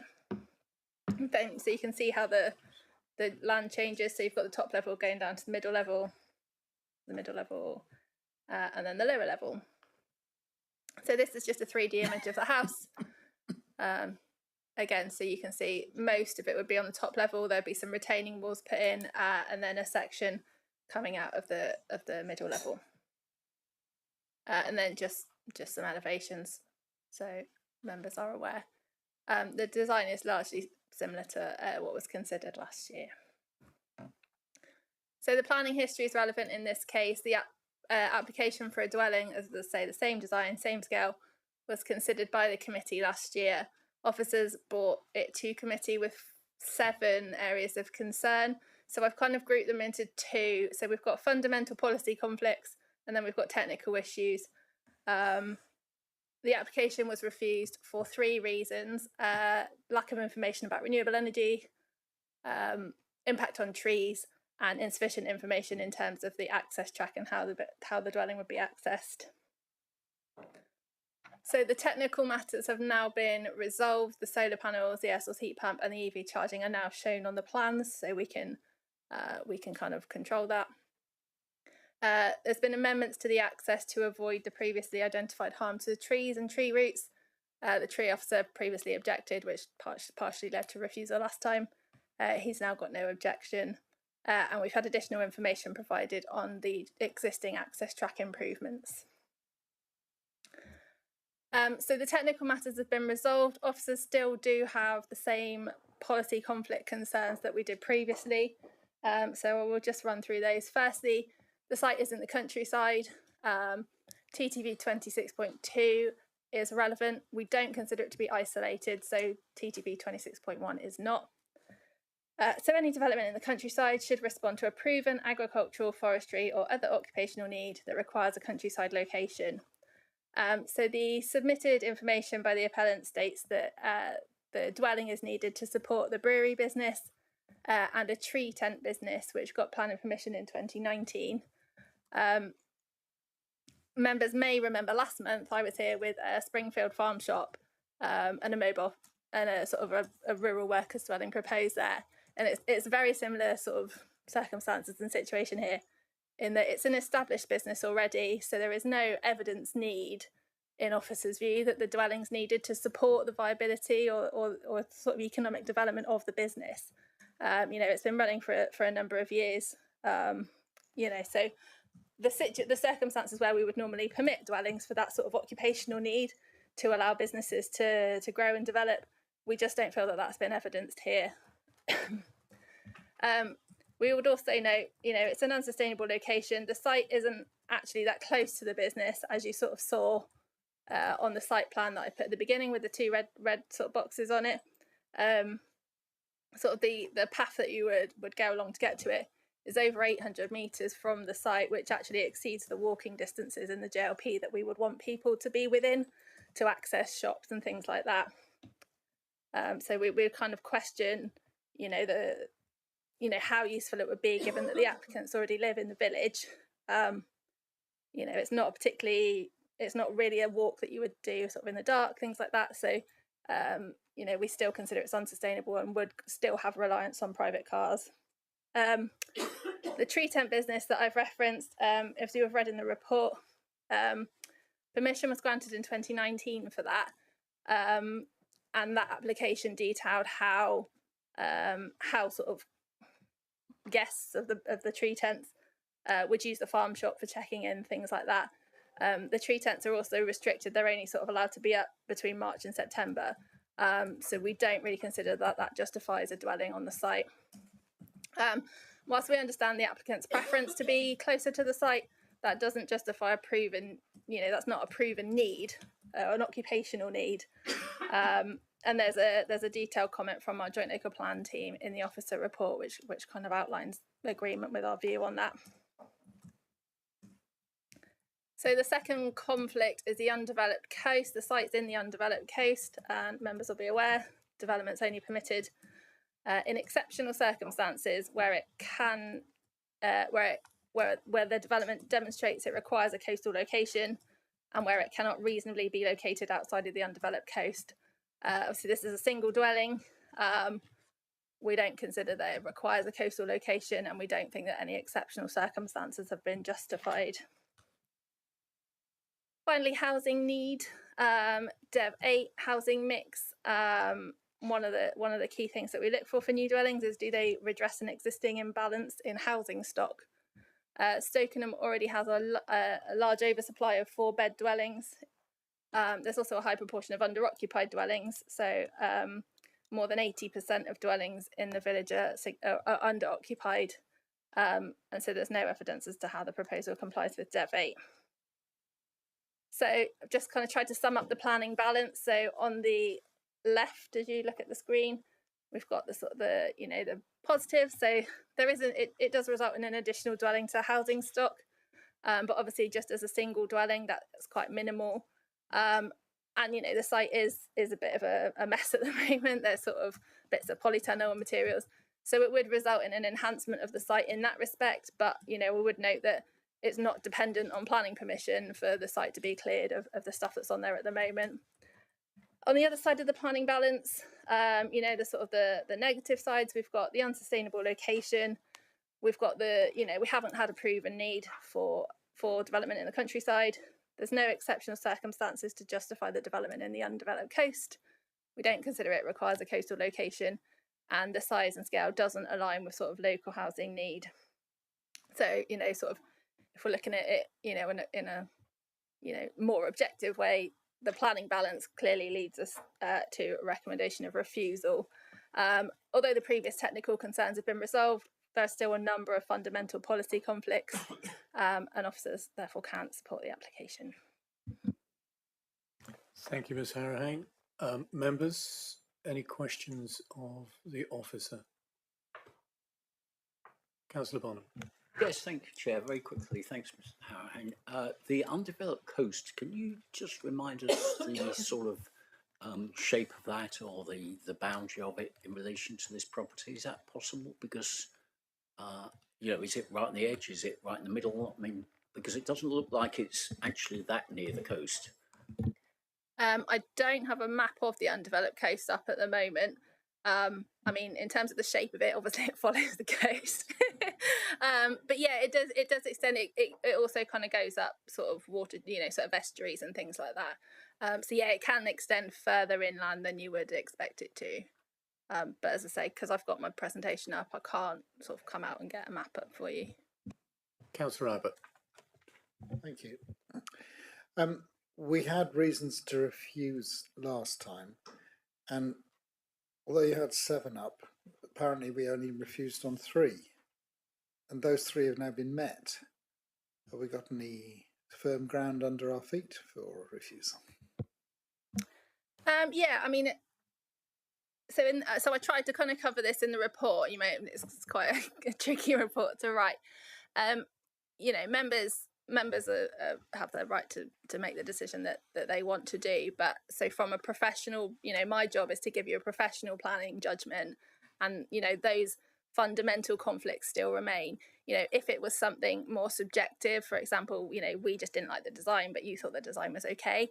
That's something that we could maybe not let slide is too kind of loose. But as a professional officer, I can't say, oh yes, now I think there's a proven need for the development in the countryside, because there isn't. What members do with that information, is up to you, but that has to be my professional advice. That's why I kind of called them fundamental conflicts, because they're not something that I can say, I can kind of find a way to kind of make it okay. May I ask a separate one? Yes.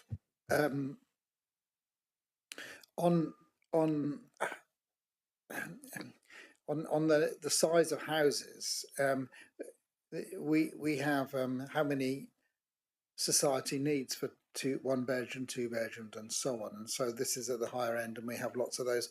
And you're also saying the larger ones are available but unoccupied. No, sorry. So under occupied. So not unoccupied as in empty. So under occupied. Do you want me to? Yeah. So under occupied means that 1 bedroom, it has at least 1 empty bedroom. Significantly under occupied means it has at least 2 empty bedrooms.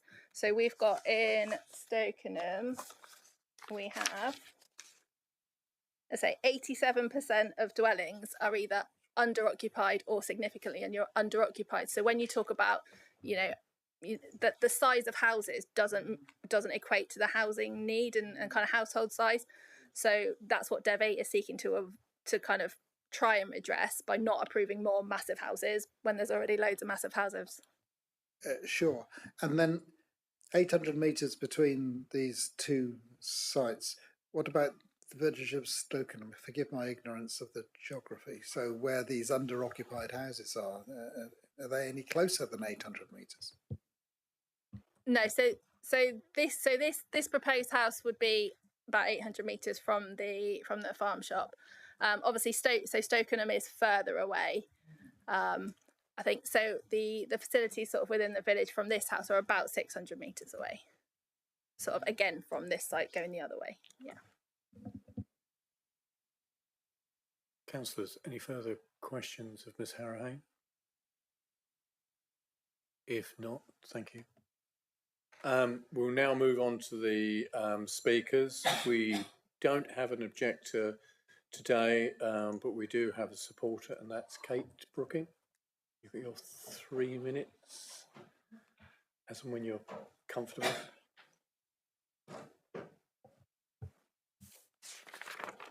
Thank you. We're members of a busy and growing family. That's myself, my husband Sam, and our daughters Eliza, who's 6 and at school today, and Kitty, who's 2 and just started preschool. We're really proud to run multiple businesses at Stokely that help support the local economy in a beautiful countryside location.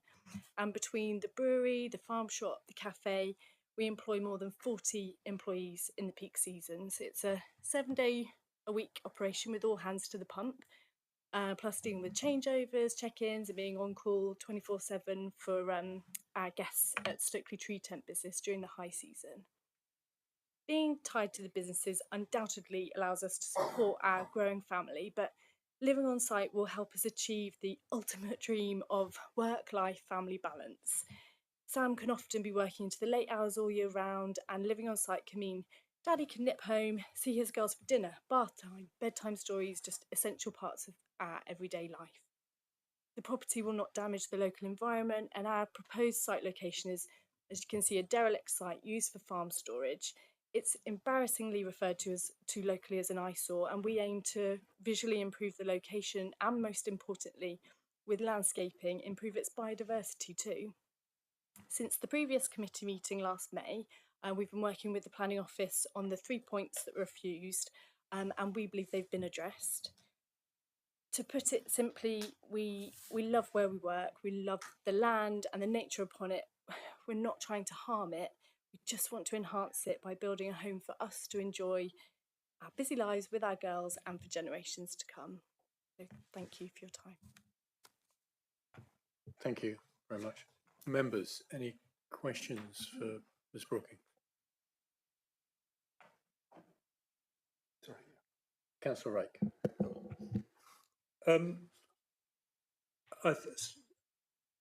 I think I'd just like to know, I mean, if you're, say, in the farm shop or at the moment and needed to get to Torcross because you fancy an ice cream, or Stovenham because you fancy a drink, how would you get there at the minute? Would you walk or would you take a car? I try and walk. We've got electric bikes. Sorry. Yeah, I tend to walk. We've got electric bikes that we tend to use. Okay, thank you. Councillor Abbott? So similarly, between, I think this is a different question, between the proposed home and your work, you could use an electric bike on that route? Yeah, absolutely. Or just walk. We're told 800 metres is a long way to walk. But it's not something of concern to you, this separation between the proposed house and your business? No, it isn't. Thank you. Any further questions? No, thank you. We will now move on to the speaker from Stokenham Parish Council, Councillor Spence. Your 3 minutes once you're settled. Thank you, councillors.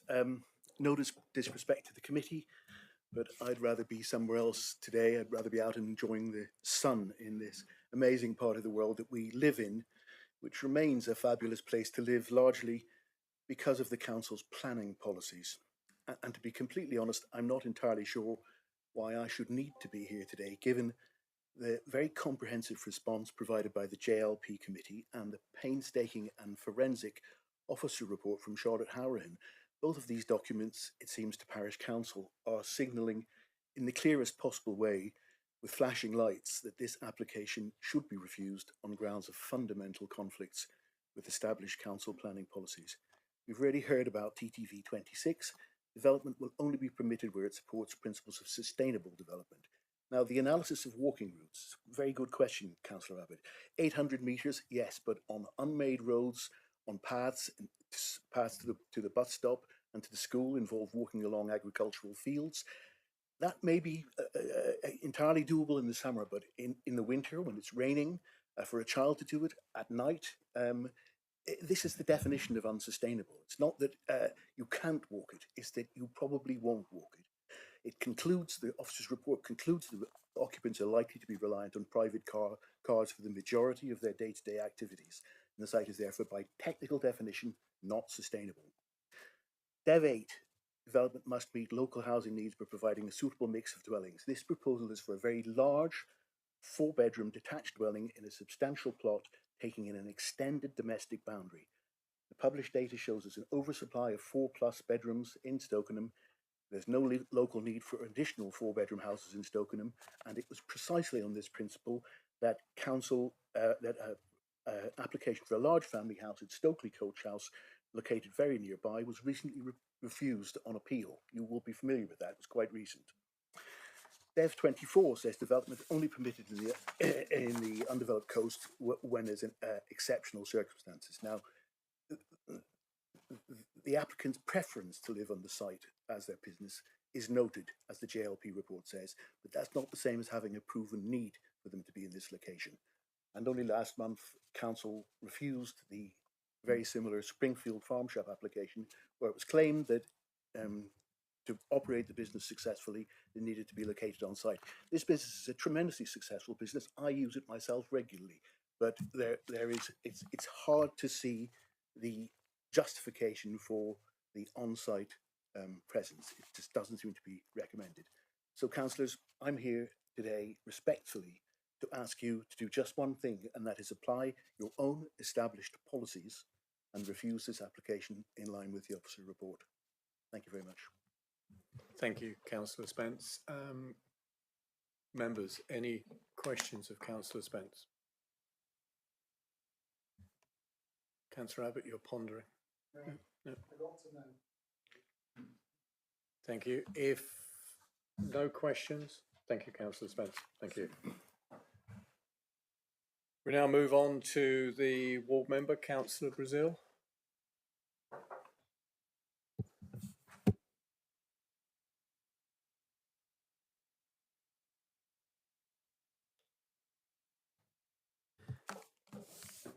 Thank you. Thank you. I have to say this debate sounds a bit like Groundhog Day, because we had the same debate at the planning meeting about the same application. When was it? In 2004, last year, when this committee decided that actually, on balance for the committee, we decided that the reasons for refusal were outbalanced by the social, economic and environmental benefits that it would do. I appreciate that it is very difficult for officers where they think there is a fundamental difference in opinion between the application and our policies, that it's very hard for them to recommend approval. But I think, as Victor pointed out very early on, that we only refused it on 3 points. And those 3 points, as the officers have said, have now been dealt with. And so in that sense, in order to refuse it, to go back and refuse it on previous issues, which we would already agreed that we wouldn't refuse it on, would be this council acting unreasonably. And I would certainly be very wary, even if it went to appeal and if costs were involved. I never thought I'd sit here before you and say, don't do something because you might have costs against you, but I cannot see a more prima facie example of where this council would be seen to be acting unreasonably. I appreciate that was then and this is now, but I don't think anything has changed within our planning position or rules at all. In fact, with the increase in numbers and that we need to build for our housing, our housing supply numbers are no longer valid, and therefore, one should be in favour of sustainable development. I do find it slightly. I'm glad that this council has now defined what sustainable development is, and that is that you need to be less than 800 metres away for the facilities that you might use. And I hope that this council will be consistent on that. It'd be interesting to see when an application comes in where there's a bus stop or a shop that's more than 800 metres and they say it's sustainable because it's within distance. I think that we do ask for consistency, and I think that 800 metres is a bit of a red herring, quite frankly. Mr. Brooking works at the shop, and indeed so does his wife. They walk to and from the shop. If they lived in Stokenham or further afield, they would have to drive to the shop every single day, to or from or whatever. So in that respect, I think that was one of the arguments that we used as to why actually this was environmentally sustainable. I'm very lucky to have this business in my patch. It employs, as we heard, 40 or 40 plus members of the public. It's a great economic driver for our community. It's a successful, growing business, and I wish it all the success it can have. And I think the fact that was a decision that we decided previously, that we would support this application in respect of having a house of that size and in that location, in order to provide accommodation for a young working family to create as we heard, a time-life balance. And taking those issues into account, that's why this committee decided not to refuse it on the first 4 reasons, and that's what you've got there. So I would just ask members, I think probably the most relevant page to me here is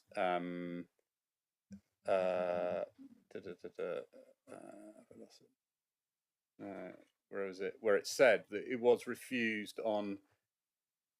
That's right. It's page 54, 55, 56, and it was and it says the proposal has now been. It says the committee refused the application, but only for reasons 5, 6, and 7 as listed above. The proposal has now been resubmitted to attempt to overcome these reasons for refusal. And while each case must be determined its own planning history, the committee's previous is a material planning consideration in the assessment of the current application.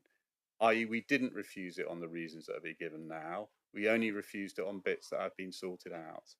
I appreciate that planning officers would feel that if they agreed to approval for this, they would find themselves in an awkward position, maybe trying to defend another application. And we heard about Springfield before, that if they agreed to this, then they might feel forced to agree to others. But this, and I'm sure that's probably one of the main reasons why this application has come before you now, rather than just being delegated for approval. So I hope that members, however uneasy you may feel at this stage now with the evidence that you've heard, and particularly from the parish council, who I have great respect for, they're an excellent parish council, I hasten to add. And the election's over, so I'm not just saying that for vote. But I mean, so I hope that you will find that you will be able to approve this and provide a working home for a young working family in my ward. Thank you very much. Thank you, Councillor Brazil. Members, any questions, Councillor Brazil? If no, thank you. Members, we've had all the presentations. We'll now move into the debate on this. Councillor Rake. Thank you, Chair. It's sort of apposite that this application follows the previous one in some ways, in that I think there were concerns that we were looking at a pig in a poke or a Trojan horse or something that there wasn't enough known. And as Councillor Brazil alluded to, this is our second go around on this one, and I think it is important that that there's square dealing by this committee, and I think my clear recollection of the last meeting is that if I had been the applicant, I would have left with the feeling that if I addressed the three matters that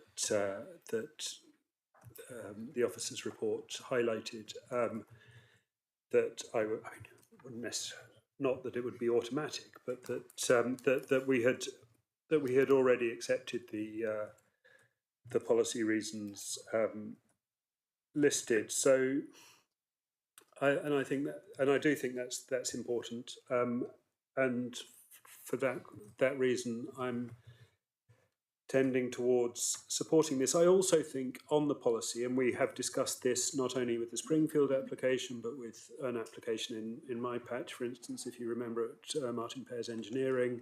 I think business and rural business is changing, and I think that's something that we encourage in certain aspects of our policy. And that means that the needs and aspirations and expectations of housing relating to rural business is also changing. And I think that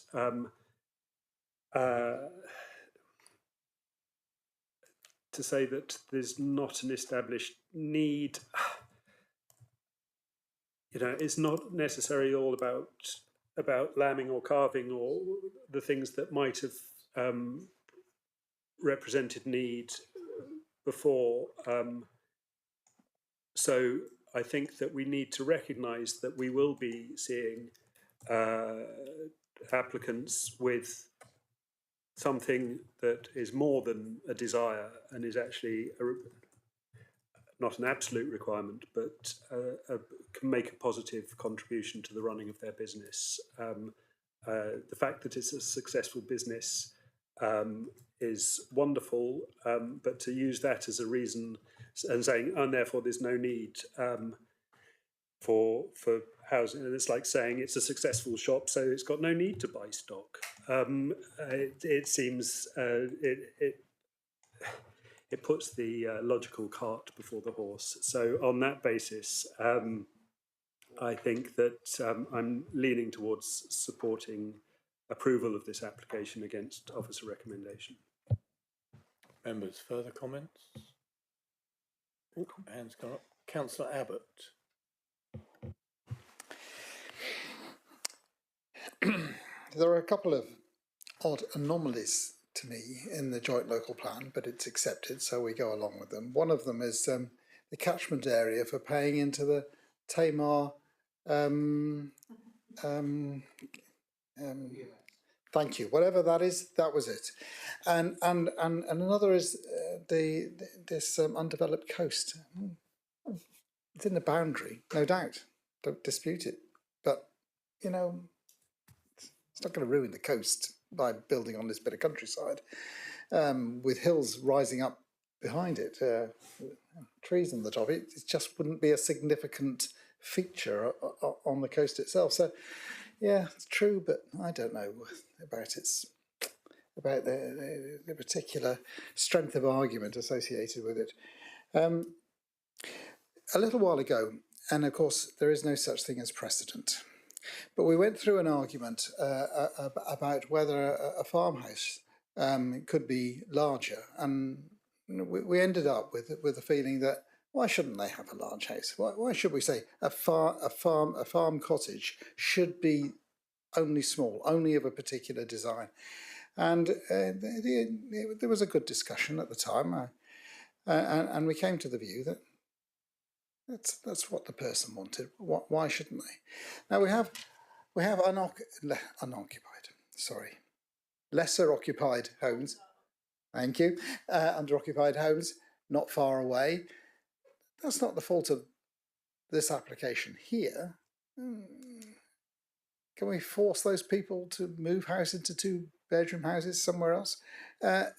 Why should their prior purchase of a large house in which they're comfortable and they got some spare bedrooms so they can have visitors, which must be very nice, why should that inhibit this particular development, which is not stopping some 2-bedroom houses being built?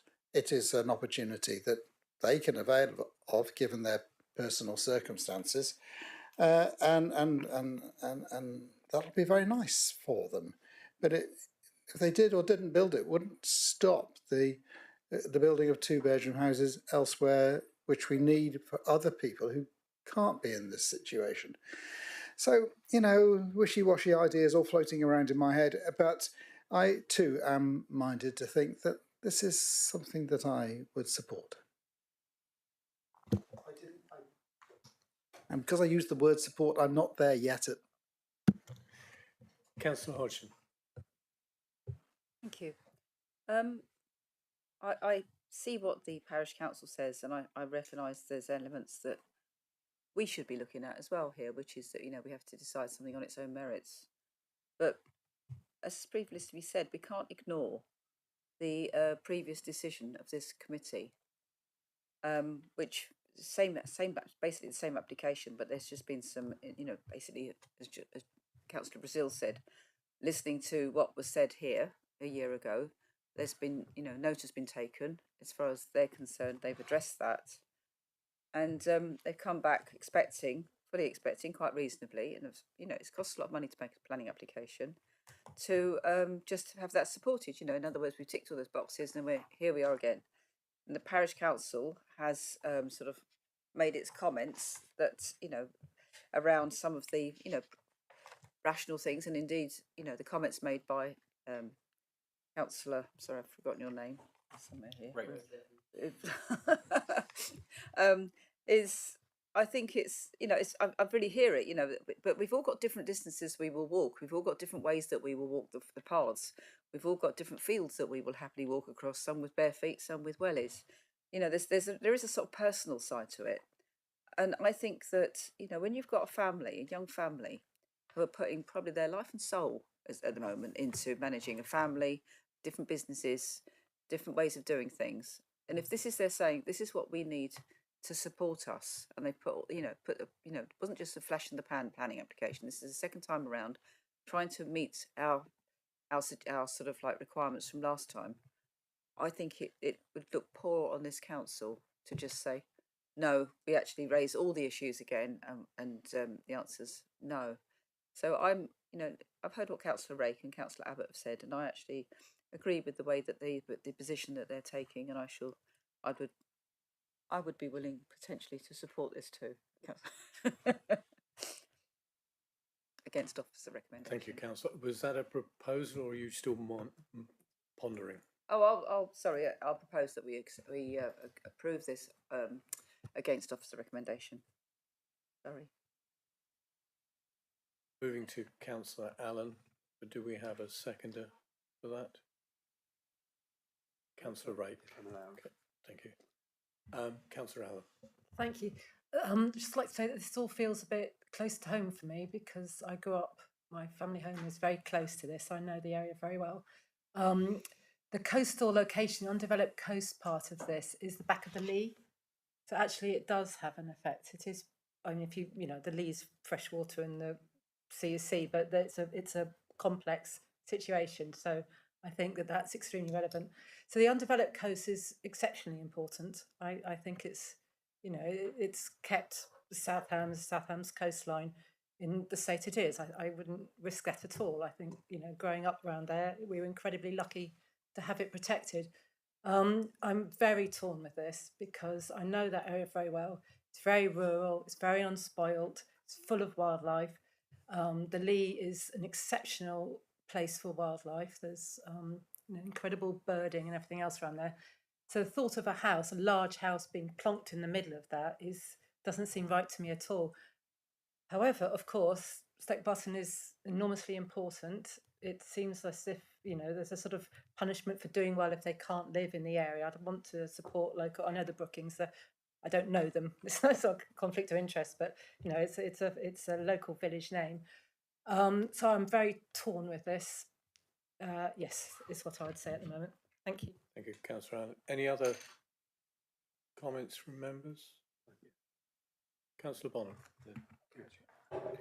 Yeah, thank you, Chair. I mean, like previous speaker, I'm quite conflicted here and unsure. Oh, Jackie needs to. Thank you. Yeah. Because I can totally agree with the comments here and the points for refusal from the officer. And I think, despite what Councillor Brazil says, I think these points are pretty valid. They are what's written out in our JLP and they are outlined in the parish council plan. On the other hand, we do need to look at the JLP as a whole, and one of the things that's not been highlighted yet is the need for sustainable economy. And clearly, and we've had these cases before, where a business works in the countryside, may or may not be a farm, we need to think about how we support and encourage that local business and that sustainable economy in the countryside. So I think that's an important counterweight to the planning balance that's been outlined here by the officer. It's a pretty difficult decision, really, having said all that, and I'm not yet really decided. I think the undeveloped coast is a bit of an overriding factor in my mind. So, but I do think the sustainable economy is a point that needs to be taken on board as a counterweight to the objections that are outlined by the officer. Thank you, Chair. Thank you, Councillor Bonham. Councillor Carson. Thank you, Chair. I'm just mindful that we refused one only a couple of weeks ago at a farm shop also. If committee were considering approving this application, is there any point of putting in a 106 so the property can't be sold unless it was with the business?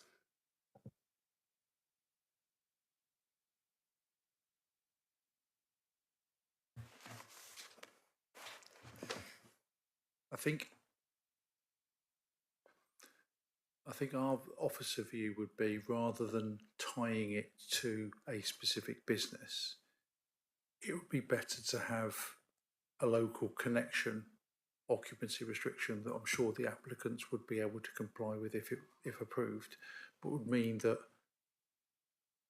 if the business failed, then the property could still be occupied, but it would have to be occupied by someone who's got a current local connection at that point for the property. So I think our preference would be a local connection restriction rather than tying it to a specific business, because that would tie in more with how we'd normally deal with, I suppose, exception sites in the rural area. So it only would be available for local people moving forward. And the one we refused at a farm shop only a couple of weeks ago. I mean, are we setting a precedent now for everybody who's got a farm shop to have a house? I think our answer would have to be each case on its own merits. Councillor Rake. Thank you, Chair. I mean, people are quite rightly casting their minds back to other cases we've dealt with recently, and I draw your attention to an application we had in Hope Cove, where admittedly there'd been an appeal as far as I remember, but where we were explicitly told that we were not allowed to consider anything other than the reasons for the earlier refusal. We couldn't, you know, the house had been accepted. We could only look at the retaining walls. And I'm a little. Is it just, so perhaps this is a question rather than a comment, but is it just the fact that that was post an appeal that meant that that restriction was put on us for that application, but hasn't been for this one? My recollection, I know exactly which one you're talking about, that had been considered by an inspector, and the inspector had looked at the council's refusal and said, this is acceptable in principle. So we only went then looking at details. So I think there's you could say that there's very little difference because this committee has said it's acceptable in principle. I think an appeal decision probably is the next bar up, but I take your point that we're looking at similar cases, but not quite exactly the same. In which case, could I just follow up and ask, in your professional opinion, if we were to refuse this in line with officer recommendations, given our earlier decision and given the earlier refusal? I mean, obviously difficult to, but I fear that this would leave us vulnerable at any ensuing appeal.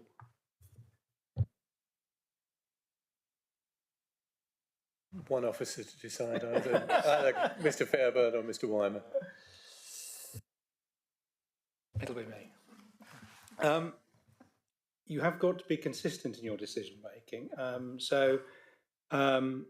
I think there is some force in what you say in terms of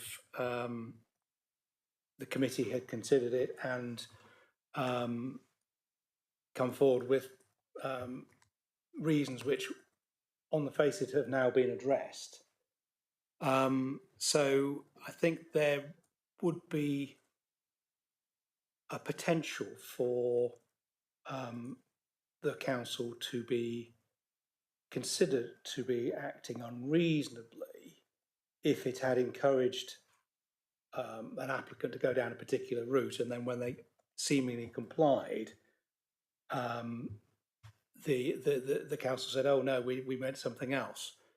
I think the issue is whether, in this particular case, what's come forward meets the concerns that were previously raised and meets what you expected to be brought back if an application came back. If they've not met that threshold, then I think you could still refuse, and you wouldn't be acting unreasonably.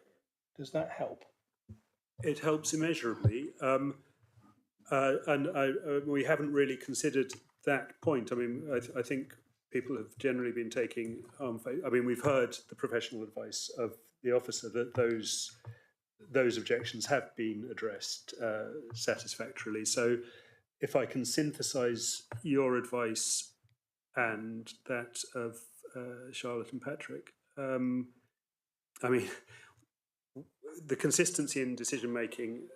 I mean, this might well just have to, if people are finding this difficult, it might well just have to be taken as a learning experience for us as a committee, that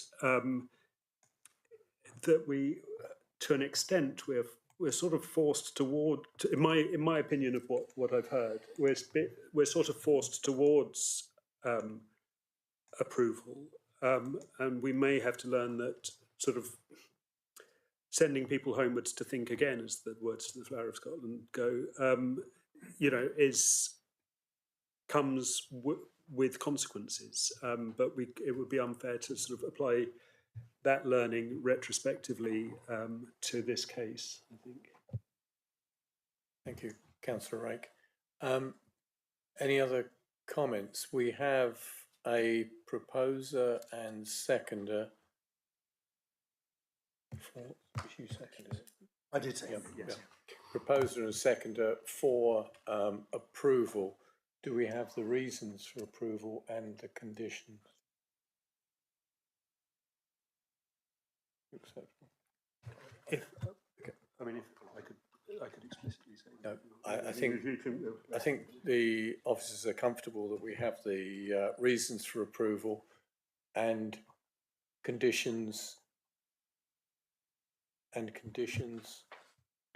Yes, we have got some suggested conditions.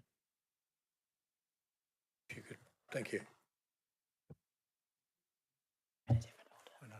If I can quickly just very quickly go through them. The vast majority are pretty standard for what you expect for a single dwelling house in this sort of location. So time, got to start in accordance with the statutory time frame. So you've got to make a start within 3 years. You've got to do it in accordance with the approved plans. Quite straightforward. The application has been made on the basis that it's self-build. If it's self-build, it do not have to comply with the national BNG. So in all applications where it comes in for self-build now, we put a condition on to say, you've said it's going to be self-build, it has to be self-build. It's a standard condition we use. Occupancy restriction, we're going to be suggesting, we're suggesting a local connection. Removal of certain PD rates, it's extensions, roof extensions, outbuildings, hard standings, means of enclosure. Yeah. Given the history of the site, we'd want a land contamination assessment, submission of a landscape plan, details of external materials, because it's shown as stone, we'd want a sample, details of any external lighting. The flues are straightforward. Accord with the AII, that's accord with the arboricultural impact assessment that's been submitted with the application, the same with the ecology report, the same with the drainage details. So it's basically, this is what you said you're going to do, there's going to be a condition to say that's how you're going to do it. Improvements to the access, as well, all of the rest of them are things that the application says it's going to do. And we're saying PTOs prior to occupation, so that you need to make sure they're done prior to occupation. It's just to ensure that the development that's in front of us is what is going to be developed. I don't see there's anything there other than pretty standard conditions. There's nothing there that's I would suggest, Chair, that the detailed wording of the conditions is in agreement with Chairman, Vice Chairman, Proposer and Chairman, Proposer and Seconder, because the Vice Chairman was the Seconder. So I would suggest that once we've got there, that's the skeleton, we'll get the meat on the bones, and then we'll make sure that yourself, the Proposer and Seconder, are happy with that detailed wording. Thank you. Proposer, Seconder, you've seen the conditions. Members, you've seen the conditions. The details have come out in the debate. Sorry, Charles, I've quite. In terms of the occupancy condition, we'll make sure that we have a discussion with the applicant to make sure that they initially do comply with the local connection. Of course, I'm absolutely certain they do because they live in the parish now. So I can't think of any reason why they wouldn't. But we will make sure that they do comply with the wording. The last thing an authority should do is approve something and then put a condition on that means the applicant can't use it. That's just not a route we'd want to go down. Yep, good point. Councillor Hodgson, you have a point. Given the sensitivity of the site, should that be submission of a landscape and ecology plan, in other words, a LEMP, because we need to make sure that the ecology needs are met? There is a separate condition requiring the ecology report to be accorded with, which does include sort of recommendations for enhancement. But obviously, it's up to members if they want to make it into a LEMP. That's up to you. Gives more sort of moving forward. It's one thing to have sort of like the address the ecology report, which is fine. But I think if it's incorporated into the LEMP, it's clearer what is actually the intention. Unreasonable. I don't know the ecology report well enough, because if the ecology report gives a good set of enhancements, then it may be unreasonable to then. It's kind of doubling up. What I would perhaps if we can take it if necessary, and then we'll have another look at the ecology report. You'll see the word of the condition. You can see the ecology report, and then if we do need to boost it up a little bit more, we can. Okay. Members, following that, is there any other points? Officers, do we have any other points? No. Right. We have a proposal and a seconder for approval of this application before us. Can I have a show of hands for approval, please?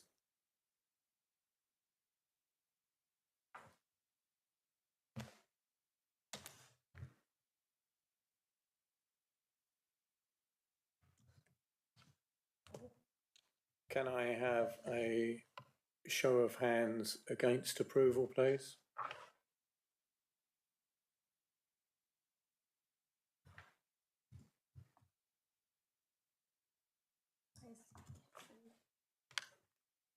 Abstentions? Jeez.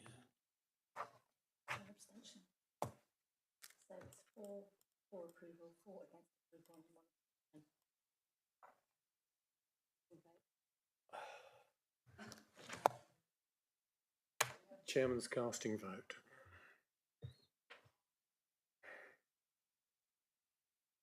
I recognise what has been said on all sides on this, and I recognise the officers' points, and I do note the legal advice that's been given and the questions about consistency in decision making and the unreasonable nature of changes. And although I voted against approval, given the strength of the comments and the comments that are there, I am torn on this. I really am torn, and it's given me, and I recognise the views and the comments of the parish council on this and everybody's, hence the reason that I voted against approval. This really is a difficult one for me.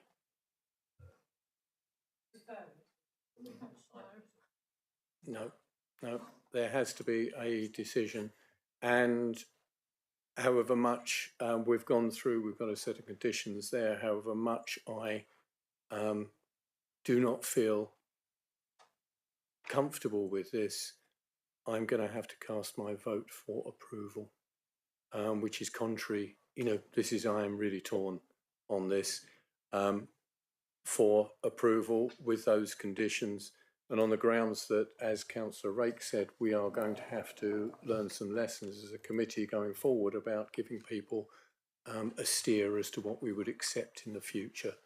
And I'm never one to give my views and opinions and worry about costs appeal and things like that.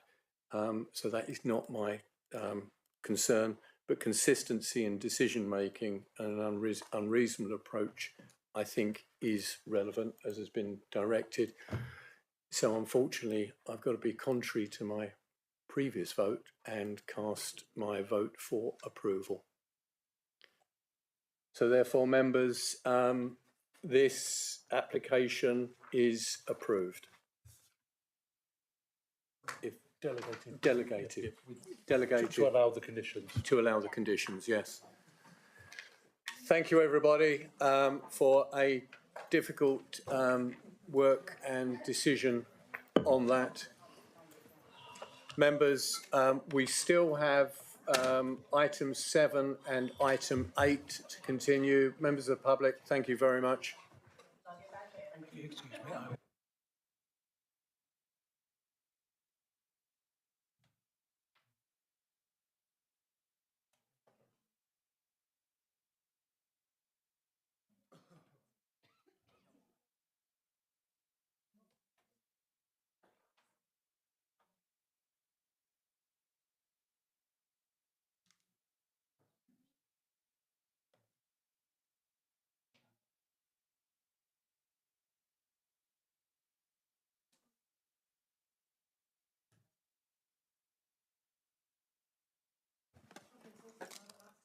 Members, can we now move on to agenda item 7?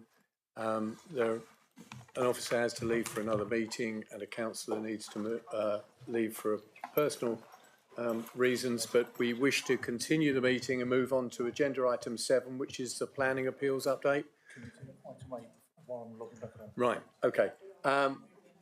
While we're updating on the technical side, item 8, the update on the undetermined major applications. You have those before you, and we will take the standard way of operating on that, that if you have any questions on those undetermined major applications, can you raise them with the officers concerned, or unless anybody has anything specific that they feel needs to come up at this committee at this moment. If not, we'll revert back to item 7, and hopefully the technical getting there is chugging along.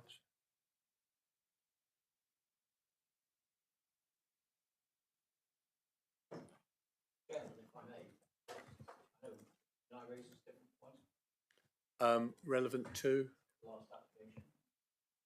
I would say no, and we'll take any matters offline.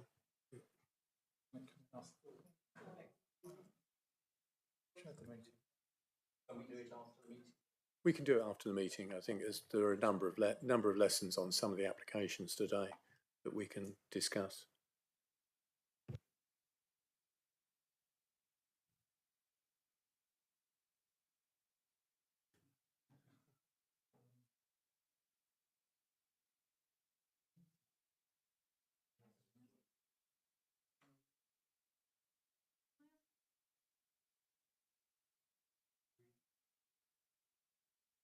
We've moved on from that now. We'll take any. Can we do that after the conclusion? Members, thank you. We've got an agenda. We're on point 8. I think we need to get through the agenda, close the meeting, and if they've then got other questions, then deal with them at that point. Mr. Wyman. So we've got one.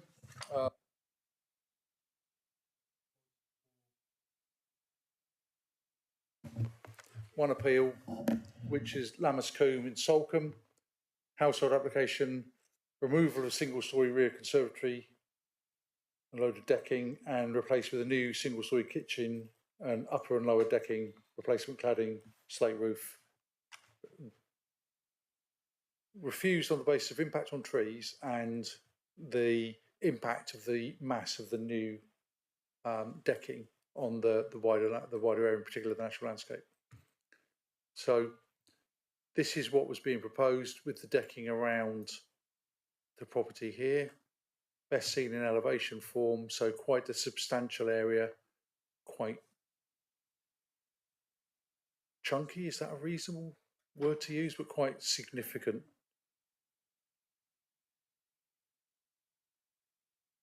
You'd think so, wouldn't you? If you can move it down to the bottom.